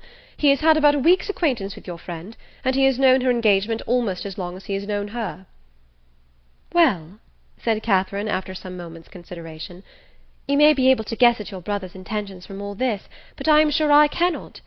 But is not your father uncomfortable about it? Does not he want Captain Tilney to go away? Sure, if your father were to speak to him, he would go." "My dear Miss Morland," said Henry, "in this amiable solicitude for your brother's comfort, may you not be a little mistaken? Are you not carried a little too far? Would he thank you, either on his own account or Miss Thorpe's, for supposing that her affection, or at least her good behaviour, is only to be secured by her seeing nothing of Captain Tilney? Is he safe only in solitude? Or is her heart constant to him only when unsolicited by anybody else? He cannot think this, and you may be sure that he would not have you think it. I will not say, do not be uneasy, because I know that you are so at this moment, but be as little uneasy as you can. You have no doubt of the mutual attachment of your brother and your friend. Depend upon it, therefore, that real jealousy never can exist between them. Depend upon it that no disagreement between them can be of any duration. Their hearts are open to each other, as neither heart can be to you. They know exactly what is required and what can be borne, and you may be certain that one will never tease the other beyond what is known to be pleasant." Perceiving her still to look doubtful and grave, he added, "Though Frederick does not leave Bath with us, he will probably remain but a very short time, perhaps only a few days behind us. His leave of absence will soon expire, and he must return to his regiment. And what will then be their acquaintance? The mess-room will drink Isabella Thorpe for a fortnight, and she will laugh with your brother over poor Tilney's passion for a month." Catherine would contend no longer against comfort. She had resisted its approaches during the whole length of a speech, but now it carried her captive. Henry Tilney must know best. She blamed herself for the extent of her fears, and resolved never to think so seriously on the subject again. Her resolution was supported by Isabella's behaviour in their parting interview. The Thorpes spent the last evening of Catherine's stay in Pulteney Street, and nothing passed between the lovers to excite her uneasiness or make her quit them in apprehension. James was in excellent spirits, and Isabella most engagingly placid. Her tenderness for her friend seemed rather the first feeling of her heart, but that at such a moment was allowable, and once she gave her lover a flat contradiction, and once she drew back her hand. But Catherine remembered Henry's instructions, and placed it all to judicious affection. The embraces, tears, and promises of the parting fair ones may be fancied. End of Chapter 19. Chapter 20. Mr. and Mrs. Allen were sorry to lose their young friend, whose good humour and cheerfulness had made her a valuable companion, and in the promotion of whose enjoyment their own had been greatly increased. Her happiness in going with Miss Tilney, however, prevented their wishing it otherwise, and as they were to remain only one more week in Bath themselves, her quitting them now would not long be felt. Mr. Allen attended her to Milsom Street, where she was to breakfast, and saw her seated with the kindest welcome among her new friends. But so great was her agitation in finding herself as one of the family, and so fearful was she of not doing exactly what was right, and of not being able to preserve their good opinion, that, in the embarrassment of the first 5 minutes, she could almost have wished to return with him to Pulteney Street. Miss Tilney's manners and Henry's smile soon did away some of her unpleasant feelings, but still she was far from being at ease, nor could the incessant attentions of the General himself entirely reassure her. Nay, perverse as it seemed, she doubted whether she might not have felt less had she been less attended to. His anxiety for her comfort, his continual solicitations that she would eat, and his often expressed fears of her seeing nothing to her taste, though never in her life before had she beheld half such variety on a breakfast-table, made it impossible for her to forget for a moment that she was a visitor. She felt utterly unworthy of such respect, and knew not how to reply to it. Her tranquillity was not improved by the General's impatience for the appearance of his eldest son, nor by the displeasure he expressed at his laziness when Captain Tilney at last came down. She was quite pained by the severity of his father's reproof, which seemed disproportionate to the offence, and much was her concern increased when she found herself the principal cause of the lecture, and that his tardiness was chiefly resented from being disrespectful to her. This was placing her in a very uncomfortable situation, and she felt great compassion for Captain Tilney, without being able to hope for his goodwill. He listened to his father in silence, and attempted not any defence, which confirmed her in fearing that the inquietude of his mind, on Isabella's account, might, by keeping him long sleepless, have been the real cause of his rising late. It was the first time of her being decidedly in his company, and she had hoped to be now able to form her opinion of him, but she had scarcely heard his voice while his father remained in the room, and even afterwards, so much were his spirits affected, she could distinguish nothing but these words in a whisper to Elinor: "How glad I shall be when you are all off." The bustle of going was not pleasant. The clock struck 10 while the trunks were carrying down, and the General had fixed to be out of Milsom Street by that hour. His greatcoat, instead of being brought for him to put on directly, was spread out in the curricle in which he was to accompany his son.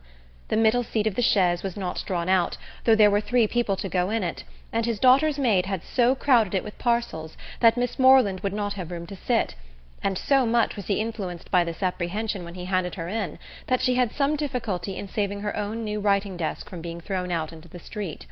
At last, however, the door was closed upon the 3 females, and they set off at the sober pace in which the handsome, highly fed 4 horses of a gentleman usually perform a journey of 30 miles. Such was the distance of Northanger from Bath, to be now divided into 2 equal stages. Catherine's spirits revived as they drove from the door, for with Miss Tilney she felt no restraint, and with the interest of a road entirely new to her, of an abbey before and a curricle behind, she caught the last view of Bath without any regret, and met with every milestone before she expected it. The tediousness of a 2 hours' wait at Petty France, in which there was nothing to be done but to eat without being hungry, and loiter about without anything to see, next followed, and her admiration of the style in which they travelled, of the fashionable chaise and four, postilions handsomely liveried, rising so regularly in their stirrups, and numerous outriders properly mounted, sunk a little under this consequent inconvenience. Had their party been perfectly agreeable, the delay would have been nothing, but General Tilney, though so charming a man, seemed always a check upon his children's spirits, and scarcely anything was said but by himself, the observation of which, with his discontent at whatever the inn afforded, and his angry impatience at the waiters, made Catherine grow every moment more in awe of him, and appeared to lengthen the 2 hours into 4. At last, however, the order of release was given, and much was Catherine then surprised by the General's proposal of her taking his place in his son's curricle for the rest of the journey. The day was fine, and he was anxious for her seeing as much of the country as possible.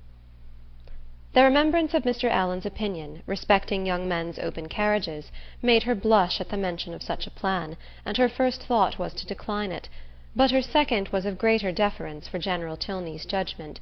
He could not propose anything improper for her, and in the course of a few minutes she found herself with Henry in the curricle, as happy a being as ever existed. A very short trial convinced her that a curricle was the prettiest equipage in the world. The chaise and four wheeled off with some grandeur, to be sure, but it was a heavy and troublesome business, and she could not easily forget its having stopped 2 hours at Petty France. Half the time would have been enough for the curricle, and so nimbly were the light horses disposed to move, that had not the General chosen to have his own carriage lead the way, they could have passed it with ease in half a minute. But the merit of the curricle did not all belong to the horses.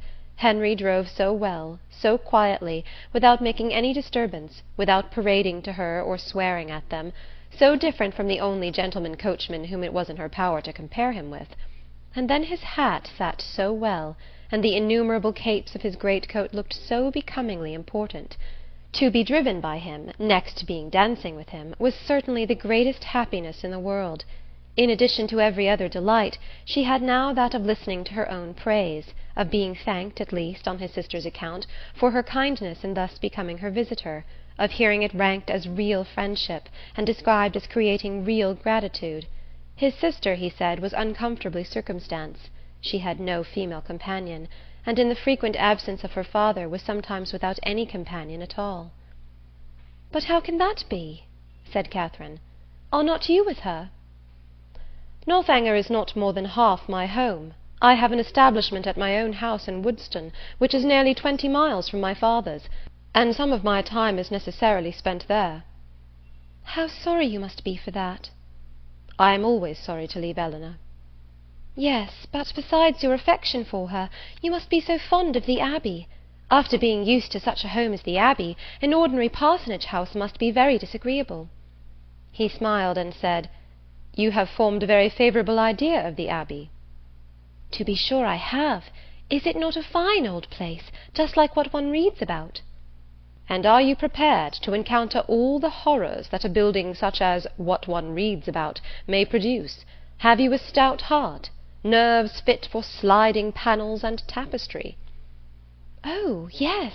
I do not think I should be easily frightened, because there would be so many people in the house. And besides, it has never been uninhabited, and left deserted for years, and then the family come back to it unawares without giving any notice, as generally happens." "No, certainly. We shall not have to explore our way into a hall dimly lighted by the expiring embers of a wood fire, nor be obliged to spread our beds on the floor of a room without windows, doors, or furniture. But you must be aware that when a young lady is, by whatever means, introduced into a dwelling of this kind, she is always lodged apart from the rest of the family. While they snugly repair to their own end of the house, she is formally conducted by Dorothy, the ancient housekeeper, up a different staircase, and along many gloomy passages, into an apartment never used since some cousin or kin died in it about 20 years before. Can you stand such a ceremony as this? Will not your mind misgive you when you find yourself in this gloomy chamber, too lofty and extensive for you, with only the feeble rays of a single lamp to take in its size, its walls hung with tapestry exhibiting figures as large as life, and the bed, of dark green stuff or purple velvet, presenting even a funereal appearance? Will not your heart sink within you?" "Oh, but this will not happen to me, I am sure." "How fearfully will you examine the furniture of your apartment! And what will you discern? Not tables, toilettes, wardrobes, or drawers, but on one side, perhaps, the remains of a broken lute; on the other, a ponderous chest which no efforts can open; and over the fireplace the portrait of some handsome warrior, whose features will so incomprehensibly strike you that you will not be able to withdraw your eyes from it. Dorothy, meanwhile, no less struck by your appearance, gazes on you in great agitation, and drops a few unintelligible hints. To raise your spirits, moreover, she gives you reason to suppose that the part of the Abbey you inhabit is undoubtedly haunted, and informs you that you will not have a single domestic within call. With this parting cordial she curtsies off. You listen to the sound of her receding footsteps as long as the last echo can reach you, and when, with fainting spirits, you attempt to fasten your door, you discover with increased alarm that it has no lock." "Oh, Mr. Tilney, how frightful! This is just like a book. But it cannot really happen to me. I am sure your housekeeper is not really Dorothy. Well, what then?" "Nothing further to alarm perhaps may occur the first night. After surmounting your unconquerable horror of the bed, you will retire to rest, and get a few hours' unquiet slumber. But on the second, or at farthest the third night after your arrival, you will probably have a violent storm. Peals of thunder so loud as to seem to shake the edifice to its foundation will roll round the neighbouring mountains, and during the frightful gusts of wind which accompany it, you will probably think you discern, for your lamp is not extinguished, one part of the hanging more violently agitated than the rest. Unable, of course, to repress your curiosity in so favourable a moment for indulging it, you will instantly arise, and throwing your dressing-gown around you, proceed to examine this mystery. After a very short search, you will discover a division in the tapestry so artfully constructed as to defy the minutest inspection, and on opening it, a door will immediately appear, which door, being only secured by massy bars and a padlock, you will, after a few efforts, succeed in opening, and with your lamp in your hand you will pass through it into a small vaulted room." "No, indeed, I should be too much frightened to do any such thing." "What! Not when Dorothy has given you to understand that there is a secret subterraneous communication between your apartment and the chapel of St. Anthony, scarcely 2 miles off? Could you shrink from so simple an adventure? No, no, you will proceed into this small vaulted room, and through this into several others, without perceiving anything very remarkable in either. In one, perhaps, there may be a dagger, in another a few drops of blood, and in a third the remains of some instrument of torture. But there being nothing in all this out of the common way, and your lamp being nearly exhausted, you will return towards your own apartment. In repassing through the small vaulted room, however, your eyes will be attracted towards a large old-fashioned cabinet of ebony and gold, which, though narrowly examining the furniture before, you had passed unnoticed.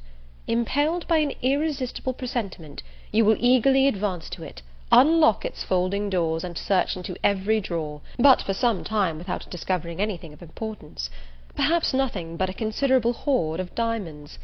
At last, however, by touching a secret spring, an inner compartment will open, a roll of paper appears, you seize it, it contains many sheets of manuscript. You hasten with the precious treasure into your own chamber, but scarcely have you been able to decipher, "Oh, thou, whomsoever thou mayest be, into whose hands these memoirs of the wretched Matilda may fall," when your lamp suddenly expires in the socket, and leaves you in total darkness. "Oh, no, no, do not say so. Well, go on." But Henry was too much amused by the interest he had raised to be able to carry it further. He could no longer command solemnity either of subject or voice, and was obliged to entreat her to use her own fancy in the perusal of Matilda's woes. Catherine, recollecting herself, grew ashamed of her eagerness, and began earnestly to assure him that her attention had been fixed without the smallest apprehension of really meeting with what he related. Miss Tilney, she was sure, would never put her into such a chamber as he had described. She was not at all afraid. As they drew near the end of their journey, her impatience for a sight of the Abbey, for some time suspended by his conversation on subjects very different, returned in full force, and every bend in the road was expected with solemn awe to afford a glimpse of its massy walls of grey stone, rising amidst a grove of ancient oaks, with the last beams of the sun playing in beautiful splendour on its high Gothic windows. But so low did the building stand that she found herself passing through the great gates of the lodge into the very grounds of Northanger, without having discerned even an antique chimney. She knew not that she had any right to be surprised, but there was a something in this mode of approach which she certainly had not expected. To pass between lodges of a modern appearance, to find herself with such ease in the very precincts of the Abbey, and driven so rapidly along a smooth, level road of fine gravel, without obstacle, alarm, or solemnity of any kind, struck her as odd and inconsistent. She was not long at leisure, however, for such considerations. A sudden scud of rain, driving full in her face, made it impossible for her to observe anything further, and fixed all her thoughts on the welfare of her new straw bonnet, and she was actually under the Abbey walls, was springing with Henry's assistance from the carriage, and was beneath the shelter of the old porch, and had even passed on to the hall, where her friend and the General were waiting to welcome her, without feeling one awful foreboding of future misery to herself, or one moment's suspicion of any past scenes of horror being acted within the solemn edifice. The breeze had not seemed to waft the sighs of the murdered to her, it had wafted nothing worse than a thick mizzling rain, and having given a good shake to her habit, she was ready to be shown into the common drawing-room, and capable of considering where she was. An abbey! Yes, it was delightful to be really in an abbey, but she doubted as she looked round the room whether anything within her observation would have given her the consciousness. The furniture was in all the profusion and elegance of modern taste. The fireplace, where she had expected the ample width and ponderous carving of former times, was contracted to a Rumford, with slabs of plain though handsome marble, and ornaments over it of the prettiest English china. The windows, to which she looked with peculiar dependence, from having heard the General talk of his preserving them in their Gothic form with reverential care, were yet less what her fancy had portrayed. To be sure, the pointed arch was preserved, the form of them was Gothic, they might even be casements, but every pane was so large, so clear, so light. To an imagination which had hoped for the smallest divisions and the heaviest stonework, for painted glass, dirt, and cobwebs, the difference was very distressing. The General, perceiving how her eye was employed, began to talk of the smallness of the room and simplicity of the furniture, where everything being for daily use pretended only to comfort, etc., flattering himself, however, that there were some apartments in the Abbey not unworth her notice, and was proceeding to mention the costly gilding of one in particular, when, taking out his watch, he stopped short to pronounce with surprise, within 20 minutes of 5. This seemed the word of separation, and Catherine found herself hurried away by Miss Tilney, in such a manner as convinced her that the strictest punctuality to the family hours would be expected at Northanger. Returning through the large and lofty hall, they ascended a broad staircase of shining oak, which, after many flights and many landing-places, brought them upon a long, wide gallery. On one side it had a range of doors, and it was lighted on the other by windows which Catherine had only time to discover looked into a quadrangle, before Miss Tilney led the way into a chamber, and scarcely staying to hope she would find it comfortable, left her with an anxious entreaty that she would make as little alteration as possible in her dress. Chapter 20. Chapter 21. A moment's glance was enough to satisfy Catherine that her apartment was very unlike the one which Henry had endeavoured to alarm her by the description of. It was by no means unreasonably large, and contained neither tapestry nor velvet. The walls were papered, the floor was carpeted, the windows were neither less perfect nor more dim than those of the drawing-room below. The furniture, though not of the latest fashion, was handsome and comfortable, and the air of the room altogether far from uncheerful. Her heart instantaneously at ease on this point, she resolved to lose no time in particular examination of anything, as she greatly dreaded disobliging the General by any delay.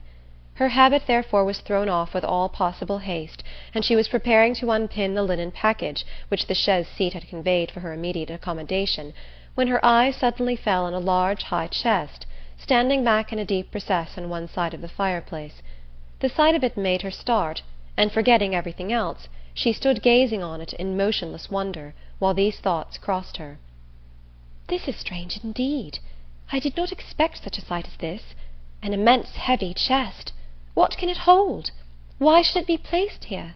pushed back, too, as if meant to be out of sight. I will look into it. Cost me what it may, I will look into it, and directly, too, by daylight. If I stay till evening, my candle may go out." She advanced and examined it closely. It was of cedar, curiously inlaid with some darker wood, and raised about a foot from the ground on a carved stand of the same. The lock was silver, though tarnished from age. At each end were the imperfect remains of handles also of silver, broken perhaps prematurely by some strange violence, and on the centre of the lid was a mysterious cipher in the same metal. Catherine bent over it intently, but without being able to distinguish anything with certainty. She could not, in whatever direction she took it, believe the last letter to be a T, and yet that it should be anything else in that house was a circumstance to raise no common degree of astonishment.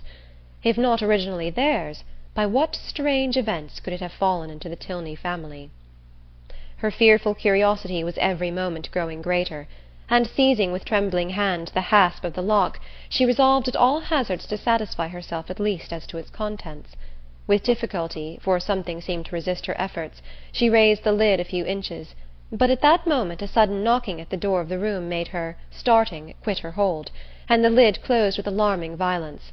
This ill-timed intruder was Miss Tilney's maid, sent by her mistress to be of use to Miss Moreland, and though Catherine immediately dismissed her, it recalled her to the sense of what she ought to be doing, and forced her, in spite of her anxious desire to penetrate this mystery, to proceed in her dressing without further delay. Her progress was not quick, for her thoughts and her eyes were still bent on the object so well calculated to interest and alarm, and though she dared not waste a moment upon a second attempt, she could not remain many paces from the chest. At length, however, having slipped one arm into her gown, her toilette seemed so nearly finished that the impatience of her curiosity might safely be indulged. One moment surely might be spared, and so desperate should be the exertion of her strength that, unless secured by supernatural means, the lid in one moment should be thrown back. With this spirit she sprang forward, and her confidence did not deceive her. Her resolute effort threw back the lid, and gave to her astonished eyes the view of a white cotton counterpane, properly folded, reposing at one end of the chest in undisputed possession. She was gazing on it with the first blush of surprise, when Miss Tilney, anxious for her friend's being ready, entered the room, and to the rising shame of having harboured for some minutes an absurd expectation, was then added the shame of being caught in so idle a search. "That is a curious old chest, is it not?" said Miss Tilney, as Catherine hastily closed it and turned away to the glass. "It is impossible to say how many generations it has been here. How it came to be first put in this room I know not, but I have not had it moved, because I thought it might sometimes be of use in holding hats and bonnets. The worst of it is that its weight makes it difficult to open. In that corner, however, it is at least out of the way." Catherine had no leisure for speech, being at once blushing, tying her gown, and forming wise resolutions with the most violent dispatch. Miss Tilney gently hinted her fear of being late, and in half a minute they ran downstairs together, in an alarm not wholly unfounded, for General Tilney was pacing the drawing-room, his watch in his hand, and having on the very instant of their entering pulled the bell with violence, ordered "Dinner to be on table directly." Catherine trembled at the emphasis with which he spoke, and sat pale and breathless, in a most humble mood, concerned for his children and detesting old chests, and the General, recovering his politeness as he looked at her, spent the rest of his time in scolding his daughter for so foolishly hurrying her fair friend, who was absolutely out of breath from haste, when there was not the least occasion for hurry in the world. But Catherine could not at all get over the double distress of having involved her friend in a lecture and been a great simpleton herself, till they were happily seated at the dinner-table, when the General's complacent smiles, and a good appetite of her own, restored her to peace. The dining-parlour was a noble room, suitable in its dimensions to a much larger drawing-room than the one in common use, and fitted up in a style of luxury and expense which was almost lost on the unpractised eye of Catherine, who saw little more than its spaciousness and the number of their attendants. Of the former she spoke aloud her admiration, and the General, with very gracious countenance, acknowledged that it was by no means an ill-sized room, and further confessed that, though as careless on such subjects as most people, he did look upon a tolerably large eating-room as one of the necessaries of life. He supposed, however, that she must have been used to much better-sized apartments at Mr. Allen's. "No, indeed," was Catherine's honest assurance. "Mr. Allen's dining-parlour was not more than half as large," and she had never seen so large a room as this in her life. The General's good humour increased. Why, as he had such rooms, he thought it would be simple not to make use of them, but upon his honour he believed there might be more comfort in rooms of only half their size. Mr. Allen's house, he was sure, must be exactly of the true size for rational happiness. The evening passed without any further disturbance, and in the occasional absence of General Tilney, with much positive cheerfulness. It was only in his presence that Catherine felt the smallest fatigue from her journey, and even then, even in moments of languor or restraint, a sense of general happiness preponderated, and she could think of her friends in Bath without one wish of being with them. The night was stormy. The wind had been rising at intervals the whole afternoon, and by the time the party broke up it blew and rained violently. Catherine, as she crossed the hall, listened to the tempest with sensations of awe, and when she heard it rage round a corner of the ancient building and close with sudden fury a distant door, felt for the first time that she was really in an abbey. Yes, these were characteristic sounds. They brought to her recollection a countless variety of dreadful situations and horrid scenes which such buildings had witnessed, and such storms ushered in, and most heartily did she rejoice in the happier circumstances attending her entrance within walls so solemn. She had nothing to dread from midnight assassins or drunken gallants. Henry had certainly been only in jest in what he had told her that morning. In a house so furnished and so guarded, she could have nothing to explore or to suffer, and might go to her bedroom as securely as if it had been her own chamber at Fullerton. Thus wisely fortifying her mind, as she proceeded upstairs, she was enabled, especially on perceiving that Miss Tilney slept only 2 doors from her, to enter her room with a tolerably stout heart, and her spirits were immediately assisted by the cheerful blaze of a wood fire. "How much better is this," said she as she walked to the fender, "how much better to find a fire ready lit, than to have to wait shivering in the cold till all the family are in bed, as so many poor girls have been obliged to do, and then to have the faithful old servant frightening one by coming in with a faggot. How glad I am that Northanger is what it is! If it had been like some other places, I do not know that, in such a night as this, I could have answered for my courage, but now to be sure there was nothing to alarm one." She looked round the room. The window curtains seemed in motion. It could be nothing but the violence of the wind penetrating through the divisions of the shutters, and as she stepped boldly forward, carelessly humming a tune, to assure herself of its being so, peeped courageously behind each curtain, saw nothing on either low window-seat to scare her, and on placing a hand against the shutter, felt the strongest conviction of the wind's force. A glance at the old chest as she turned away from this examination was not without its use. She scorned the causeless fears of an idle fancy, and began with the most happy indifference to prepare herself for bed. She should take her time. She should not hurry herself. She did not care if she were the last person up in the house, but she would not make up her fire.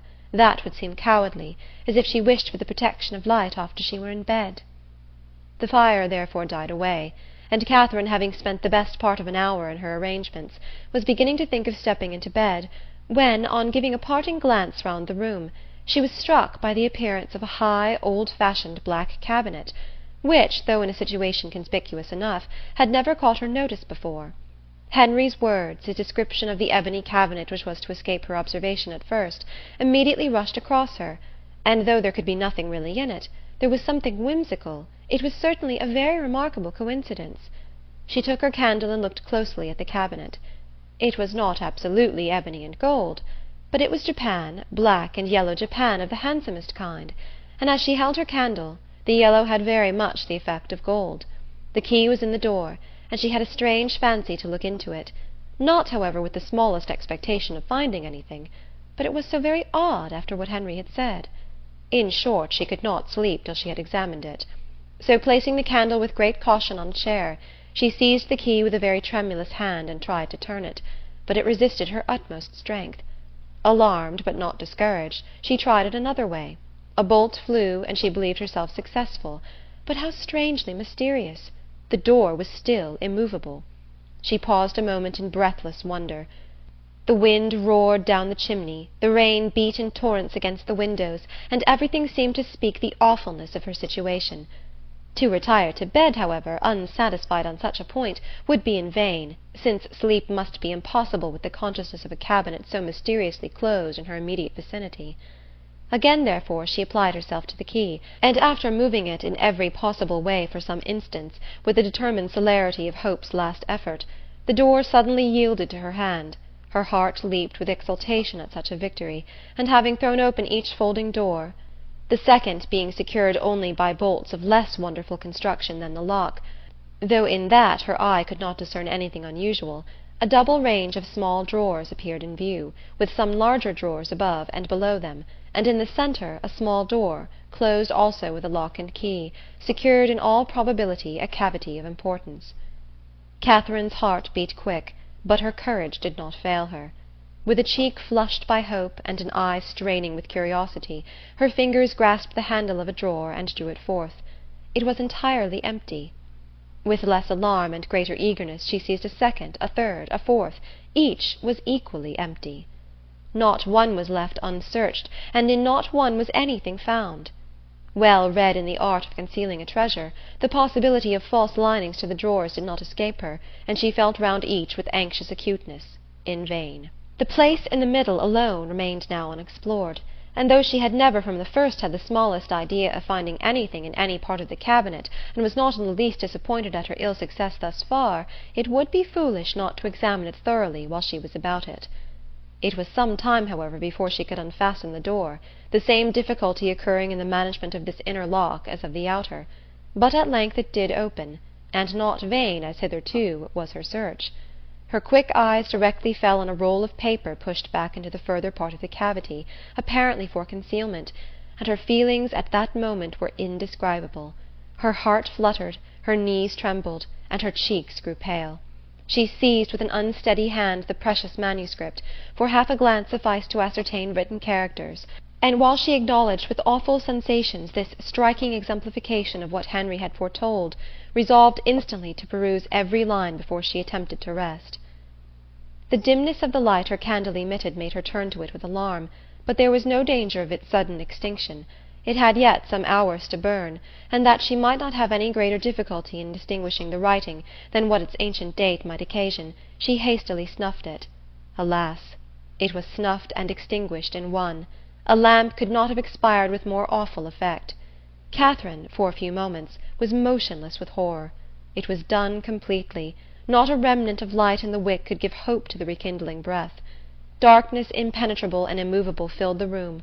A violent gust of wind, rising with sudden fury, added fresh horror to the moment. Catherine trembled from head to foot. In the pause which succeeded, a sound like receding footsteps and the closing of a distant door struck on her affrighted ear. Human nature could support no more. A cold sweat stood on her forehead, the manuscript fell from her hand, and groping her way to the bed she jumped hastily in, and sought some suspension of agony by creeping far underneath the clothes. To close her eyes and sleep that night she felt must be entirely out of the question. With a curiosity so justly awakened, and feelings in every way so agitated, repose must be absolutely impossible. The storm, too, abroad so dreadful! She had not been used to feel alarm from wind, but now every blast seemed fraught with awful intelligence. The manuscript so wonderfully found, so wonderfully accomplishing the morning's prediction, how was it to be accounted for? What could it contain? To whom could it relate? By what means could it have been so long concealed? And how singularly strange that it should fall to her lot to discover it! Till she had made herself mistress of its contents, however, she could have neither repose nor comfort, and with the sun's first rays she was determined to peruse it. But many were the tedious hours which must yet intervene. She shuddered, tossed about in her bed, and envied every quiet sleeper. The storm still raged, and various were the noises, more terrific even than the wind, which struck at intervals on her startled ear. The very curtains of her bed seemed at one moment in motion, and at another the lock of her door was agitated, as if by the attempt of somebody to enter. Hollow murmurs seemed to creep along the gallery, and more than once her blood was chilled by the sound of distant moans. Hour after hour passed away, and the wearied Catherine had heard 3 proclaimed by all the clocks in the house before the tempest subsided, or she unknowingly fell fast asleep. End of Chapter 21. Chapter 22. The housemaid's folding back her window shutters at 8 o'clock the next day was the sound which first roused Catherine, and she opened her eyes, wondering that they could ever have been closed, on objects of cheerfulness. Her fire was already burning, and a bright morning had succeeded the tempest of the night. Instantaneously, with the consciousness of existence, returned her recollection of the manuscript, and springing from the bed in the very moment of the maid's going away, she eagerly collected every scattered sheet which had burst from the roll on its falling to the ground, and flew back to enjoy the luxury of their perusal on her pillow. She now plainly saw that she must not expect a manuscript of equal length with the generality of what she had shuddered over in books, for the roll, seeming to consist entirely of small disjointed sheets, was altogether but of trifling size, and much less than she had supposed it to be at first. Her greedy eye glanced rapidly over a page. She started at its import. Could it be possible, or did not her senses play her false? An inventory of linen, in coarse and modern characters, seemed all that was before her. If the evidence of sight might be trusted, she held a washing bill in her hand. She seized another sheet and saw the same articles with little variation. A third, a fourth, and fifth presented nothing new. Shirts, stockings, cravats, and waistcoats faced her in each. Two others, penned by the same hand, marked an expenditure scarcely more interesting, in letters, hair-powder, shoestring, and breeches-ball; and the larger sheet, which had enclosed the rest, seemed by its first cramped line to poultice chestnut mare, a farrier's bill. Such was the collection of papers, left perhaps, as she could then suppose, by the negligence of a servant in the place whence she had taken them, which had filled her with expectation and alarm, and robbed her of half her night's rest. She felt humbled to the dust. Could not the adventure of the chest have taught her wisdom? A corner of it, catching her eye as she lay, seemed to rise up in judgment against her. Nothing could now be clearer than the absurdity of her recent fancies. To suppose that a manuscript of many generations back could have remained undiscovered in a room such as that, so modern, so habitable; or that she should be the first to possess the skill of unlocking a cabinet, the key of which was open to all. How could she have so imposed on herself? Heaven forbid that Henry Tilney should ever know her folly. And it was in a great measure his own doing, for had not the cabinet appeared so exactly to agree with his description of her adventures, she should never have felt the smallest curiosity about it. This was the only comfort that occurred.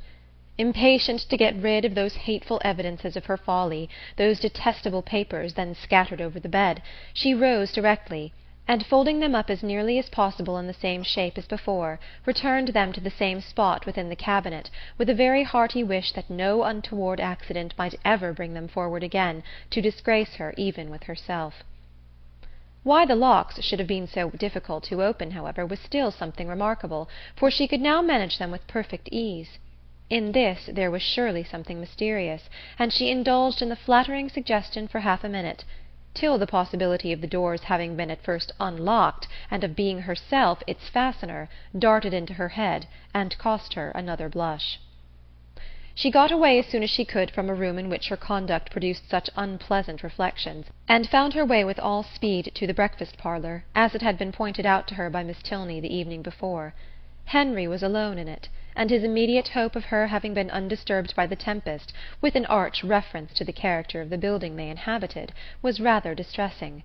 For the world would she not have her weakness suspected, and yet, unequal to an absolute falsehood, was constrained to acknowledge that the wind had kept her awake a little. "But we have had a charming morning after it," she added, desiring to get rid of the subject, "and storms and sleeplessness are nothing when they are over. What beautiful hyacinths! I have just learnt to love a hyacinth." "And how might you learn? By accident or argument?" "Your sister taught me. I cannot tell how. Mrs. Allen used to take pains, year after year, to make me like them, but I never could, till I saw them the other day in Milsom Street. I am naturally indifferent about flowers." "But now you love a hyacinth. So much the better. You have gained a new source of enjoyment, and it is well to have as many holds upon happiness as possible. Besides, a taste for flowers is always desirable in your sex, as a means of getting you out of doors, and tempting you to more frequent exercise than you would otherwise take. And though the love of a hyacinth may be rather domestic, who can tell, the sentiment once raised, but you may in time come to love a rose?" "But I do not want any such pursuit to get me out of doors. The pleasure of walking and breathing fresh air is enough for me, and in fine weather I am out more than half my time. Mamma says I am never within." At any rate, however, I am pleased that you have learnt to love a hyacinth. The mere habit of learning to love is the thing, and a teachableness of disposition in a young lady is a great blessing. Has my sister a pleasant mode of instruction?" Catherine was saved the embarrassment of attempting an answer by the entrance of the General, whose smiling compliments announced a happy state of mind, but whose gentle hint of sympathetic early rising did not advance her composure. The elegance of the breakfast set forced itself on Catherine's notice when they were seated at table, and lucidly it had been the General's choice. He was enchanted by her approbation of his taste, confessed it to be neat and simple, thought it right to encourage the manufacture of his country, and for his part, to his uncritical palate, the tea was as well flavoured from the clay of Staffordshire as from that of Dresden or Save. But this was quite an old set, purchased 2 years ago. The manufacture was much improved since that time. He had seen some beautiful specimens when last in town, and had he not been perfectly without vanity of that kind, might have been tempted to order a new set. He trusted, however, that an opportunity might ere long occur of selecting one, though not for himself. Catherine was probably the only one of the party who did not understand him. Shortly after breakfast Henry left them for Woodston, where business required and would keep him 2 or 3 days. They all attended in the hall to see him mount his horse, and immediately on re-entering the breakfast-room, Catherine walked to a window in the hope of catching another glimpse of his figure. "This is a somewhat heavy call upon your brother's fortitude," observed the General to Elinor. "Woodston will make but a sombre appearance to-day." "Is it a pretty place?" asked Catherine. "What say you, Elinor? Speak your opinion, for ladies can best tell the taste of ladies in regard to places as well as men. I think it would be acknowledged by the most impartial eye to have many recommendations. The house stands among fine meadows facing the south-east, with an excellent kitchen garden in the same aspect, the walls surrounding which I built and stocked myself about 10 years ago, for the benefit of my son. It is a family living, Miss Morland, and the property in the place being chiefly my own, you may believe I take care that it shall not be a bad one. Did Henry's income depend solely on this living, he would not be ill provided for. Perhaps it may seem odd that, with only 2 younger children, I should think any profession necessary for him, and certainly there are moments when we could all wish him disengaged from every tie of business. But though I may not exactly make converts of you young ladies, I am sure your father, Miss Morland, would agree with me in thinking it expedient to give every young man some employment. The money is nothing, it is not an object, but employment is the thing. Even Frederick, my eldest son, you see, who will perhaps inherit as considerable a landed property as any private man in the county, has his profession." The imposing effect of this last argument was equal to his wishes. The silence of the lady proved it to be unanswerable. Something had been said the evening before of her being shown over the house, and he now offered himself as her conductor, and though Catherine had hoped to explore it accompanied only by his daughter, it was a proposal of too much happiness in itself, under any circumstances, not to be gladly accepted, for she had been already 18 hours in the Abbey, and had seen only a few of its rooms. The netting-box, just leisurely drawn forth, was closed with joyful haste, and she was ready to attend him in a moment. And when they had gone over the house, he promised himself, moreover, the pleasure of accompanying her into the shrubberies and garden. She curtsied her acquiescence. But perhaps it might be more agreeable to her to make those her first object. The weather was at present favourable, and at this time of year the uncertainty was very great of its continuing so. Which would she prefer? He was equally at her service. Which did his daughter think would most accord with her fair friend's wishes? But he thought he could discern. Yes, he certainly read in Miss Morden's eyes a judicious desire of making use of the present smiling weather. But when did she judge amiss? The Abbey would be always safe and dry. He yielded implicitly, and would fetch his hat and attend them in a moment. He left the room, and Catherine, with a disappointed, anxious face, began to speak of her unwillingness that he should be taking them out of doors against his own inclination, under a mistaken idea of pleasing her. But she was stopped by Miss Tilney's saying, with a little confusion, "I believe it will be wisest to take the morning while it is so fine, and do not be uneasy on my father's account. He always walks out at this time of day." Catherine did not exactly know how this was to be understood. Why was Miss Tilney embarrassed? Could there be any unwillingness on the General's side to show her over the Abbey? The proposal was his own, and was it not odd that he should always take his walk so early? Neither her father nor Mr. Allen did so. It was certainly very provoking. She was all impatience to see the house, and had scarcely any curiosity about the grounds. If Henry had been with them, indeed! But now she should not know what was picturesque when she saw it. Such were her thoughts, but she kept them to herself, and put on her bonnet in patient discontent.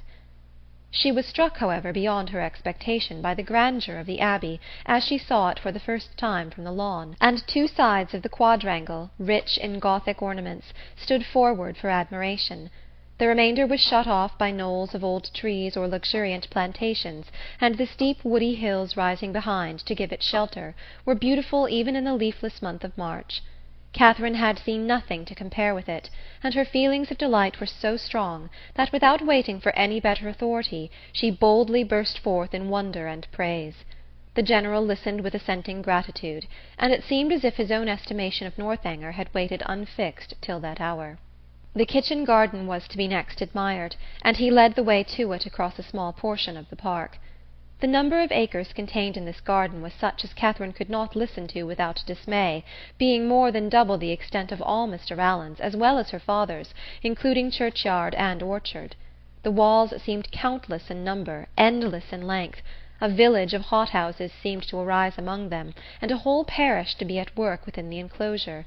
The General was flattered by her looks of surprise, which told him almost as plainly, as soon as he forced her to tell him in words, that she had never seen any gardens at all equal to them before, and he then modestly owned that, without any ambition of that sort himself, without any solicitude about it, he did believe them to be unrivalled in the kingdom. If he had a hobby-horse, it was that. He loved a garden. Though careless enough in most matters of eating, he loved good fruit, or if he did not, his friends and children did. There were great vexations, however, attending such a garden as his. The utmost care could not always secure the most valuable fruits. The pinery had yielded only 100 in the last year. Mr. Allen, he supposed, must feel these inconveniences as well as himself. No, not at all.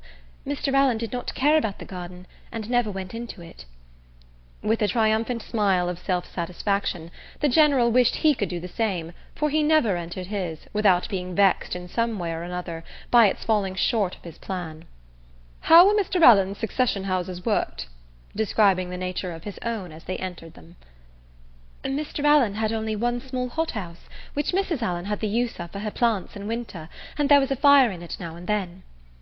"He is a happy man," said the General, with a look of very happy contempt.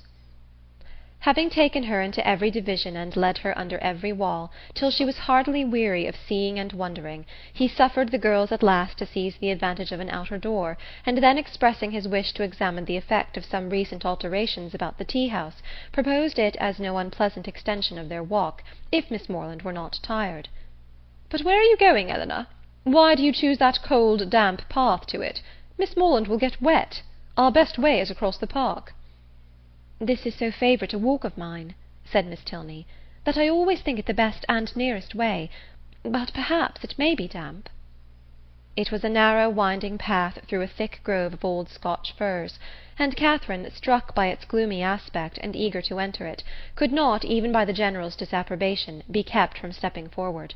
He perceived her inclination, and having again urged the plea of health in vain, was too polite to make further opposition. He excused himself, however, from attending them. The rays of the sun were not too cheerful for him, and he would meet them by another course. He turned away, and Catherine was shocked to find how much her spirits were relieved by the separation. The shock, however, being less real than the relief, offered it no injury, and she began to talk with easy gaiety of the delightful melancholy which such a grove inspired. "I am particularly fond of this spot," said her companion with a sigh. "It was my mother's favourite walk." Catherine had never heard Mrs. Tilney mentioned in the family before, and the interest excited by this tender remembrance showed itself directly in her altered countenance, and in the attentive pause with which she waited for something more. "I used to walk here so often with her," added Elinor, "though I never loved it then as I have loved it since. At that time, indeed, I used to wonder at her choice. But her memory endears it now." "And ought it not," reflected Catherine, "to endear it to her husband? Yet the General would not enter it." Miss Tilney continuing silent, she ventured to say, "Her death must have been a great affliction." "A great and increasing one," replied the other in a low voice. "I was only 13 when it happened, and though I felt my loss perhaps as strongly as one so young could feel it, I I could not then know what a loss it was." She stopped for a moment, and then added, with great firmness, "I have no sister, you know, and though my brothers are very affectionate, and Henry is a great deal here, which I am most thankful for, it is impossible for me not to be often solitary."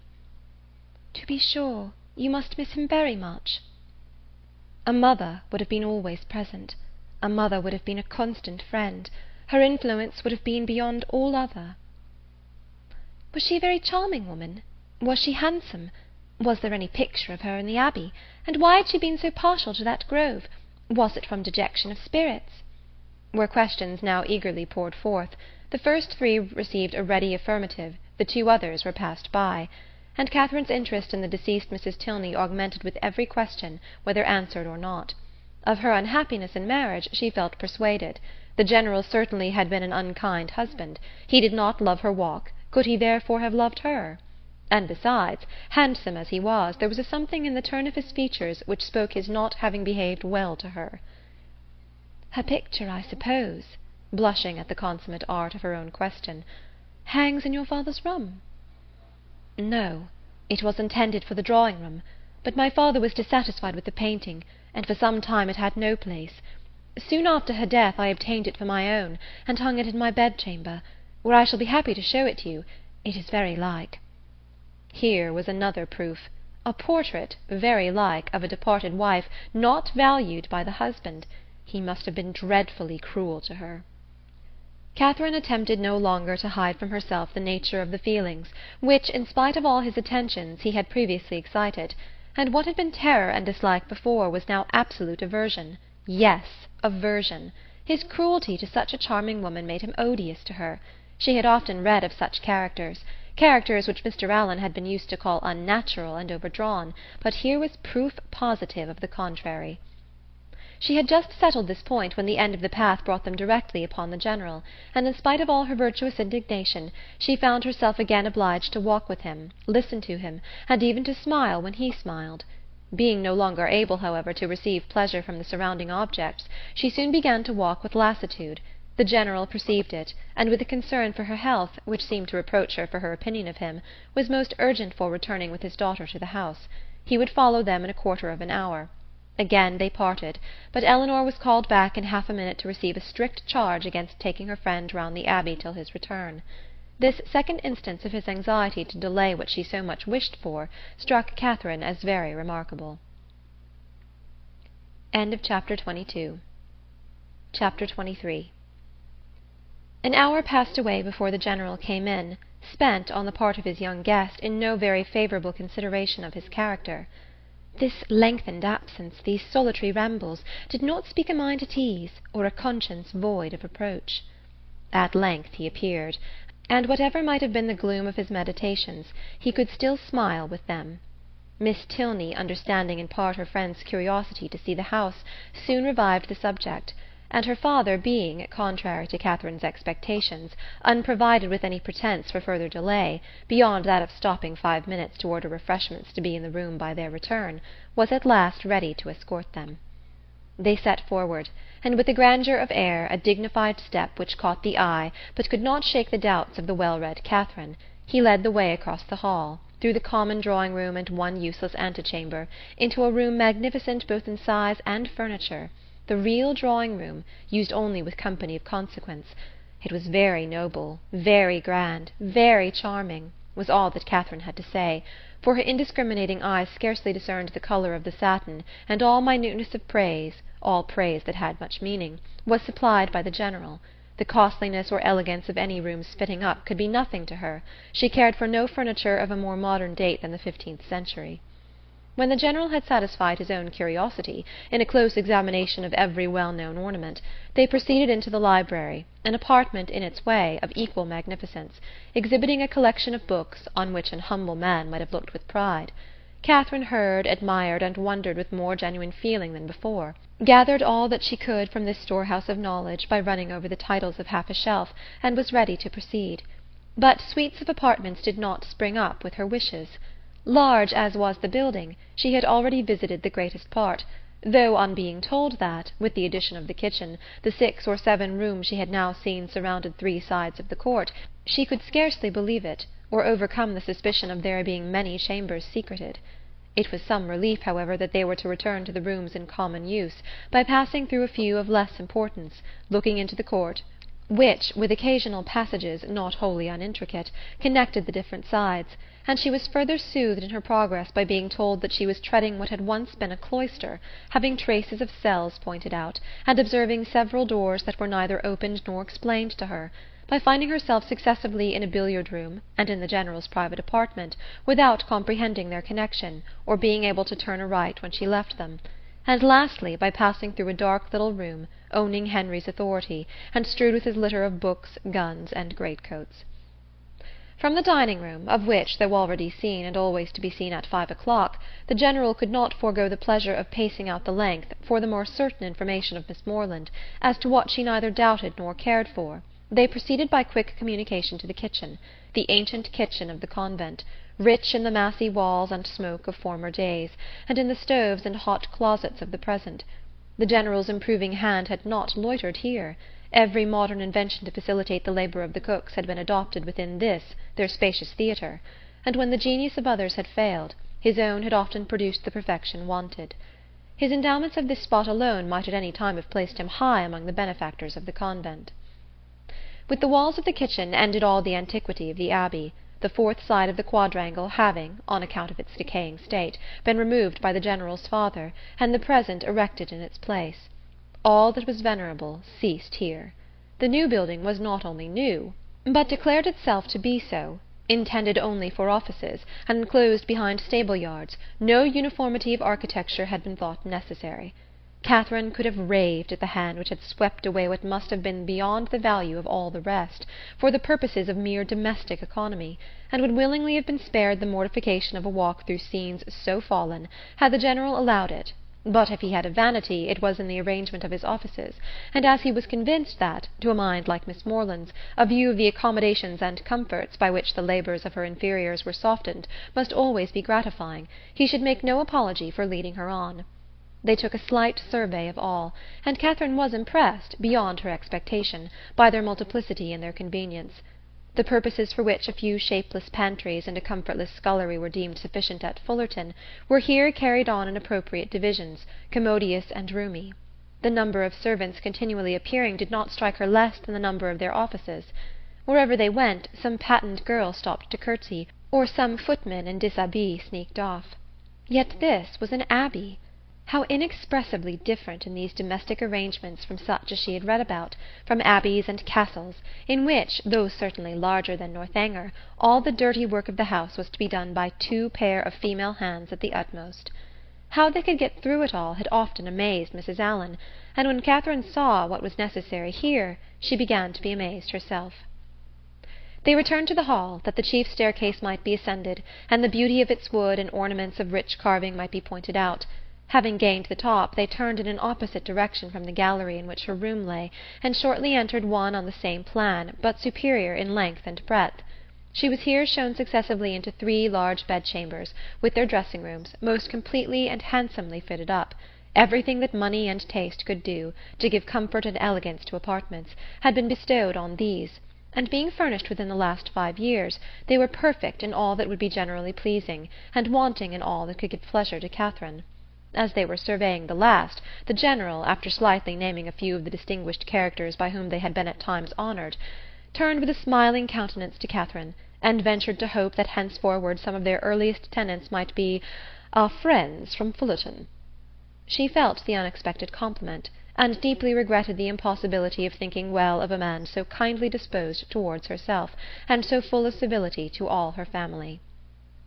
The gallery was terminated by folding doors, which Miss Tilney, advancing, had thrown open, and passed through, and seemed on the point of doing the same by the first door to the left, in another long reach of gallery, when the General, coming forwards, called her hastily, and, as Catherine thought, rather angrily back, demanding whither she were going, and what was there more to be seen? Had not Miss Morland already seen all that could be worth her notice? And did she not suppose her friend might be glad of some refreshment after so much exercise? Miss Tilney drew back directly, and the heavy doors were closed upon the mortified Catherine, who, having seen in a momentary glance beyond them a narrower passage, more numerous openings, and symptoms of a winding staircase, believed herself at last within the reach of something worth her notice, and felt as she unwillingly paced back the gallery that she would rather be allowed to examine that end of the house than see all the finery of all the rest. The General's evident desire of preventing such an examination was an additional stimulant. Something was certainly to be concealed. Her fancy, though it had trespassed lately once or twice, could not mislead her here, and what that something was, a short sentence of Miss Tilney's, as they followed the General at some distance downstairs, seemed to point out.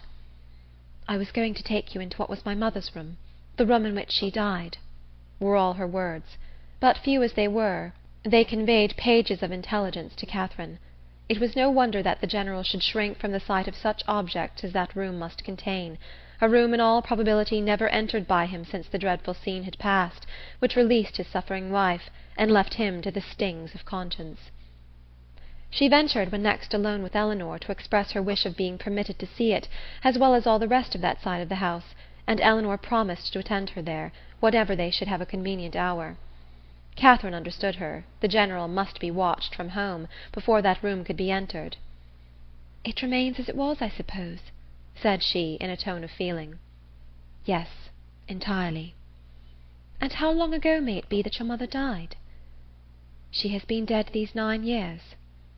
And 9 years, Catherine knew, was a trifle of time, compared with what generally elapsed after the death of an injured wife, before her room was put to rights. "You were with her, I suppose, to the last?" "No," said Miss Tilney, sighing. "I was unfortunately from home. Her illness was sudden and short, and before I arrived it was all over." Catherine's blood ran cold with the horrid suggestions which naturally sprang from these words. Could it be possible? Could Henry's father? And yet how many were the examples to justify even the blackest suspicions? And when she saw him in the evening, while she worked with her friend, slowly pacing the drawing-room for an hour together in silent thoughtfulness, with downcast eyes and contracted brow, she felt secure from all possibility of wronging him. It was the air and attitude of a Montoni. What could more plainly speak the gloomy workings of a mind not wholly dead to every sense of humanity, in its fearful review of past scenes of guilt? Unhappy man! And the anxiousness of her spirits directed her eyes towards his figure so repeatedly as to catch Miss Tilney's notice. "My father," she whispered, "often walks about the room in this way. It is nothing unusual." So much the worse, thought Catherine. Such ill-timed exercise was of a piece with the strange unseasonableness of his morning walks, and boded nothing good. After an evening, the little variety and seeming length of which made her peculiarly sensible of Henry's importance among them, she was heartily glad to be dismissed, though it was a look from the General not designed for her observation which sent his daughter to the bell. When the butler would have lit his master's candle, however, he was forbidden. The latter was not going to retire. "I have many pamphlets to finish," said he to Catherine, "before I can close my eyes, and perhaps may be poring over the affairs of the nation for hours after you are asleep. Can either of us be more meetly employed? My eyes will be blinding for the good of others, and yours preparing by rest for future mischief." But neither the business alleged nor the magnificent compliment could win Catherine from thinking that some very different object must occasion so serious a delay of proper repose. To be kept up for hours after the family were in bed by stupid pamphlets was not very likely.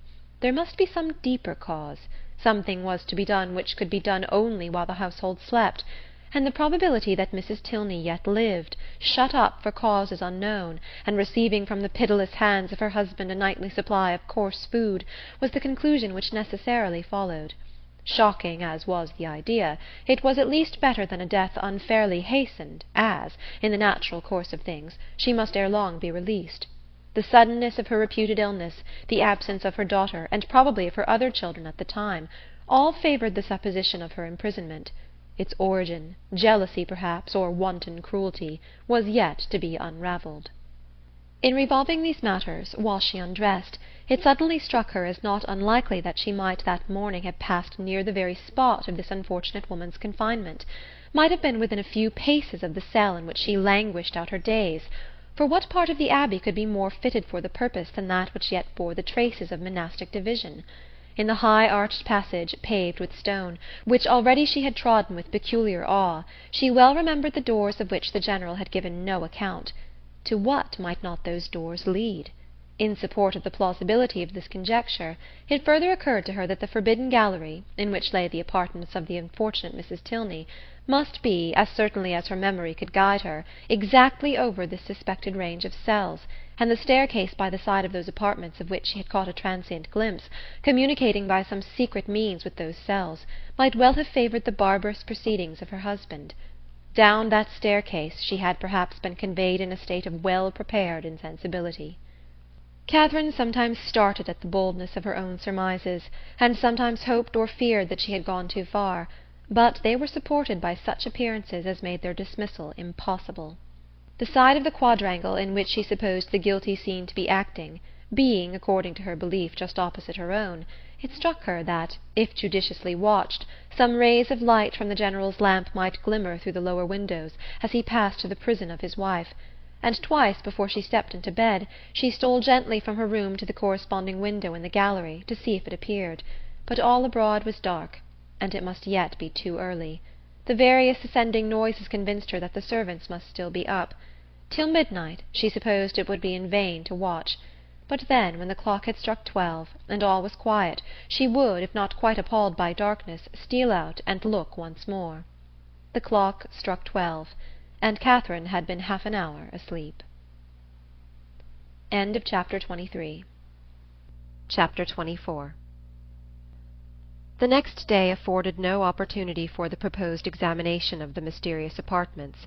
It was Sunday, and the whole time between morning and afternoon service was required by the General in exercise abroad or eating cold meat at home. And great as was Catherine's curiosity, her courage was not equal to a wish of exploring them after dinner, either by the fading light of the sky between 6 and 7 o'clock, or by the yet more partial though stronger illumination of a treacherous lamp. The day was unmarked, therefore, by anything to interest her imagination, beyond the sight of a very elegant monument to the memory of Mrs. Tilney, which immediately fronted the family pew. By that her eye was instantly caught and long retained, and the perusal of the highly strained epitaph, in which every virtue was ascribed to her by the inconsolable husband, who must have been in some way or other her destroyer, affected her even to tears. That the General, having erected such a monument, should be able to face it, was not perhaps very strange, and yet that he could sit so boldly collected within its view, maintain so elevated an air, look so fearlessly around, nay, that he should even enter the church, seemed wonderful to Catherine.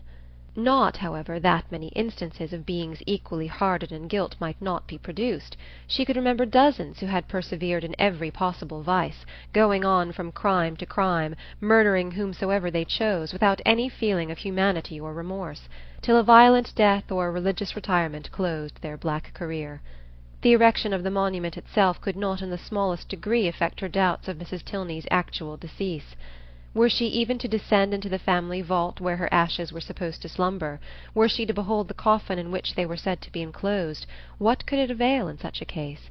Catherine had read too much not to be perfectly aware of the ease with which a waxen figure might be introduced, and a supposititious funeral carried on.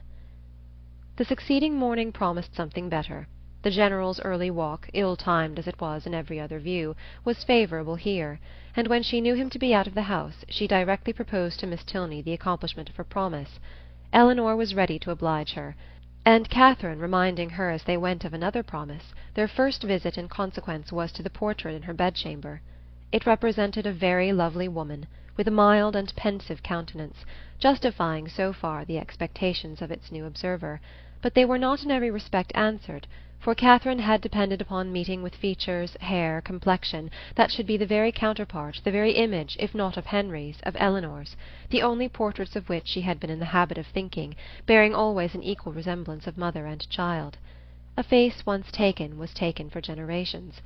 But here she was obliged to look and consider and study for a likeness. She contemplated it, however, in despite of this drawback, with much emotion, and, but for a yet stronger interest, would have left it unwillingly.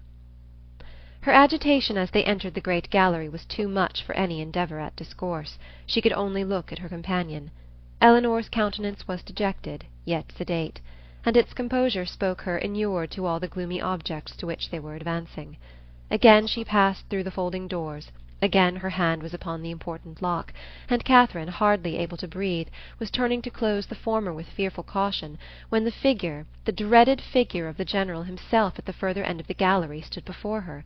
The name of "Eleanor," at the same moment, in his loudest tone, resounded through the building, giving to his daughter the first intimation of his presence, and to Catherine terror upon terror. An attempt at concealment had been her first instinctive movement on perceiving him, yet she could scarcely hope to have escaped his eye, and when her friend, who with an apologizing look darted hastily by her, had joined and disappeared with him, she ran for safety to her own room, and locking herself in, believed that she should never have courage to go down again. She remained there at least an hour, in the greatest agitation, deeply commiserating the state of her poor friend, and expecting a summons herself from the angry General to attend him in his own apartment.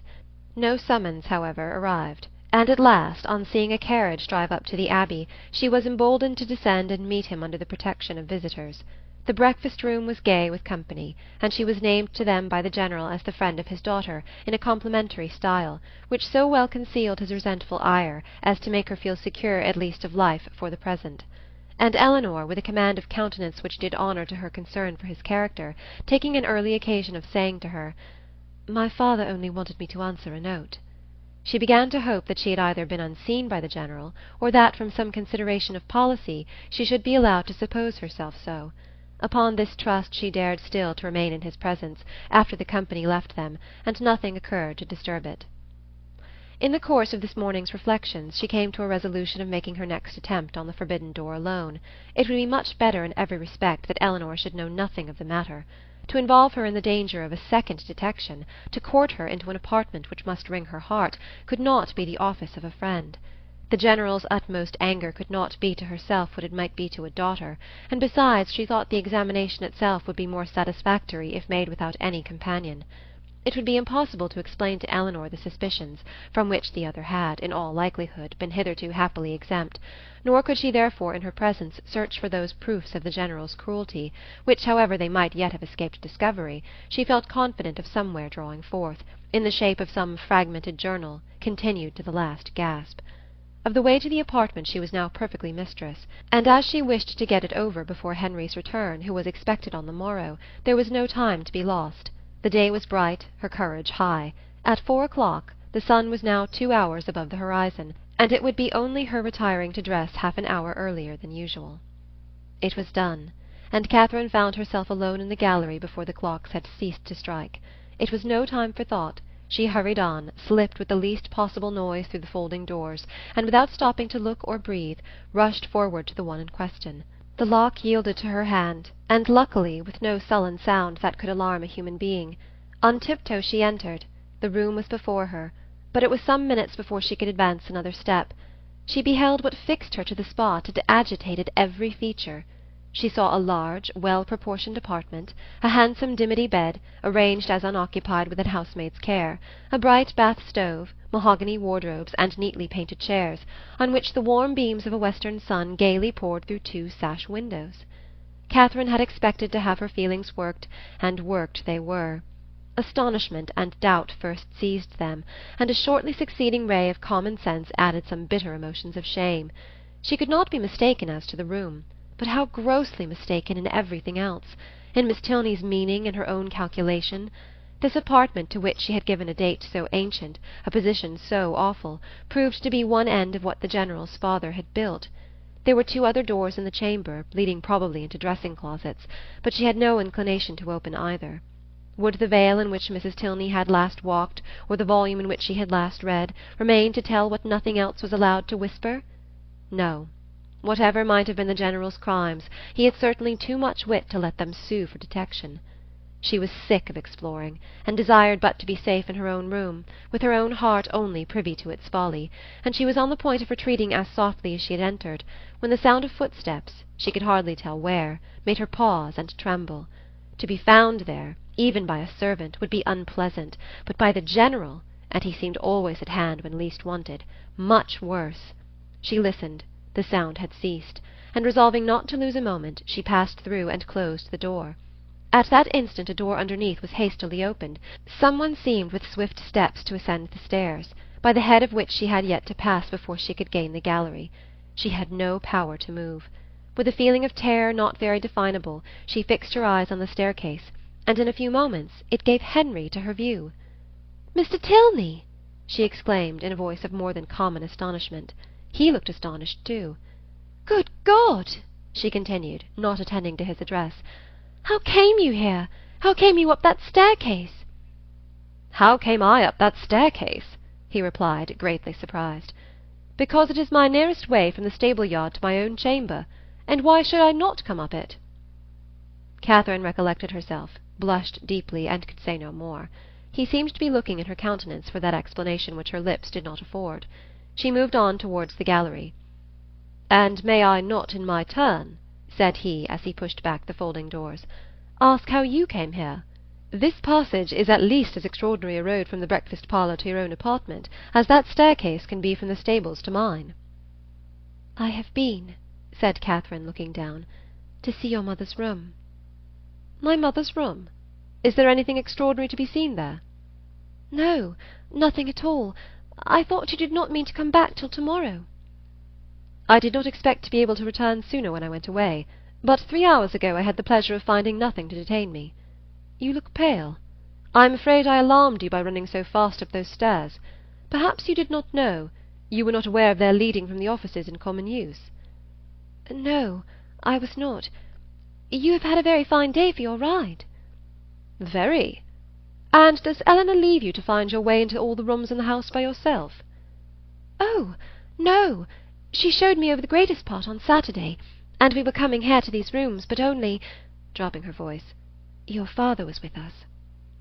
"And that prevented you?" said Henry, earnestly regarding her. "Have you looked into all the rooms in that passage?" "No, I only wanted to see. Is not it very late? I must go and dress." "It is only 4:15, showing his watch, and you are not now in Bath. No theatre, no rooms to prepare for. Half an hour at Northanger must be enough." She could not contradict it, and therefore suffered herself to be detained, though her dread of further questions made her, for the first time in their acquaintance, wish to leave him. They walked slowly up the gallery. "Have you had any letter from Bath since I saw you?" "No, and I am very much surprised. Isabella promised so faithfully to write directly." "Promised so faithfully? A faithful promise? That puzzles me. I have heard of a faithful performance, but a faithful promise, the fidelity of promising. It is a power little worth knowing, however, since it can deceive and pain you. My mother's room is very commodious, is it not? Large and cheerful looking, and the dressing-closet so well disposed. It always strikes me as the most comfortable apartment in the house, and I rather wonder that Eleanor should not take it for her own. She sent you to look at it, I suppose?" "No." "It has been your own doing entirely?" Catherine said nothing. After a short silence, during which he closely observed her, he added, "As there is nothing in the room in itself to raise curiosity, this must have proceeded from a sentiment of respect for my mother's character, as described by Eleanor, which does honour to her memory. The world, I believe, never saw a better woman. But it is not often that virtue can boast an interest such as this. The domestic, unpretending merits of a person never known do not often create that kind of fervent, venerating tenderness which would prompt a visit like yours. Eleanor, I suppose, has talked of her a great deal?" "Yes, a great deal. That is, no, not much. But what she did say was very interesting. Her dying so suddenly." Slowly and with hesitation it was spoken. "And you, none of you being at home, and your father, I thought, perhaps had not been very fond of her." "And from these circumstances," he replied, his quick eye fixed on hers, "you infer perhaps the probability of some negligence, some—" involuntarily she shook her head, "or it may be, of something still less pardonable." She raised her eyes towards him more fully than she had ever done before. "My mother's illness," he continued, "the seizure which ended in her death, was sudden. The malady itself, one from which she had often suffered, a bilious fever, its cause therefore constitutional. On the third day, in short, as soon as she could be prevailed upon, a physician attended her, a very respectable man, and one in whom she had always placed great confidence. Upon his opinion of her danger, 2 others were called in the next day, and remained in almost constant attendance for 24 hours. On the 5th day she died. During the progress of her disorder, Frederick and I—we were both at home—saw her repeatedly, and from our own observation can bear witness to her having received every possible attention which could spring from the affection of those about her, or which her situation in life could command. Poor Eleanor was absent, and at such a distance as to return only to see her mother in her coffin. "But your father," said Catherine, "was he afflicted?" "For a time, greatly so. You have erred in supposing him not attached to her. He loved her, I am persuaded, as well as it was possible for him to. We have not all, you know, the same tenderness of disposition, and I will not pretend to say that while she lived she might not often have had much to bear, but though his temper injured her, his judgment never did. His value of her was sincere, and if not permanently, he was truly afflicted by her death." "I am very glad of it," said Catherine. "It would have been very shocking." "If I understand you rightly, you had formed a surmise of such horror as I have hardly words to. Dear Miss Morland, consider the dreadful nature of the suspicions you have entertained. What have you been judging from? Remember the country and the age in which we live. Remember that we are English, that we are Christians. Consult your own understanding, your own sense of the probable, your own observation of what is passing around you. Does our education prepare us for such atrocities? Do our laws connive at them? Could they be perpetrated without being known in a country like this, where social and literary intercourse is on such a footing, where every man is surrounded by a neighbourhood of voluntary spies, and where roads and newspapers lay everything open? Dearest Miss Morland, what ideas have you been admitting?" They had reached the end of the gallery, and with tears of shame she ran off to her own room. Chapter 24. Chapter 25. The visions of romance were over. Catherine was completely awakened. Henry's address, short as it had been, had more thoroughly opened her eyes to the extravagance of her late fancies than all their several disappointments had done. Most grievously was she humbled, most bitterly did she cry. It was not only with herself that she was sunk, but with Henry. Her folly, which now seemed even criminal, was all exposed to him, and he must despise her forever. The liberty which her imagination had dared to take with the character of his father, could he ever forgive it? The absurdity of her curiosity and her fears, could they ever be forgotten? She hated herself more than she could express. He had, she thought he had, once or twice before this fatal morning, shown something like affection for her. But now, in short, she made herself as miserable as possible for about half an hour, went down when the clock struck 5 with a broken heart, and could scarcely give an intelligible answer to Eleanor's inquiry if she was well. The formidable Henry soon followed her into the room, and the only difference in his behaviour to her was that he paid her rather more attention than usual. Catherine had never wanted comfort more, and he looked as if he was aware of it. The evening wore away with no abatement of this soothing politeness, and her spirits were gradually raised to a modest tranquillity. She did not learn either to forget or defend the past, but she learned to hope that it would never transpire farther, and that it might not cost her Henry's entire regard. Her thoughts being still chiefly fixed on what she had with such causeless terror felt and done, nothing could shortly be clearer than that it had all been a voluntary, self-created delusion, each trifling circumstance receiving importance from an imagination resolved on alarm, and everything forced to bend to one purpose by a mind which, before she entered the Abbey, had been craving to be frightened. She remembered with what feelings she had prepared for a knowledge of Northanger. She saw that the infatuation had been created, the mischief settled, long before her quitting Bath, and it seemed as if the whole might be traced to the influence of that sort of reading which she had there indulged. Charming as were all Mrs. Radcliffe's works, and charming even as were the works of all her imitators, it was not in them perhaps that human nature, at least in the Midland counties of England, was to be looked for. Of the Alps and Pyrenees, with their pine forests and their vices, they might give a faithful delineation, and Italy, Switzerland, and the south of France might be as fruitful in horrors as they were there represented. Catherine dared not doubt beyond her own country, and even of that, if hard pressed, would have yielded the northern and western extremities. but in the central part of England there was surely some security for the existence even of a wife not beloved in the laws of the land and the manners of the age. Murder was not tolerated, servants were not slaves, and neither poison nor sleeping potions to be procured, like rhubarb, from every druggist. Among the Alps and Pyrenees, perhaps, there were no mixed characters. There, such as were not as spotless as an angel might have the dispositions of a fiend, but in England it was not so. Among the English, she believed, in their hearts and habits, there was a general though unequal mixture of good and bad. Upon this conviction she would not be surprised if even in Henry and Eleanor Tilney some slight imperfection might hereafter appear, and upon this conviction she need not fear to acknowledge some actual specks in the character of their father, who, though cleared from the grossly injurious suspicions which she must ever blush to have entertained, she did believe, upon serious consideration, to be not perfectly amiable.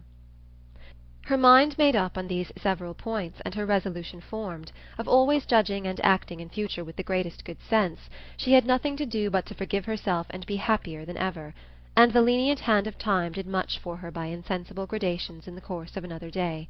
Henry's astonishing generosity and nobleness of conduct, in never alluding in the slightest way to what had passed, was of the greatest assistance to her, and sooner than she could have supposed it possible in the beginning of her distress, her spirits became absolutely comfortable, and capable, as heretofore, of continual improvement by anything he said.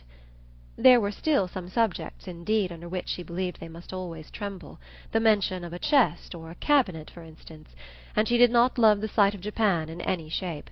But even she could allow that an occasional memento of past folly, however painful, might not be without use. The anxieties of common life began soon to succeed to the alarms of romance. Her desire of hearing from Isabella grew every day greater. She was quite impatient to know how the Bath world went on, and how the rooms were attended, and especially was she anxious to be assured of Isabella's having matched some fine netting cotton on which she had left her intent, and of her continuing on the best terms with James. Her only dependence for information of any kind was on Isabella.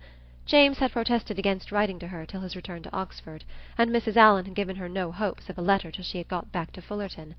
But Isabella had promised and promised again, and when she promised a thing she was so scrupulous in performing it.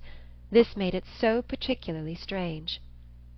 For 9 successive mornings Catherine wondered over the repetition of a disappointment, which each morning became more severe.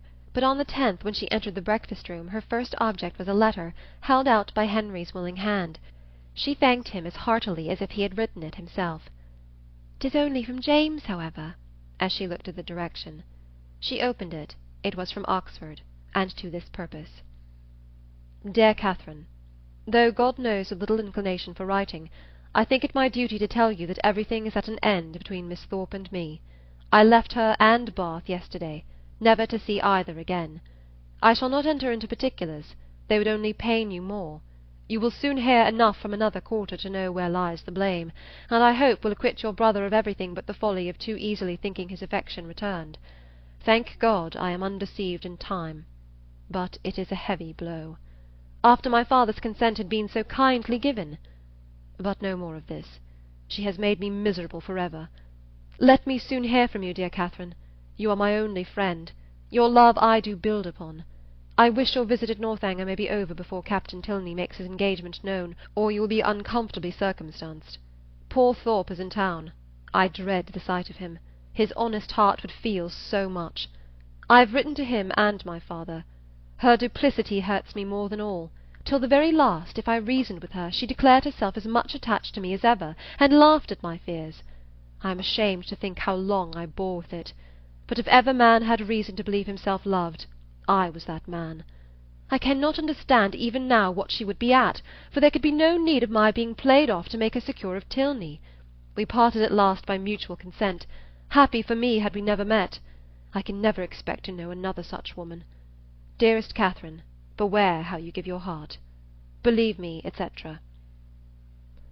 Catherine had not read 3 lines before her sudden change of countenance and short exclamations of sorrowing wonder declared her to be receiving unpleasant news, and Henry, earnestly watching her throughout the whole letter, saw plainly that it ended no better than it began. He was prevented, however, from even looking his surprise by his father's entrance. They went to breakfast directly, but Catherine could hardly eat anything. Tears filled her eyes and even ran down her cheeks as she sat. The letter was one moment in her hand, then in her lap, and then in her pocket, and she looked as if she knew not what she did. The General, between his cocoa and his newspaper, had luckily no leisure for noticing her, but to the other two her distress was equally visible. As soon as she dared leave the table she hurried away to her own room, but the housemaids were busy in it, and she was obliged to come down again. She turned into the drawing-room for privacy, but Henry and Eleanor had likewise retreated thither, and were at that moment deep in consultation about her. She drew back, trying to beg their pardon, but was with gentle violence forced to return, and the others withdrew, after Eleanor had affectionately expressed a wish of being of use or comfort to her. After half an hour's free indulgence of grief and reflection, Catherine felt equal to encountering her friends, but whether she should make her distress known to them was another consideration.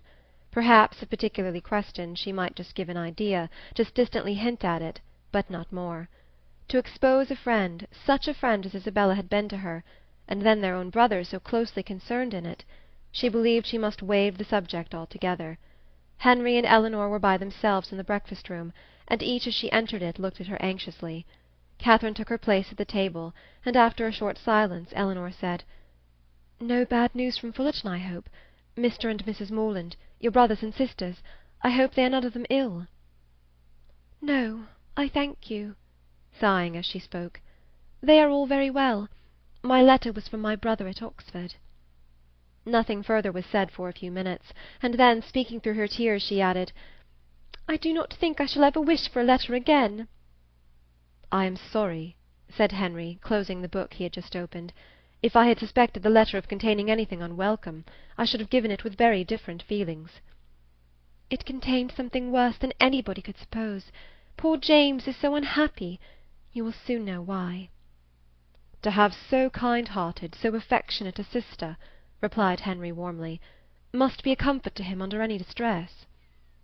"I have one favour to beg," said Catherine shortly afterwards in an agitated manner, "that, if your brother should be coming here, you will give me notice of it, that I may go away." "Our brother? Frederick?" "Yes. I am sure I should be very sorry to leave you so soon, but something has happened that would make it very dreadful for me to be in the same house with Captain Tilney." Eleanor's work was suspended while she gazed with increasing astonishment, but Henry began to suspect the truth, and something, in which Miss Thorpe's name was included, passed his lips. "How quick you are!" cried Catherine. "You have guessed it, I declare. And yet, when we talked about it in Bath, you little thought of its ending so. Isabella! No wonder now I have not heard from her. Isabella has deserted my brother and is to marry yours. Could you have believed there had been such inconstancy and fickleness, and everything that is bad in the world?" "I hope, so far as concerns my brother, you are misinformed. I hope he has not had any material share in bringing on Mr. Morland's disappointment. His marrying Miss Thorpe is not probable. I think you must be deceived so far. I am very sorry for Mr. Morland, sorry that anyone you love should be unhappy, but my surprise would be greater at Frederick's marrying her than at any other part of the story." "It is very true, however. You shall read James's letter yourself. Stay, there is one part," recollecting with a blush the last line. "Will you take the trouble of reading to us the passages which concern my brother?" "No, read it yourself," cried Catherine, whose second thoughts were clearer. "I do not know what I was thinking of," blushing again that she had blushed before. "James only means to give me good advice." He gladly received the letter, and having read it through with close attention, returned it, saying, "Well, if it is to be so, I can only say that I am sorry for it. Frederick will not be the first man who has chosen a wife with less sense than his family expected. I do not envy his situation, either as a lover or a son." Miss Tilney, at Catherine's invitation, now read the letter likewise, and having expressed also her concern and surprise, began to inquire into Miss Thorpe's connections and fortune. "Her mother is a very good sort of woman," was Catherine's answer. "What was her father?" "A lawyer, I believe. They live at Putney." "Are they a wealthy family?" "No, not very. I do not believe Isabella has any fortune at all, but that will not signify in your family. Your father is so very liberal. He told me the other day that he only valued money as it allowed him to promote the happiness of his children." The brother and sister looked at each other. "But," said Eleanor, after a short pause, "would it be to promote his happiness to enable him to marry such a girl? She must be an unprincipled one, or she could not have used your brother so. And how strange an infatuation on Frederick's side! A girl who, before his eyes, is violating an engagement voluntarily entered into with another man. Is it not inconceivable, Henry? Frederick, too, who always wore his heart so proudly, who found no woman good enough to be loved." "That is the most unpromising circumstance, the strongest presumption against him. When I think of his past declarations, I give him up. Moreover, I have too good an opinion of Miss Thorpe's prudence to suppose that she would part with one gentleman before the other was secured. It is all over with Frederick indeed. He is a deceased man, defunct in understanding. Prepare for your sister-in-law, Eleanor, and such a sister-in-law as you must delight in. Open, candid, artless, guileless, with affections strong but simple, forming no pretensions, and knowing no disguise." "Such a sister-in-law, Henry, I should delight in," said Eleanor with a smile. "But perhaps," observed Catherine, "though she has behaved so ill by our family, she may behave better by yours. Now she has really got the man she likes, she may be constant."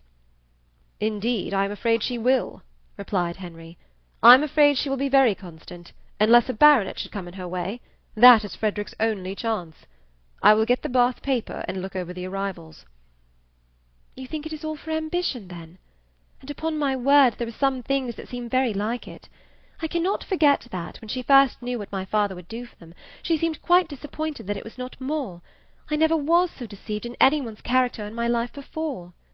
"Among all the great variety that you have known and studied." "My own disappointment and loss in her is very great, but as for poor James, I suppose he will hardly ever recover it." "Your brother is certainly very much to be pitied at present, but we must not, in our concern for his sufferings, undervalue yours. You feel, I suppose, that in losing Isabella you lose half yourself. You feel a void in your heart which nothing else can occupy. Society is becoming irksome. And as for the amusements in which you were wont to share at Bath, the very idea of them without her is abhorrent. You would not, for instance, now go to a ball for the world. You feel that you have no longer any friend to whom you can speak with unreserve, on whose regard you can place dependence, or whose counsel in any difficulty you could rely on. You feel all this?" "No," said Catherine, after a few moments' reflection. "I do not. Ought I?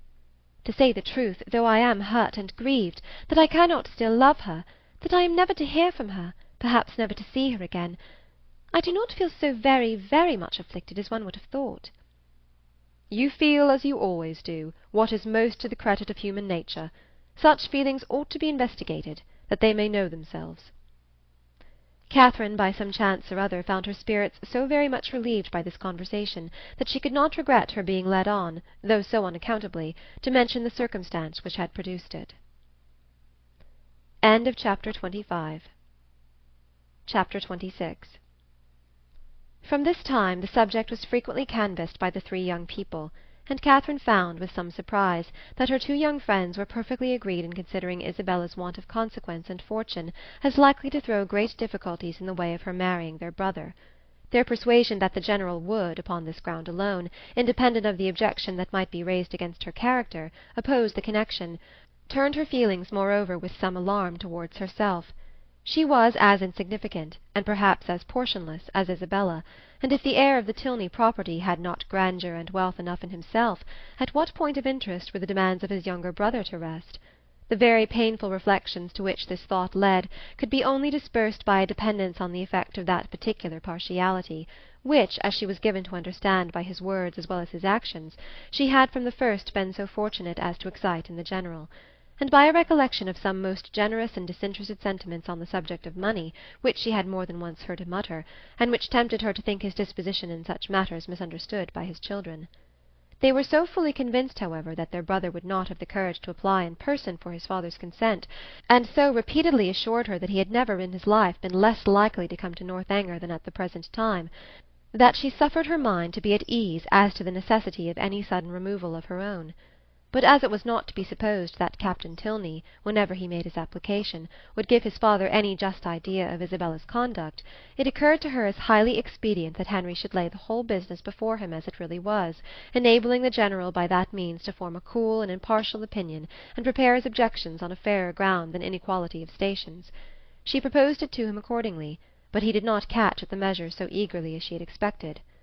"No," said he, "my father's hands need not be strengthened, and Frederick's confession of folly need not be forestalled. He must tell his own story." But he will only tell half of it. A quarter would be enough. A day or two passed away, and brought no tidings of Captain Tilney. His brother and sister knew not what to think.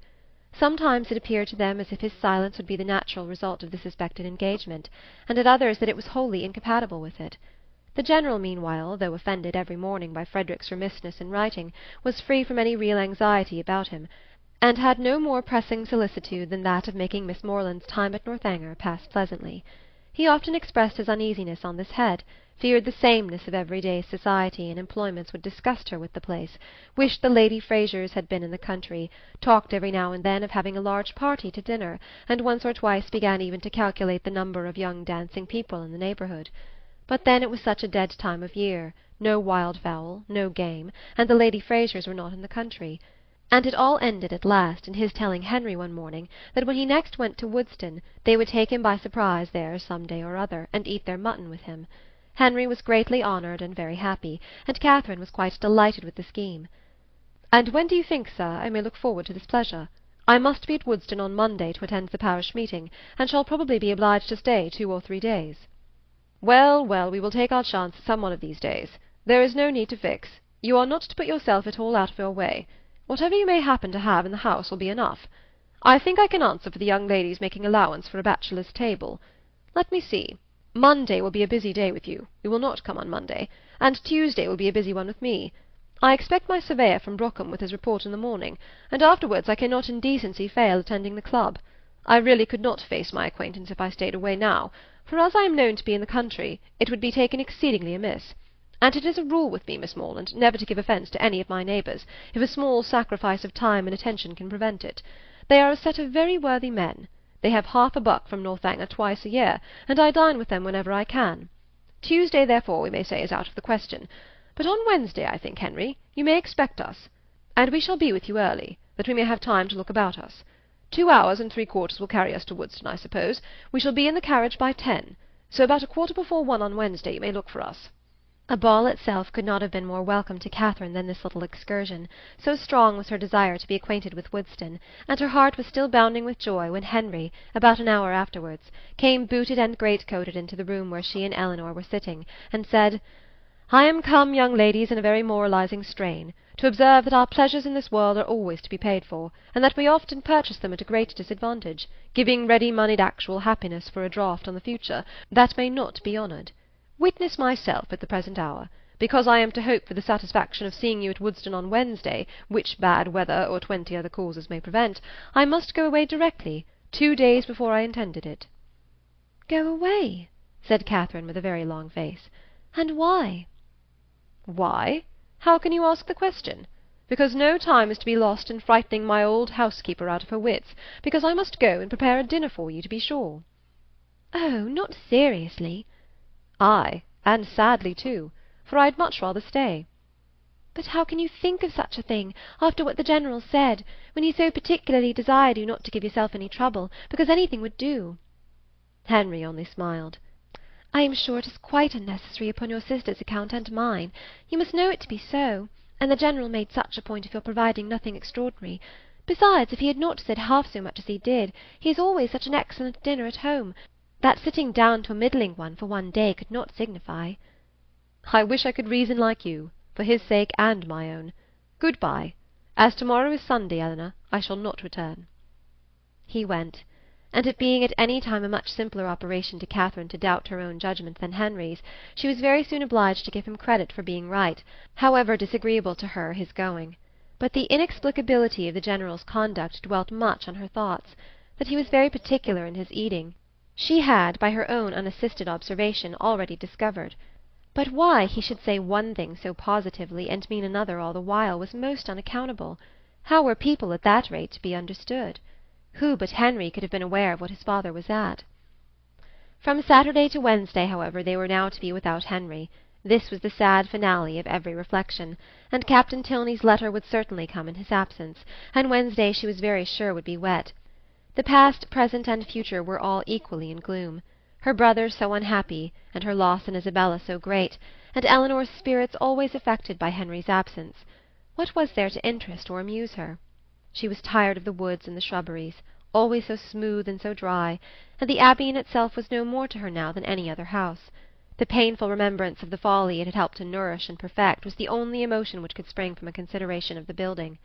What a revolution in her ideas! She who had so longed to be in an abbey! Now there was nothing so charming to her imagination as the unpretending comfort of a well-connected parsonage, something like Fullerton, but better. Fullerton had its faults, but Woodston probably had none. If Wednesday should ever come! It did come, and exactly when it might be reasonably looked for. It came, it was fine, and Catherine trod on air. By 10 o'clock the chaise and four conveyed the two from the Abbey, and after an agreeable drive of almost 20 miles, they entered Woodston, a large and populous village, in a situation not unpleasant. Catherine was ashamed to say how pretty she thought it, as the General seemed to think an apology necessary for the flatness of the country and the size of the village, but in her heart she preferred it to any place she had ever been at, and looked with great admiration at every neat house above the rank of a cottage, and at all the little chandlers' shops which they passed. At the further end of the village, and tolerably disengaged from the rest of it, stood the parsonage, a new-built substantial stone house, with its semicircular sweep and green gates, and as they drove up to the door, Henry, with the friends of his solitude, a large Newfoundland puppy and 2 or 3 terriers, was ready to receive and make much of them. Catherine's mind was too full, as she entered the house, for her either to observe or to say a great deal, and till called on by the General for her opinion of it, she had very little idea of the room in which she was sitting. Upon looking round it, then, she perceived in a moment that it was the most comfortable room in the world, but she was too guarded to say so, and the coldness of her praise disappointed him. "We are not calling it a good house," said he. "We are not comparing it with Fullerton and Northanger. We are considering it as a mere parsonage, small and confined, we allow, but decent, perhaps, and habitable, and altogether not inferior to the generality. Or, in other words, I believe there are few country parsonages in England half so good. It may admit of improvement, however. Far be it from me to say otherwise, and anything in reason, a beau thrown out, perhaps. Though between ourselves, if there is one thing more than another my aversion, it is a patched-on beau." Catherine did not hear enough of this speech to understand or be pained by it, and other subjects being studiously brought forward and supported by Henry, at the same time that a tray full of refreshments was introduced by his servant, the General was shortly restored to his complacency, and Catherine to all her usual ease of spirits. The room in question was of a commodious, well-proportioned size, and handsomely fitted up as a dining-parlour, and on their quitting it to walk round the grounds, she was shown, first into a smaller apartment, belonging peculiarly to the master of the house, and made unusually tidy on the occasion, and afterwards into what was to be the drawing-room, with the appearance of which, though unfurnished, Catherine was delighted enough even to satisfy the General. It was a prettily shaped room, the windows reaching to the ground and the view from them pleasant, though only over green meadows, and she expressed her admiration at the moment with all the honest simplicity with which she felt it. "Oh, why do not you fit up this room, Mr. Tilney? What a pity not to have it fitted up! It is the prettiest room that ever I saw. It is the prettiest room in the world." "I trust," said the General, with a most satisfied smile, "that it will be very speedily furnished. It waits only for a lady's taste." "Well, if it was my house, I should never sit anywhere else. Oh, what a sweet little cottage there is among the trees! Apple trees, too. It is the prettiest cottage." "You like it? You approve it as an object. It is enough. Henry, remember that Robinson has spoken to about it. The cottage remains." Such a compliment recalled all Catherine's consciousness, and silenced her directly, and though pointedly applied to by the General for her choice of the prevailing colour of the paper and hangings, nothing like an opinion on the subject could be drawn from her. The influence of fresh objects and fresh air, however, was of great use in dissipating these embarrassing associations, and having reached the ornamental part of the premises, consisting of a walk round 2 sides of a meadow, on which Henry's genius had begun to act about half a year ago, she was sufficiently recovered to think it prettier than any pleasure ground she had ever been in before, though there was not a shrub in it higher than the green bench in the corner. A saunter into other meadows, and through part of the village, with a visit to the stables to examine some improvements, and a charming game of play with a litter of puppies just able to roll about, brought them to 4 o'clock, when Catherine scarcely thought it could be 3. At 4 they were to dine, and at 6 to set off on their return. Never had any day passed so quickly. She could not but observe that the abundance of the dinner did not seem to create the smallest astonishment in the General, nay, that he was even looking at the side table for cold meat which was not there. His son and daughter's observations were of a different kind. They had seldom seen him eat so heartily at any table but his own, and never before known him so little disconcerted by the melted butters being oiled. At 6 o'clock, the General having taken his coffee, the carriage again received them, and so gratifying had been the tenor of his conduct throughout the whole visit, so well assured was her mind on the subject of his expectations, that, could she have felt equally confident of the wishes of his son, Catherine would have quitted Woodston with little anxiety as to the how or the when she might return to it. Chapter 27. The next morning brought the following very unexpected letter from Isabella. Bath, April. My dearest Catherine, I received your 2 kind letters with the greatest delight, and have 1,000 apologies to make for not answering them sooner. I really am quite ashamed of my idleness, but in this horrid place one can find time for nothing. I have had my pen in my hand to begin a letter to you almost every day since you left Bath, but have always been prevented by some silly trifle or other. Pray write to me soon, and direct my own home. Thank God we leave this vile place to-morrow. Since you went away I have had no pleasure in it. The dust is beyond anything, and everybody one cares for is gone. I believe if I could see you I should not mind the rest, for you are dearer to me than anybody can conceive. I am quite uneasy about your dear brother, not having heard from him since he went to Oxford, and am fearful of some misunderstanding.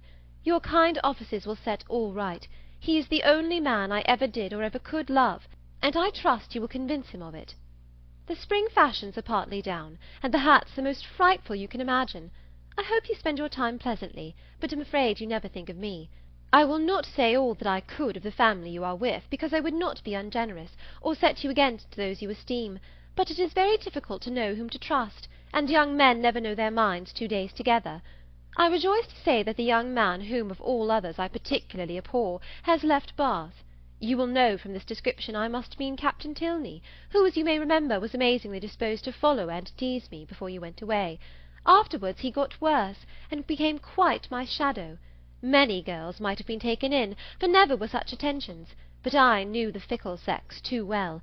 He went away to his regiment 2 days ago, and I trust I shall never be plagued with him again. He is the greatest coxcomb I ever saw, and amazingly disagreeable. The last 2 days he was always by the side of Charlotte Davis. I pitied his taste, but took no notice of him. The last time we met was in Bath Street, and I turned directly into a shop that he might not speak to me. I would not even look at him. He went into the pump-room afterwards, but I would not have followed him for all the world. Such a contrast between him and your brother. Pray send me some news of the latter. I am quite unhappy about him. He seemed so uncomfortable when he went away, with a cold or something that affected his spirits. I would write to him myself, but have mislaid his direction, and as I hinted above, am afraid he took something in my conduct amiss. Pray explain everything to his satisfaction, or if he still harbours any doubt, a line from himself to me, or a call at Putney when next in town, might set all to rights. I have not been to the rooms this age, nor to the play, except going in last night with the Hodges for a frolic, at half price. They teased me into it, and I was determined they should not say I shut myself up because Tilney was gone. We happened to sit by the Mitchells, and they pretended to be quite surprised to see me out. I knew their spite. At one time they could not be civil to me, but now they are all friendship. But I am not such a fool as to be taken in by them. You know I have a pretty good spirit of my own. Anne Mitchell had tried to put on a turban like mine, as I wore it the week before at the concert, but made wretched work of it. It happened to become my odd face, I believe. At least Tilney told me so at the time, and said every eye was upon me. But he is the last man whose word I would take. I wear nothing but purple now. I know I look hideous in it, but no matter. It is your dear brother's favourite colour. Lose no time, my dearest, sweetest Catherine, in writing to him and to me, whoever am, etc. Such a strain of shallow artifice could not impose even upon Catherine. Its inconsistencies, contradictions, and falsehoods struck her from the very first. She was ashamed of Isabella, and ashamed of having ever loved her. Her professions of attachment were now as disgusting as her excuses were empty, and her demands imprudent. Write to James on her behalf?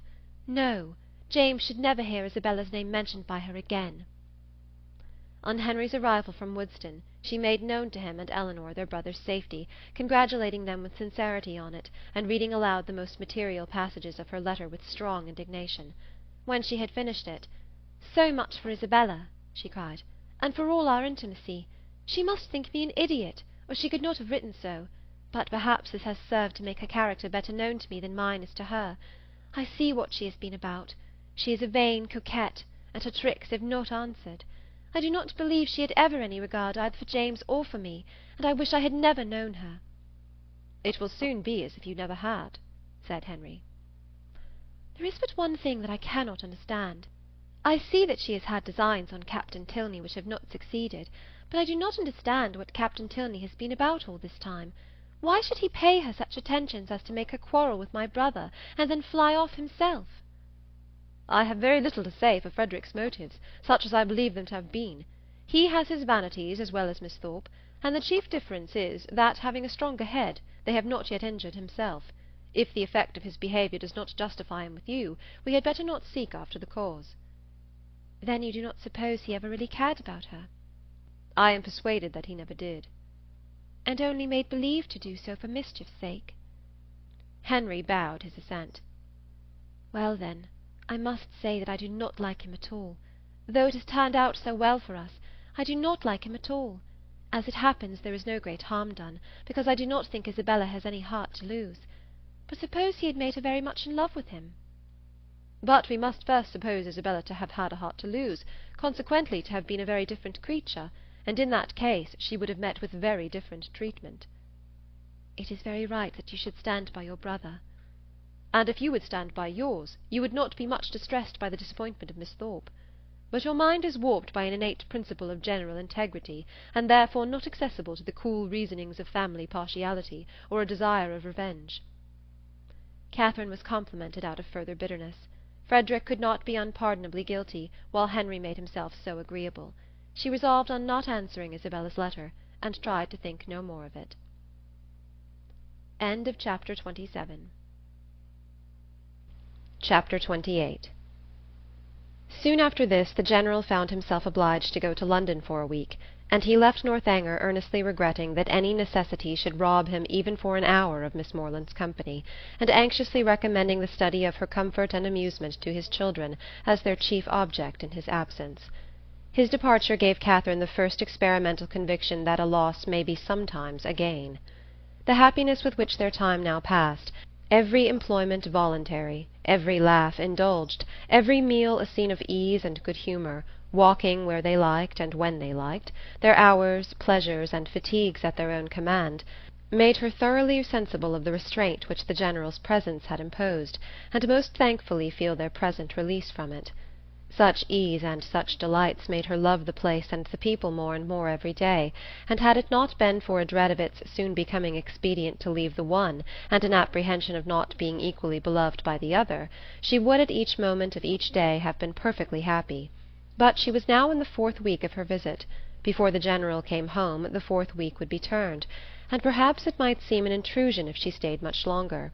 This was a painful consideration whenever it occurred, and eager to get rid of such a weight on her mind, she very soon resolved to speak to Elinor about it at once, propose going away, and be guided in her conduct by the manner in which her proposal might be taken. Aware that if she gave herself much time, she might feel it difficult to bring forward so unpleasant a subject, she took the first opportunity of being suddenly alone with Elinor, and of Elinor's being in the middle of a speech about something very different, to start forth her obligation of going away very soon. Elinor looked and declared herself much concerned. She had "hoped for the pleasure of her company for a much longer time, had been misled, perhaps by her wishes, to suppose that a much longer visit had been promised, and could not but think that if Mr. and Mrs. Morland were aware of the pleasure it was to have her there, they would be too generous to hasten her return." Catherine explained, "Oh, as to that, papa and mamma were in no hurry at all. As long as she was happy, they would be always satisfied." Then why, might she ask, in such a hurry herself to leave them? "Oh, because she had been there so long." "Nay, if you can use such a word, I can urge you no farther. If you think it long." "Oh, no, I do not indeed. For my own pleasure I could stay with you as long again." And it was directly settled that, till she had, her leaving them was not even to be thought of. In having this cause of uneasiness so pleasantly removed, the force of the other was likewise weakened. The kindness, the earnestness of Eleanor's manner in pressing her to stay, and Henry's gratified look on being told that her stay was determined, were such sweet proofs of her importance with them as left her only just so much solicitude as the human mind can never do comfortably without. She did, almost always, believe that Henry loved her, and quite always that his father and sister loved and even wished her to belong to them, and believing so far, her doubts and anxieties were merely sportive irritations. Henry was not able to obey his father's injunction of remaining wholly at Northanger in attendance on the ladies, during his absence in London, the engagements of his curate at Woodstock obliging him to leave them on Saturday for a couple of nights. His loss was not now what it had been while the General was at home. It lessened their gaiety, but did not ruin their comfort, and the two girls, agreeing in occupation and improving in intimacy, found themselves so well sufficient for the time to themselves that it was 11 o'clock, rather a late hour at the Abbey, before they quitted the supper-room on the day of Henry's departure. They had just reached the head of the stairs when it seemed, as far as the thickness of the walls would allow them to judge, that a carriage was driving up to the door, and the next moment confirmed the idea by the loud noise of the house-bell. After the first perturbation of surprise had passed away, in a "Good heaven! What can be the matter?" It was quickly decided by Eleanor to be her eldest brother, whose arrival was often as sudden, if not quite so unseasonable, and accordingly she hurried down to welcome him. Catherine walked on to her chamber, making up her mind as well as she could to a further acquaintance with Captain Tilney, and comforting herself under the unpleasant impression his conduct had given her, and the persuasion of his being by far too fine a gentleman to approve of her, that at least they should not meet under such circumstances as would make their meeting materially painful. She trusted he would never speak of Miss Thorpe, and indeed, as he must by this time be ashamed of the part he had acted, there could be no danger of it, and as long as all mention of Bath scenes were avoided, she thought she could behave to him very civilly. In such considerations time passed away, and it was certainly in his favour that Eleanor should be so glad to see him, and have so much to say, for half an hour was almost gone since his arrival, and Eleanor did not come up. At that moment Catherine thought she heard her step in the gallery, and listened for its continuance, but all was silent. Scarcely, however, had she convicted her fancy of error, when the noise of something moving close to her door made her start. It seemed as if someone was touching the very doorway, and in another moment a slight motion of the lock proved that some hand must be on it. She trembled a little at the idea of anyone's approaching so cautiously, but resolving not to be again overcome by trivial appearances of alarm, or misled by a raised imagination, she stepped quietly forward, and opened the door. Eleanor, and only Eleanor, stood there. Catherine's spirits, however, were tranquillized but for the instant, for Eleanor's cheeks were pale, and her manner greatly agitated. Though evidently intending to come in, it seemed an effort to enter the room, and a still greater to speak when there. Catherine, supposing some uneasiness on Captain Tilney's account, could only express her concern by silent attention, obliged her to be seated, rubbed her temples with lavender water, and hung over her with affectionate solicitude. "My dear Catherine, you must not indeed," were Eleanor's first connected words. "I am quite well. This kindness distracts me. I cannot bear it. I come to you on such an errand." "Errand? To me?" "How shall I tell you? Oh, how shall I tell you?" A new idea now darted into Catherine's mind, and turning as pale as her friend, she exclaimed, "'Tis a messenger from Woodstock." "You are mistaken indeed," returned Eleanor, looking at her most compassionately. "It is no one from Woodstock. It is my father himself." Her voice faltered, and her eyes were turned to the ground as she mentioned his name. His unlooked-for return was enough in itself to make Catherine's heart sink, and for a few moments she hardly supposed there were anything worse to be told. She said nothing, and Eleanor, endeavouring to collect herself and speak with firmness, but with eyes still cast down, soon went on. "You are too good, I am sure, to think the worse of me for the part I am obliged to perform. I am indeed a most unwilling messenger. After what has so lately passed, so lately been settled between us, how joyfully, how thankfully on my side, as to your continuing here as I hoped for many, many weeks longer, how can I tell you that your kindness is not to be accepted, and that the happiness your company has hitherto given us is to be repaid by— But I must not trust myself with words. My dear Catherine, we are to part. My father has recollected an engagement that takes our whole family away on Monday. We are going to Lord Longtown's, near Hereford, for a fortnight. Explanation and apology are equally impossible. I cannot attempt either." "My dear Elinor," cried Catherine, suppressing her feelings as well as she could, "do not be so distressed. A second engagement must give way to a first. I am very, very sorry we are to part, so soon, and so suddenly too. But I am not offended, indeed I am not. I can finish my visit here, you know, at any time, or I hope you will come to me. Can you, when you return from this Lord's, come to Fullerton?" "It will not be in my power, Catherine." "Come when you can, then." Elinor made no answer, and Catherine's thoughts recurring to something more directly interesting, she added, thinking aloud, "Monday? So soon as Monday? And you will go? Well, I am certain of... I shall be able to take leave, however. I need not go till just before you do, you know. Do not be distressed, Elinor. I can go on Monday very well. My father and mother's having no notice of it is of very little consequence. The General will send a servant with me, I dare say, half the way, and then I shall soon be at Salisbury, and then I am only 9 miles from home." "Ah, Catherine, were it settled so, it would be somewhat less intolerable, though in such common attentions you would have received but half what you ought. But how can I tell you? To-morrow morning is fixed for your leaving us, and not even the hour is left to your choice. The very carriage is ordered, and will be here at 7 o'clock, and no servant will be offered you." Catherine sat down, breathless and speechless. "I could hardly believe my senses when I heard it, and no displeasure, no resentment that you can feel at this moment, however justly great, can be more than I myself... But I must not talk of what I felt. Oh, that I could suggest anything in extenuation! Good God! What will your father and mother say? After courting you from the protection of real friends to this, almost double distance from your home, to have you driven out of the house without the considerations even of decent civility. Dear, dear Catherine, in being the bearer of such a message, I seem guilty myself of all its insult. Yet I trust you will acquit me, for you must have been long enough in this house to see that I am but a nominal mistress of it, that my real power is nothing." "Have I offended the General?" said Catherine in a faltering voice. "Alas!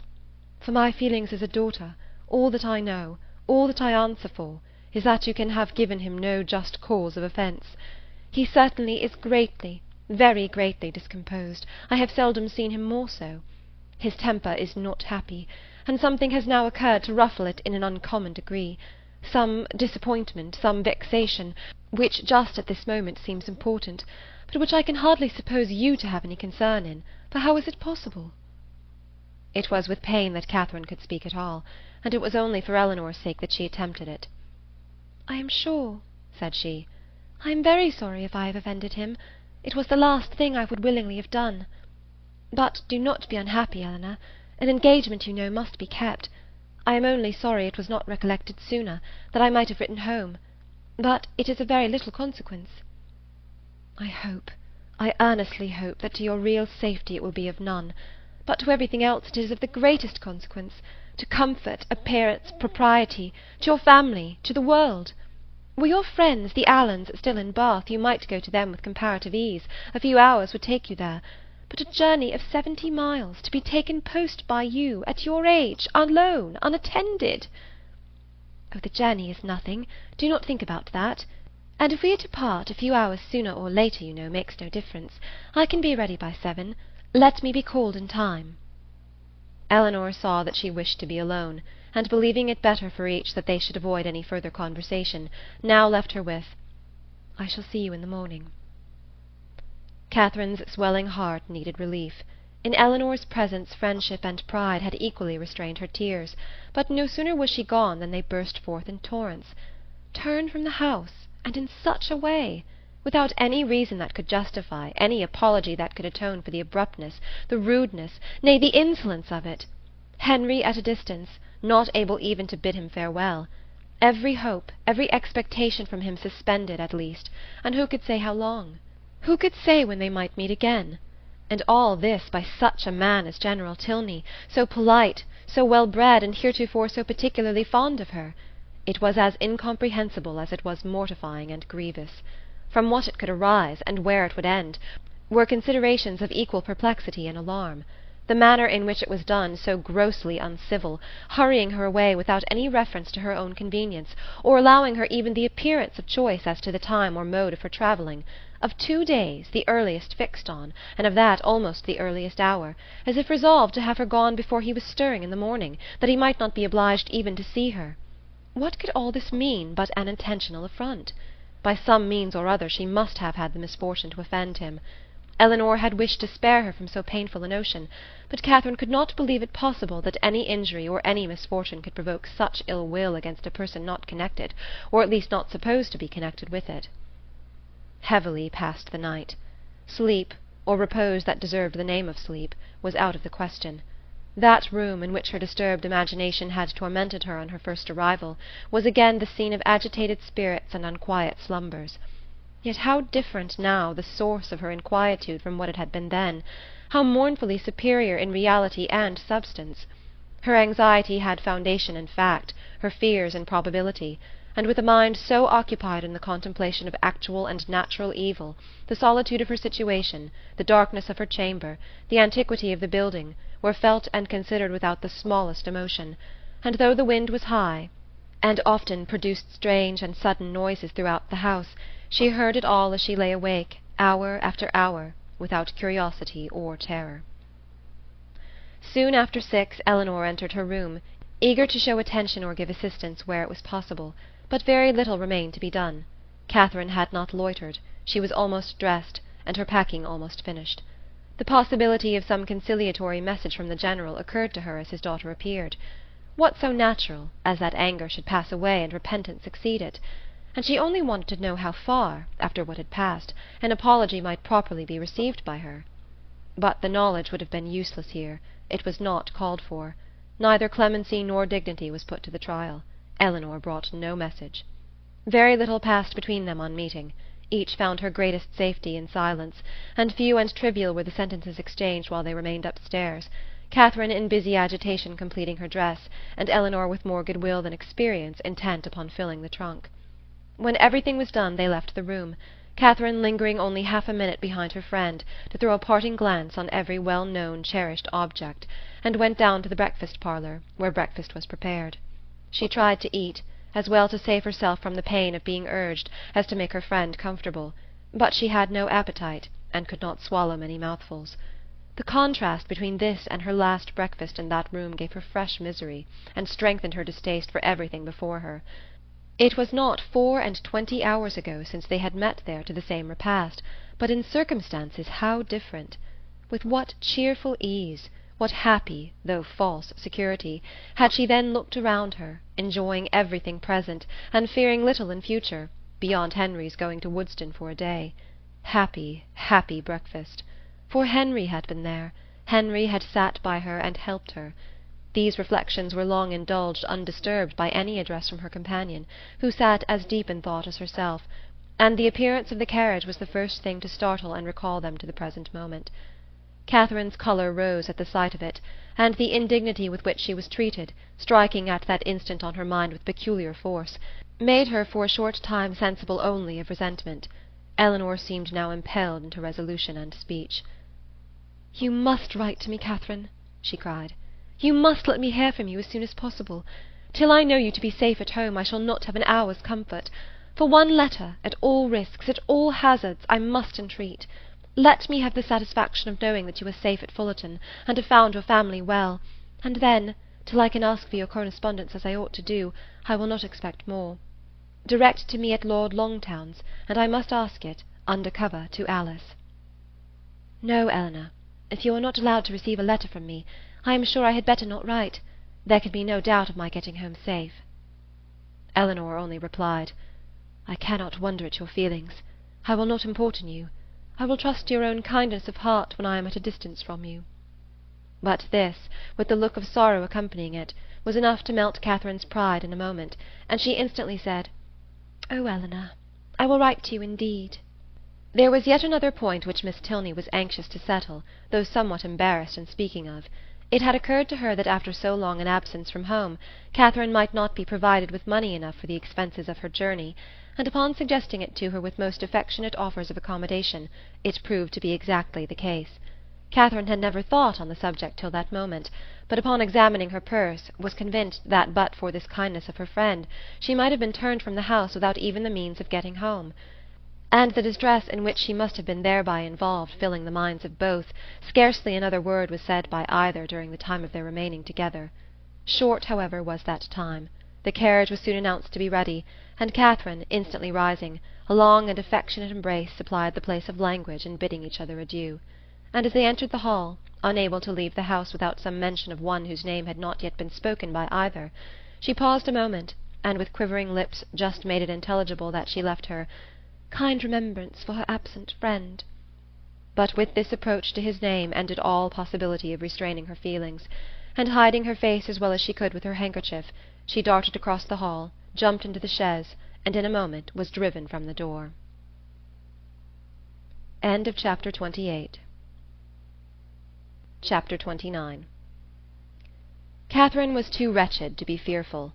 The journey in itself had no terrors for her, and she began it without either dreading its length or feeling its solitariness. Leaning back in one corner of the carriage, in a violent burst of tears, she was conveyed some miles beyond the walls of the Abbey before she raised her head, and the highest point of ground within the park was almost closed from her view before she was capable of turning her eyes towards it. Unfortunately, the road she now travelled was the same which only 10 days ago she had so happily passed along in going to and from Woodston, and for 14 miles every bitter feeling was rendered more severe by the review of objects on which she had first looked under impressions so different. Every mile, as it brought her nearer Woodston, added to her sufferings, and when within the distance of 5 she passed the turning which led to it, and thought of Henry, so near, yet so unconscious, her grief and agitation were excessive. The day which she had spent at that place had been one of the happiest of her life. It was there, it was on that day, that the General had made use of such expressions with regard to Henry and herself, had so spoken and so looked as to give her the most positive conviction of his actually wishing their marriage. Yes, only 10 days ago had he elated her by his pointed regard, had he even confused her by his too significant reference. And now, what had she done, or what had she omitted to do, to merit such a change? The only offence against him of which she could accuse herself had been such as was scarcely possible to reach his knowledge. Henry and her own heart only were privy to the shocking suspicions which she had so idly entertained, and equally safe did she believe her secret with each. Designedly, at least, Henry could not have betrayed her. If, indeed, by any strange mischance his father should have gained intelligence of what she had dared to think and look for, of her causeless fancies and injurious examinations, she could not wonder at any degree of his indignation. If aware of her having viewed him as a murderer, she could not wonder at his even turning her from his house. But a justification so full of torture to herself, she trusted, would not be in his power. Anxious as were all her conjectures on this point, it was not, however, the one on which she dwelt most. There was a thought yet nearer, a more prevailing, more impetuous concern. How would Henry think, and feel, and look, when he returned on the morrow to Northanger and heard of her being gone, was a question of force and interest to rise over every other, to be never ceasing, alternately irritating and soothing. It sometimes suggested the dread of his calm acquiescence, and at others was answered by the sweetest confidence in his regret and resentment. To the General, of course, he would not dare to speak, but to Eleanor, what might he not say to Eleanor about her? In this unceasing recurrence of doubts and inquiries, on any one article of which her mind was incapable of more than momentary repose, the hours passed away, and her journey advanced much faster than she looked for. The pressing anxieties of thought, which prevented her from noticing anything before her, when once beyond the neighbourhood of Woodston, saved her at the same time from watching her progress, and though no object on the road could engage a moment's attention, she found no stage of it tedious. From this she was preserved too by another cause, by feeling no eagerness for her journey's conclusion, for to return in such a manner to Fullerton was almost to destroy the pleasure of a meeting with those she loved best, even after an absence such as hers, an 11 weeks' absence. What had she to say that would not humble herself and pain her family, that would not increase her own grief by the confession of it, extend an useless resentment, and perhaps involve the innocent with the guilty in undistinguishing ill will? She could never do justice to Henry and Eleanor's merit, she felt it too strongly for expression, and should a dislike be taken against them, should they be thought of unfavourably, on their father's account, it would cut her to the heart. With these feelings she rather dreaded than sought for the first view of that well-known spire which would announce her within 20 miles of home. Salisbury she had known to be her point on leaving Northanger. But after the first stage she had been indebted to the postmasters for the names of the places which were then to conduct her to it, so great had been her ignorance of her route. She met with nothing, however, to distress or frighten her. Her youth, civil manners, and liberal pay procured her all the attention that a traveller like herself could require, and stopping only to change horses, she travelled on for about 11 hours without accident or alarm, and between 6 and 7 o'clock in the evening found herself entering Fullerton. A heroine returning, at the close of her career, to her native village, in all the triumph of recovered reputation, and all the dignity of a countess, with a long train of noble relations in their several phaetons, and 3 waiting maids in a travelling chaise and 4 behind her, is an event on which the pen of the contriver may well delight to dwell. It gives credit to every conclusion, and the author must share in the glory she so liberally bestows. But my affair is widely different. I bring back my heroine to her home in solitude and disgrace, and no sweet elation of spirits can lead me into minuteness. A heroine in a hack post-chaise is such a blow upon sentiment as no attempt at grandeur or pathos can withstand. Swiftly, therefore, shall her post-boy drive through the village, amid the gaze of Sunday groups, and speedy shall be her descent from it. But whatever might be the distress of Catherine's mind, as she thus advanced towards the parsonage, and whatever the humiliation of her biographer in relating it, she was preparing enjoyment of no everyday nature for those to whom she went, first in the appearance of her carriage, and secondly in herself. The chaise of a traveller being a rare sight in Fullerton, the whole family were immediately at the window, and to have it stop at the sweep-gate was a pleasure to brighten every eye and occupy every fancy, a pleasure quite unlooked for by all but the 2 youngest children, a boy and girl of 6 and 4 years old, who expected a brother or sister in every carriage.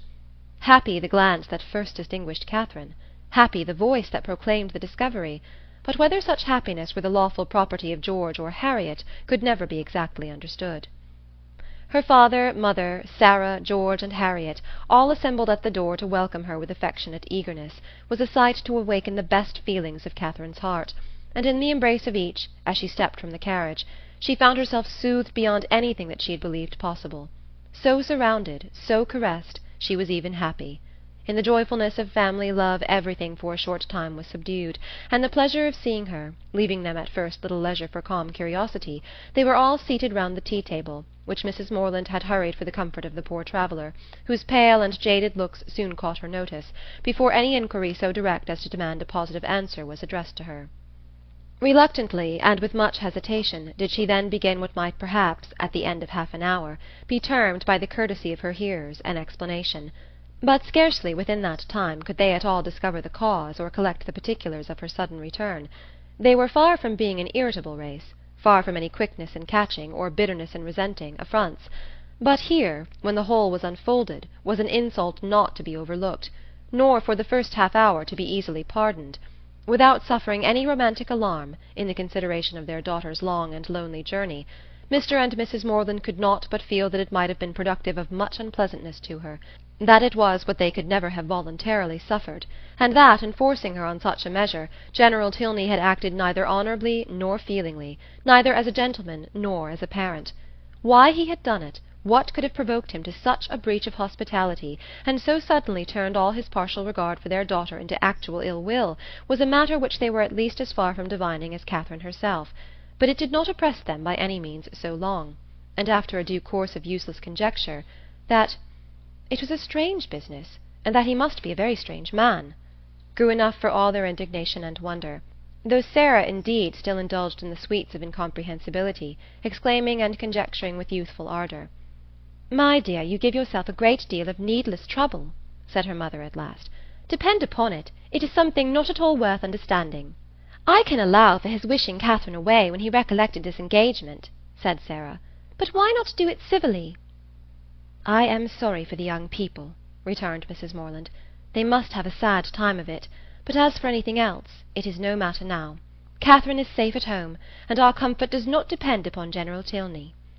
Catherine sighed.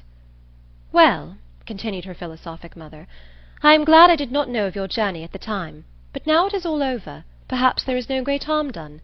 It is always good for young people to be put upon exerting themselves, and you know, my dear Catherine, You always were a sad little scatterbrained creature, but now you must have been forced to have your wits about you, with so much changing of chaises and so forth, and I hope it will appear that you have not left anything behind you in any of the pockets."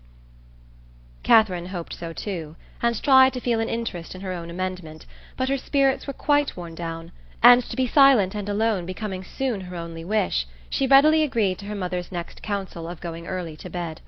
Her parents, seeing nothing in her ill looks and agitation but the natural consequence of mortified feelings, and of the unusual exertion and fatigue of such a journey, parted from her without any doubt of their being soon slept away, and though, when they all met the next morning, her recovery was not equal to their hopes, they were still perfectly unsuspicious of there being any deeper evil. They never once thought of her heart, which, for the parents of a young lady of 17, just returned from her first excursion from home, was odd enough. As soon as breakfast was over, she sat down to fulfil her promise to Miss Tilney, whose trust in the effect of time and distance on her friend's disposition was already justified, for already did Catherine reproach herself with having parted from Elinor coldly, with having never enough valued her merits or kindness, and never enough commiserated her for what she had been yesterday left to endure. The strength of these feelings, however, was far from assisting her pen, and never had it been harder for her to write than in addressing Elinor Tilney. To compose a letter which might at once do justice to her sentiments and her situation, convey gratitude without servile regret, be guarded without coldness, and honest without resentment, a letter which Elinor might not be pained by the perusal of, and above all which she might not blush herself if Henry should chance to see, was an undertaking to frighten away all her powers of performance, and after long thought and much perplexity, to be very brief was all that she could determine on with any confidence of safety. The money, therefore, which Elinor had advanced was enclosed with little more than grateful thanks, and 1,000 good wishes of a most affectionate heart. "This has been a strange acquaintance," observed Mrs. Morland as the letter was finished. "Soon made and soon ended. I am sorry it happened so, for Mrs. Allen thought them very pretty kind of young people, and you were sadly out of luck too in your Isabella. Ah, poor James! Well, we must live and learn, and the next new friends you make I hope will be better worth keeping." Catherine coloured as she warmly answered, "No friend can be better worth keeping than Elinor." "If so, my dear, I dare say you will meet again some time or other. Do not be uneasy. It is 10 to 1 but you are thrown together again in the course of a few years, and then what a pleasure it will be." Mrs. Morland was not happy in her attempt at consolation. The hope of meeting again in the course of a few years could only put into Catherine's head what might happen within that time to make a meeting dreadful to her. She could never forget Henry Tilney, or think of him with less tenderness than she did at that moment, but he might forget her, and in that case to meet. Her eyes filled with tears as she pictured her acquaintance so renewed, and her mother, perceiving her comfortable suggestions to have had no good effect, proposed, as another expedient for restoring her spirits, that they should call on Mrs. Allen. The two houses were only a quarter of a mile apart, and as they walked, Mrs. Morland quickly dispatched all that she felt on the score of James's disappointment. "We are sorry for him," said she, "but otherwise there is no harm done in the match going off, for it could not be a desirable thing to have him engaged to a girl whom we had not the smallest acquaintance with, and who was so entirely without fortune, and now, after such behaviour, we cannot think at all well of her. Just at present it comes hard to poor James, but that will not last for ever, and I dare say he will be a discreeter man all his life, for the foolishness of his first choice." This was just such a summary view of the affair as Catherine could listen to. Another sentence might have endangered her complacence, and made her reply less rational, for soon were all her thinking powers swallowed up in the reflection of her own change of feelings and spirits since last she had trodden that well-known road. It was not 3 months ago since, wild with joyful expectation, she had there run backwards and forwards some 10 times a day, with a heart light, gay, and independent, looking forward to pleasures untasted and unalloyed, and free from the apprehension of evil as from the knowledge of it. 3 months ago had seen her all this, and now how altered a being did she return! She was received by the Allens with all the kindness which her unlooked-for appearance, acting on a steady affection, would naturally call forth, and great was their surprise, and warm their displeasure, on hearing how she had been treated, though Mrs. Morland's account of it was no inflated representation, no studied appeal to their passions. "Catherine took us quite by surprise yesterday evening," said she. "She travelled all the way post by herself, and knew nothing of coming till Saturday night, for General Tilney, from some odd fancy or other, all of a sudden grew tired of having her there, and almost turned her out of the house. Very unfriendly, certainly, and he must be a very odd man, but we are so glad to have her amongst us again, and it is a great comfort to find that she is not a poor helpless creature, but can shift very well for herself." Mr. Allen expressed himself on the occasion with the reasonable resentment of a sensible friend, and Mrs. Allen thought his expressions quite good enough to be immediately made use of again by herself. His wonder, his conjectures, and his explanations became in succession hers, with the addition of this single remark, "I really have not patience with the General," to fill up every accidental pause, and "I really have not patience with the General," was uttered twice after Mr. Allen left the room, without any relaxation of anger, or any material digression of thought. A more considerable degree of wandering attended the third repetition, and after completing the fourth, she immediately added, "Only think, my dear, of my having got that frightful great rent in my best Mechlin so charmingly mended, before I left Bath, that one can hardly see where it was. I must show it to you some day or other. Bath is a nice place, Catherine, after all. I assure you I did not above half like coming away. Mrs. Thorpe's being there was such a comfort to us, was not it? You know, you and I were quite forlorn at first." "Yes, but that did not last long," said Catherine, her eyes brightening at the recollection of what had first given spirit to her existence there. "Very true. We soon met with Mrs. Thorpe, and then we wanted for nothing. My dear, do not you think these silk gloves wear very well? I put them on new the first time of our going to the lower rooms, you know, and I've worn them a great deal since. Do you remember that evening?" "Do I? Oh, perfectly." "It was very agreeable, was it not? Mr. Tilney drank tea with us, and I always thought him a great addition, he is so very agreeable. I have a notion you danced with him, but am not quite sure. I remember I had my favourite gown on." Catherine could not answer, and after a short trial of other subjects, Mrs. Allen again returned to, "I really have not patience with the General, such an agreeable worthy man as he seemed to be. I do not suppose, Mrs. Morland, you ever saw a better bred man in your life. His lodgings were taken the very day after he left them, Catherine. But no wonder. Milsom Street, you know." As they walked home again, Mrs. Morland endeavoured to impress on her daughter's mind the happiness of having such steady well-wishers as Mr. and Mrs. Allen, and the very little consideration which the neglect or unkindness of slight acquaintances like the Tilneys ought to have with her, while she could preserve the good opinion and affection of her earliest friends. There was a great deal of good sense in all this, but there are some situations of the human mind in which good sense has very little power, and Catherine's feelings contradicted almost every position her mother advanced. It was upon the behaviour of these very slight acquaintances that all her present happiness depended, and while Mrs. Morland was successfully confirming her own opinions by the justness of her own representations, Catherine was silently reflecting that now Henry must have arrived at Northanger, now he must have heard of her departure, and now, perhaps, they were all setting off for Hereford. Chapter 29. Chapter 30. Catherine's disposition was not naturally sedentary, nor had her habits been ever very industrious, but whatever might hitherto have been her defects of that sort, her mother could not but perceive them now to be greatly increased. She could neither sit still nor employ herself for 10 minutes together, walking round the garden and orchard again and again, as if nothing but motion was voluntary, and it seemed as if she could even walk about the house rather than remain fixed for any time in the parlour. Her loss of spirits was a yet greater alteration. In her rambling and her idleness she might only be a caricature of herself, but in her silence and sadness she was the very reverse of all that she had been before. For 2 days Mrs. Morland allowed it to pass even without a hint, but when a third night's rest had neither restored her cheerfulness, improved her in useful activity, nor given her a greater inclination for needlework, she could no longer refrain from the gentle reproof of, "My dear Catherine, I'm afraid you are growing quite a fine lady. I do not know when poor Richard's cravats would be done, if he had no friend but you.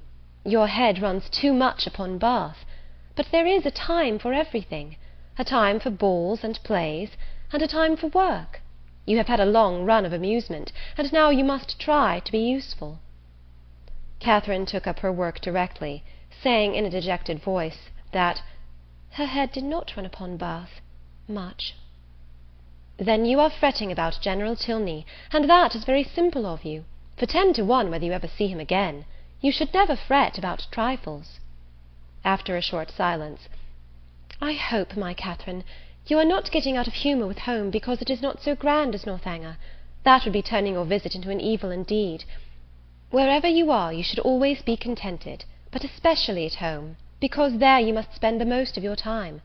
I did not quite like at breakfast to hear you talk so much about the French bread at Northanger." "I am sure I do not care about the bread. It is all the same to me what I eat." "There is a very clever essay in one of the books upstairs upon much such a subject, about young girls that have been spoilt for home by great acquaintance. The Mirror, I think. I will look it out for you some day or other, because I am sure it will do you good." Catherine said no more, and with an endeavour to do right, applied to her work, but after a few minutes sunk again, without knowing it herself, into languor and listlessness, moving herself in her chair, from the irritation of weariness, much oftener than she moved her needle. Mrs. Morland watched the progress of this relapse, and seeing in her daughter's absent and dissatisfied look the full proof of that repining spirit to which she had now begun to attribute her want of cheerfulness, hastily left the room to fetch the book in question, anxious to lose no time in attacking so dreadful a malady.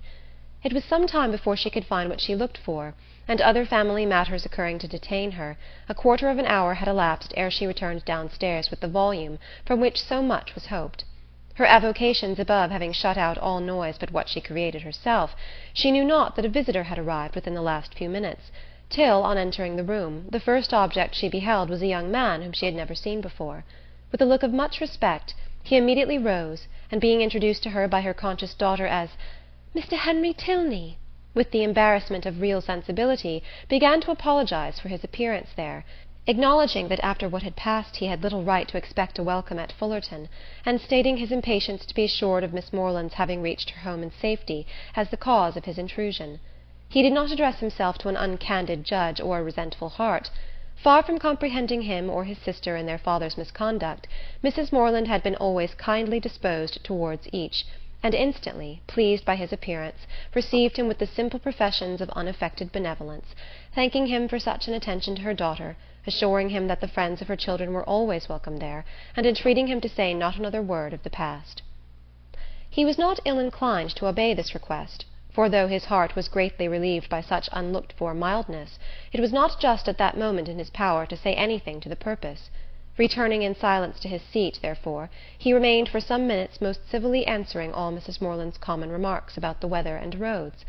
Catherine, meanwhile, the anxious, agitated, happy, feverish Catherine, said not a word, but her glowing cheek and brightened eye made her mother trust that this good-natured visit would at least set her heart at ease for a time, and gladly therefore did she lay aside the first volume of the Mirror for a future hour.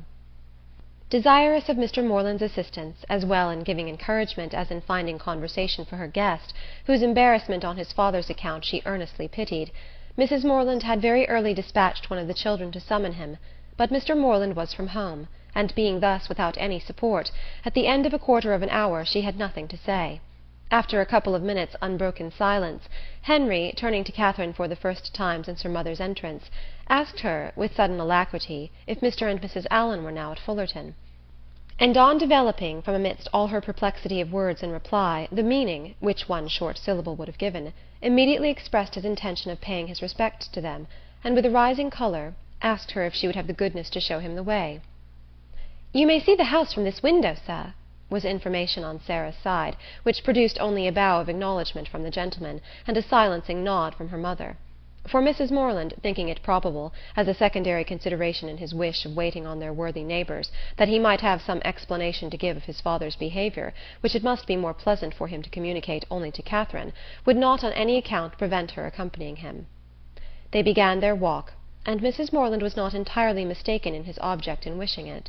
Some explanation on his father's account he had to give, but his first purpose was to explain himself, and before they reached Mr. Allen's grounds he had done it so well that Catherine did not think it could ever be repeated too often. She was assured of his affection, and that heart in return was solicited, which perhaps they pretty equally knew was already entirely his own, for though Henry was now sincerely attached to her, though he felt and delighted in all the excellencies of her character, and truly loved her society, I must confess that his affection originated in nothing better than gratitude, or, in other words, that a persuasion of her partiality for him had been the only cause of giving her a serious thought. It is a new circumstance in romance, I acknowledge, and dreadfully derogatory of an heroine's dignity, but if it be as new in common life, the credit of a wild imagination will at least be all my own. A very short visit to Mrs. Allen, in which Henry talked at random, without sense or connection, and Catherine, wrapped in the contemplation of her own unutterable happiness, scarcely opened her lips, dismissed them to the ecstasies of another tete-a-tete, and before it was suffered to close she was enabled to judge how far he was sanctioned by a parental authority in his present application. On his return from Woodston 2 days before, he had been met near the Abbey by his impatient father, hastily informed in angry terms of Miss Morland's departure, and ordered to think of her no more. Such was the permission upon which he had now offered her his hand. The affrighted Catherine, amidst all the terrors of expectation, as she listened to his account, could not but rejoice in the kind caution with which Henry had saved her from the necessity of a conscientious rejection, by engaging her faith before he mentioned the subject; and as he proceeded to give the particulars, and explain the motives of his father's conduct, her feelings soon hardened into even a triumphant delight. The General had had nothing to accuse her of, nothing to lay to her charge, but her being the involuntary, unconscious object of a deception which his pride could not pardon, and which a better pride would have been ashamed to own. She was guilty only of being less rich than he had supposed her to be. Under a mistaken persuasion of her possessions and claims, he had courted her acquaintance in Bath, solicited her company at Northanger, and designed her for his future daughter-in-law. On discovering his error, to turn her from the house seemed the best, though to his feelings an inadequate proof of his resentment towards herself and his contempt of her family. John Thorpe had first misled him. The General, perceiving his son one night at the theatre to be paying considerable attention to Miss Morland, had accidentally inquired of Thorpe if he knew more of her than her name. Thorpe, most happy to be on speaking terms with a man of General Tilney's importance, had been joyfully and proudly communicative, and being at that time not only in daily expectation of Morland's engaging Isabella, but likewise pretty well resolved upon marrying Catherine himself, his vanity induced him to represent the family as yet more wealthy than his vanity and avarice had made him believe them. With whomsoever he was, or was likely to be connected, his own consequence always required that theirs should be great, and as his intimacy with any acquaintance grew, so regularly grew their fortune. The expectations of his friend Morland, therefore, from the first overrated, had ever since his introduction to Isabella been gradually increasing. And by merely adding twice as much for the grandeur of the moment, by doubling what he chose to think the amount of Mr. Morland's preferment, trebling his private fortune, bestowing a rich aunt, and sinking half the children, he was able to represent the whole family to the General in a most respectable light. For Catherine, however, the peculiar object of the General's curiosity, and his own speculations, he had yet something more in reserve, and the 10,000 or 15,000 pounds which her father could give her would be a pretty addition to Mr. Allen's estate. Her intimacy there had made him seriously determine on her being handsomely legacied hereafter, and to speak of her therefore as the almost acknowledged future heiress of Fullerton naturally followed. Upon such intelligence the General had proceeded, for never had it occurred to him to doubt its authority. Thorpe's interest in the family, by his sister's approaching connection with one of its members, and his own views on another, circumstances of which he boasted with almost equal openness, seemed sufficient vouchers for his truth, and to these were added the absolute facts of the Allens being wealthy and childless, of Miss Morland's being under their care, and, as soon as his acquaintance allowed him to judge, of their treating her with parental kindness. His resolution was soon formed. Already had he discerned a liking towards Miss Morland in the countenance of his son, and thankful for Mr. Thorpe's communication, he almost instantly determined to spare no pains in weakening his boasted interest and ruining his dearest hopes. Catherine herself could not be more ignorant at the time of all this than his own children. Henry and Eleanor, perceiving nothing in her situation likely to engage their father's particular respect, had seen with astonishment the suddenness, continuance, and extent of his attention, and though latterly, from some hints which had accompanied an almost positive command to his son of doing everything in his power to attach her, Henry was convinced of his father's believing it to be an advantageous connection, it was not till the late explanation at Northanger that they had the smallest idea of the false calculations which had hurried him on. That they were false, the General had learnt from the very person who had suggested them, from Thorpe himself, whom he had chanced to meet again in town, and who, under the influence of exactly opposite feelings, irritated by Catherine's refusal, and yet more by the failure of a very recent endeavour to accomplish a reconciliation between Morland and Isabella, convinced that they were separated for ever, and spurning a friendship which could be no longer serviceable, hastened to contradict all that he had said before to the advantage of the Morlands, confessed himself to have been totally mistaken in his opinion of their circumstances and character, misled by the rhodomontade of his friend to believe his father a man of substance and credit, whereas the transactions of the 2 or 3 last weeks proved him to be neither. For after coming eagerly forward on the first overture of a marriage between the families with the most liberal proposals, he had, on being brought to the point by the shrewdness of the relator, been constrained to acknowledge himself incapable of giving the young people even a decent support. They were, in fact, a necessitous family, numerous too, almost beyond example, by no means respected in their own neighbourhood, as he had lately had particular opportunities of discovering, aiming at a style of life which their fortune could not warrant, seeking to better themselves by wealthy connections, a forward, bragging, scheming race. The terrified General pronounced the name of Allen with an inquiring look, and here, too, Thorpe had learnt his error. The Allens, he believed, had lived near them too long, and he knew the young man on whom the Fullerton estate must devolve. The General needed no more. Enraged with almost everybody in the world but himself, he set out the next day for the Abbey, where his performances have been seen. I leave it to my reader's sagacity to determine how much of all this it was possible for Henry to communicate at this time to Catherine, how much of it he could have learnt from his father, in what point his own conjectures might assist him, and what portion must yet remain to be told in a letter from James. I have united for their case what they must divide for mine. Catherine, at any rate, heard enough to feel that in suspecting General Tilney of either murdering or shutting up his wife, she had scarcely sinned against his character, or magnified his cruelty. Henry, in having such things to relate of his father, was almost as pitiable as in their first avowal to himself. He blushed for the narrow-minded counsel which he was obliged to expose. The conversation between them at Northanger had been of the most unfriendly kind. Henry's indignation on hearing how Catherine had been treated, on comprehending his father's views, and being ordered to acquiesce in them, had been open and bold.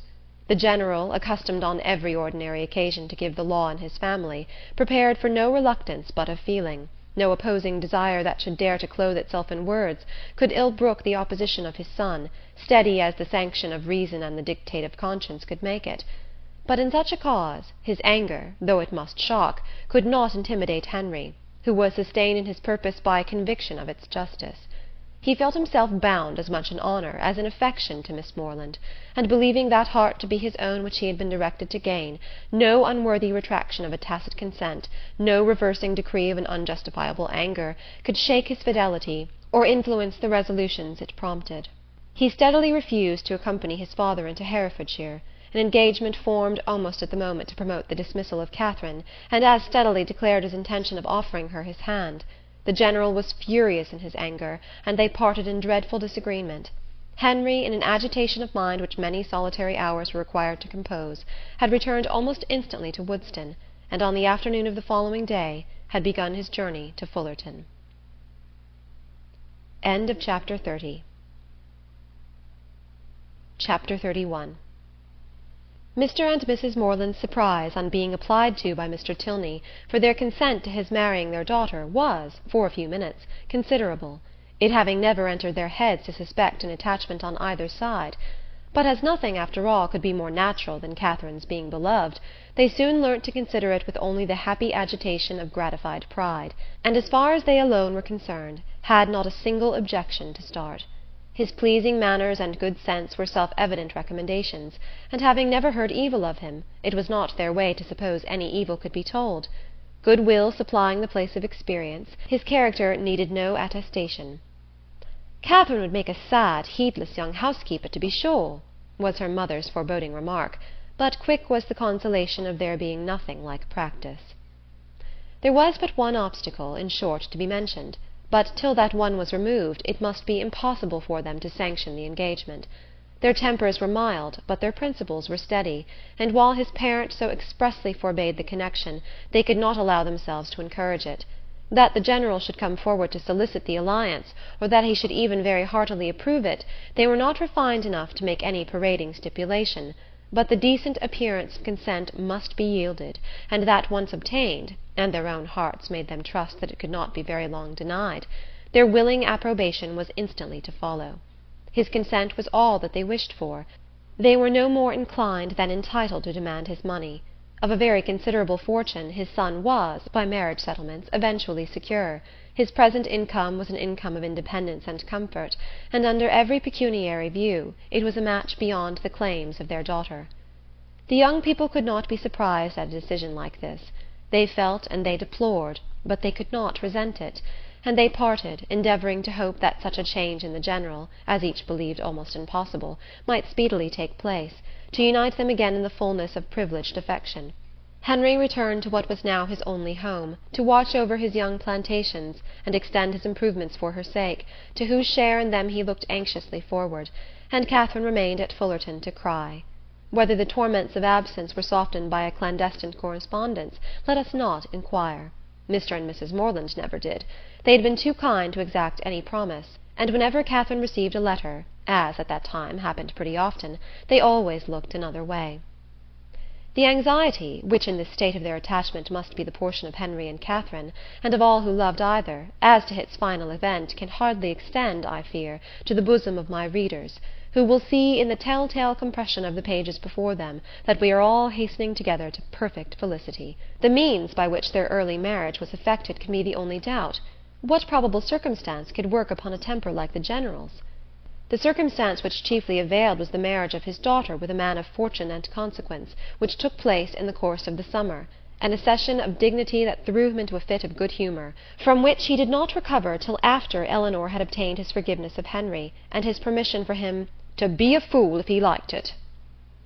The marriage of Eleanor Tilney, her removal from all the evils of such a home as Northanger had been made by Henry's banishment, to the home of her choice and the man of her choice, is an event which I expect to give general satisfaction among all her acquaintance. My own joy on the occasion is very sincere. I know no one more entitled, by unpretending merit, or better prepared by habitual suffering, to receive and enjoy felicity. Her partiality for this gentleman was not of recent origin, and he had been long withheld only by inferiority of situation from addressing her. His unexpected accession to title and fortune had removed all his difficulties, and never had the General loved his daughter so well, in all her hours of companionship, utility, and patient endurance, as when he first hailed her, "Your ladyship." Her husband was really deserving of her, independent of his peerage, his wealth, and his attachment, being to a precision the most charming young man in the world. Any further definition of his merits must be unnecessary. The most charming young man in the world is instantly before the imagination of us all. Concerning the one in question, therefore, I have only to add, aware that the rules of composition forbid the introduction of a character not connected with my fable, that this was the very gentleman whose negligent servant left behind him that collection of washing bills, resulting from a long visit at Northanger, by which my heroine was involved in one of her most alarming adventures. The influence of the Viscount and Viscountess in their brother's behalf was assisted by that right understanding of Mr. Morland's circumstances, which, as soon as the General would allow himself to be informed, they were qualified to give. It taught him that he had been scarcely more misled by Thorpe's first boast of the family wealth than by his subsequent malicious overthrow of it, that in no sense of the word were they necessitous or poor, and that Catherine would have £3,000. This was so material an amendment of his late expectations that it greatly contributed to smooth the descent of his pride. And by no means without its effect was the private intelligence, which he was at some pains to procure, that the Fullerton estate, being entirely at the disposal of its present proprietor, was consequently open to every greedy speculation. On the strength of this, the General, soon after Eleanor's marriage, permitted his son to return to Northanger, and thence made him the bearer of his consent, very courteously worded in a page full of empty professions to Mr. Morland. The event which it authorized soon followed.